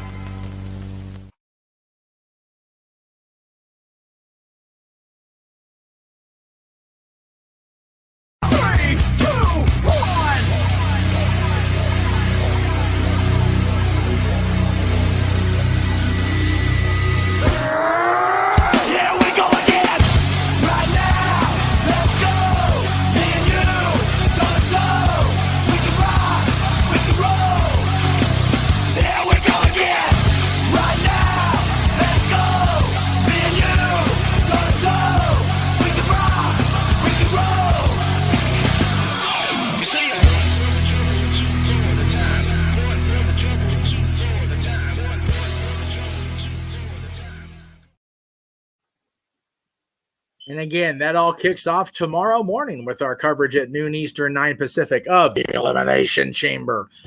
Live to tape from Perth, Australia. because we're not getting up at 2 a.m. because JJ and I value our sleep. We old and shit. So it is what it is. But after that, of course, if they confirm Hard Times, if they do indeed make what was the other one we're talking? Resurgence a thing on pay-per-view or premium event. Yes.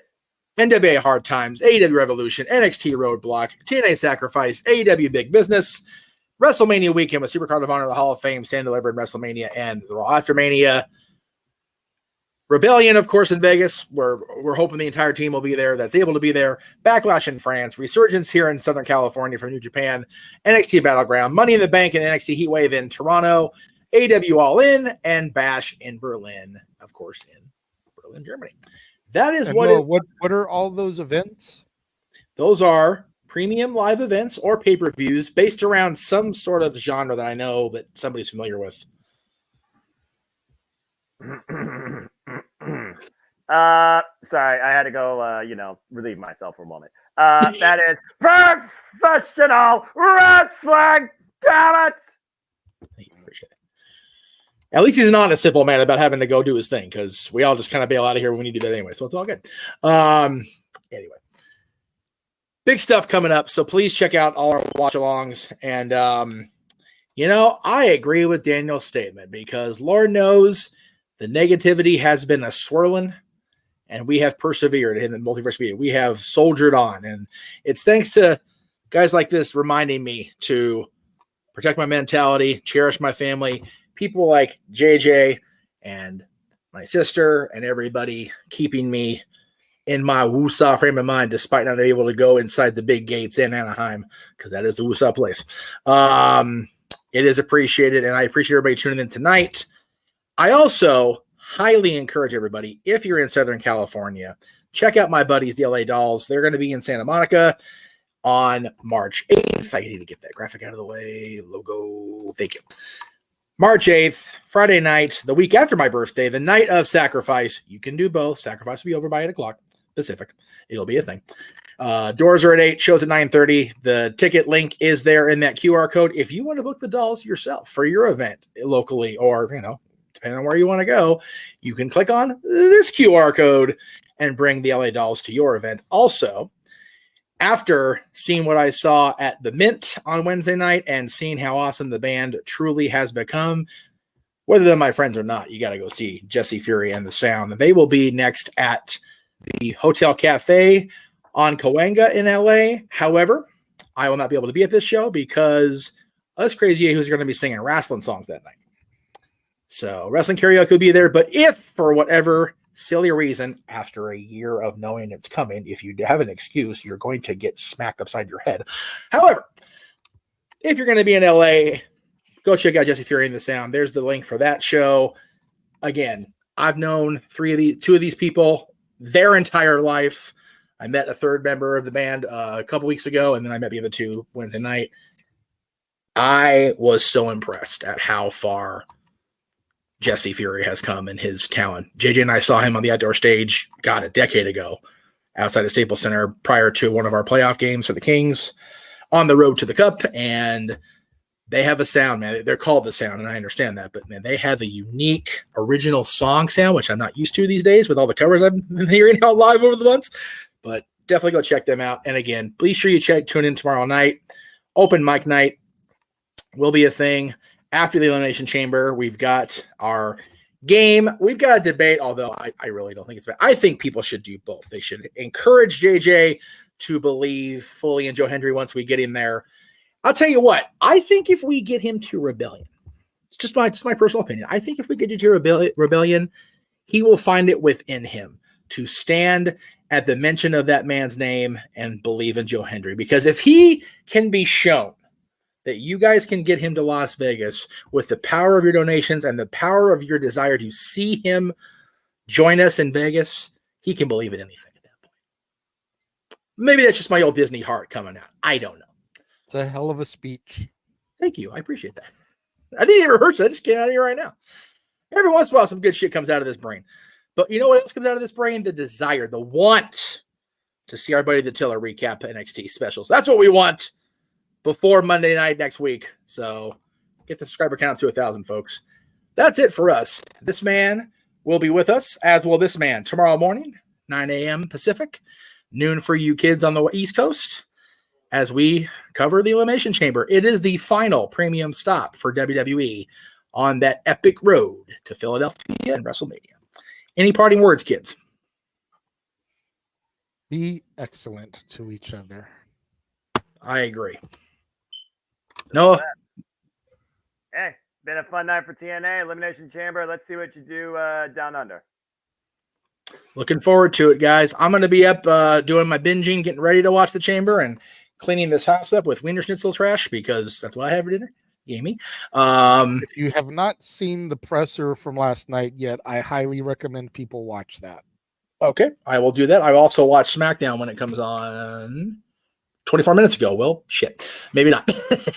maybe after 12 I'll watch it.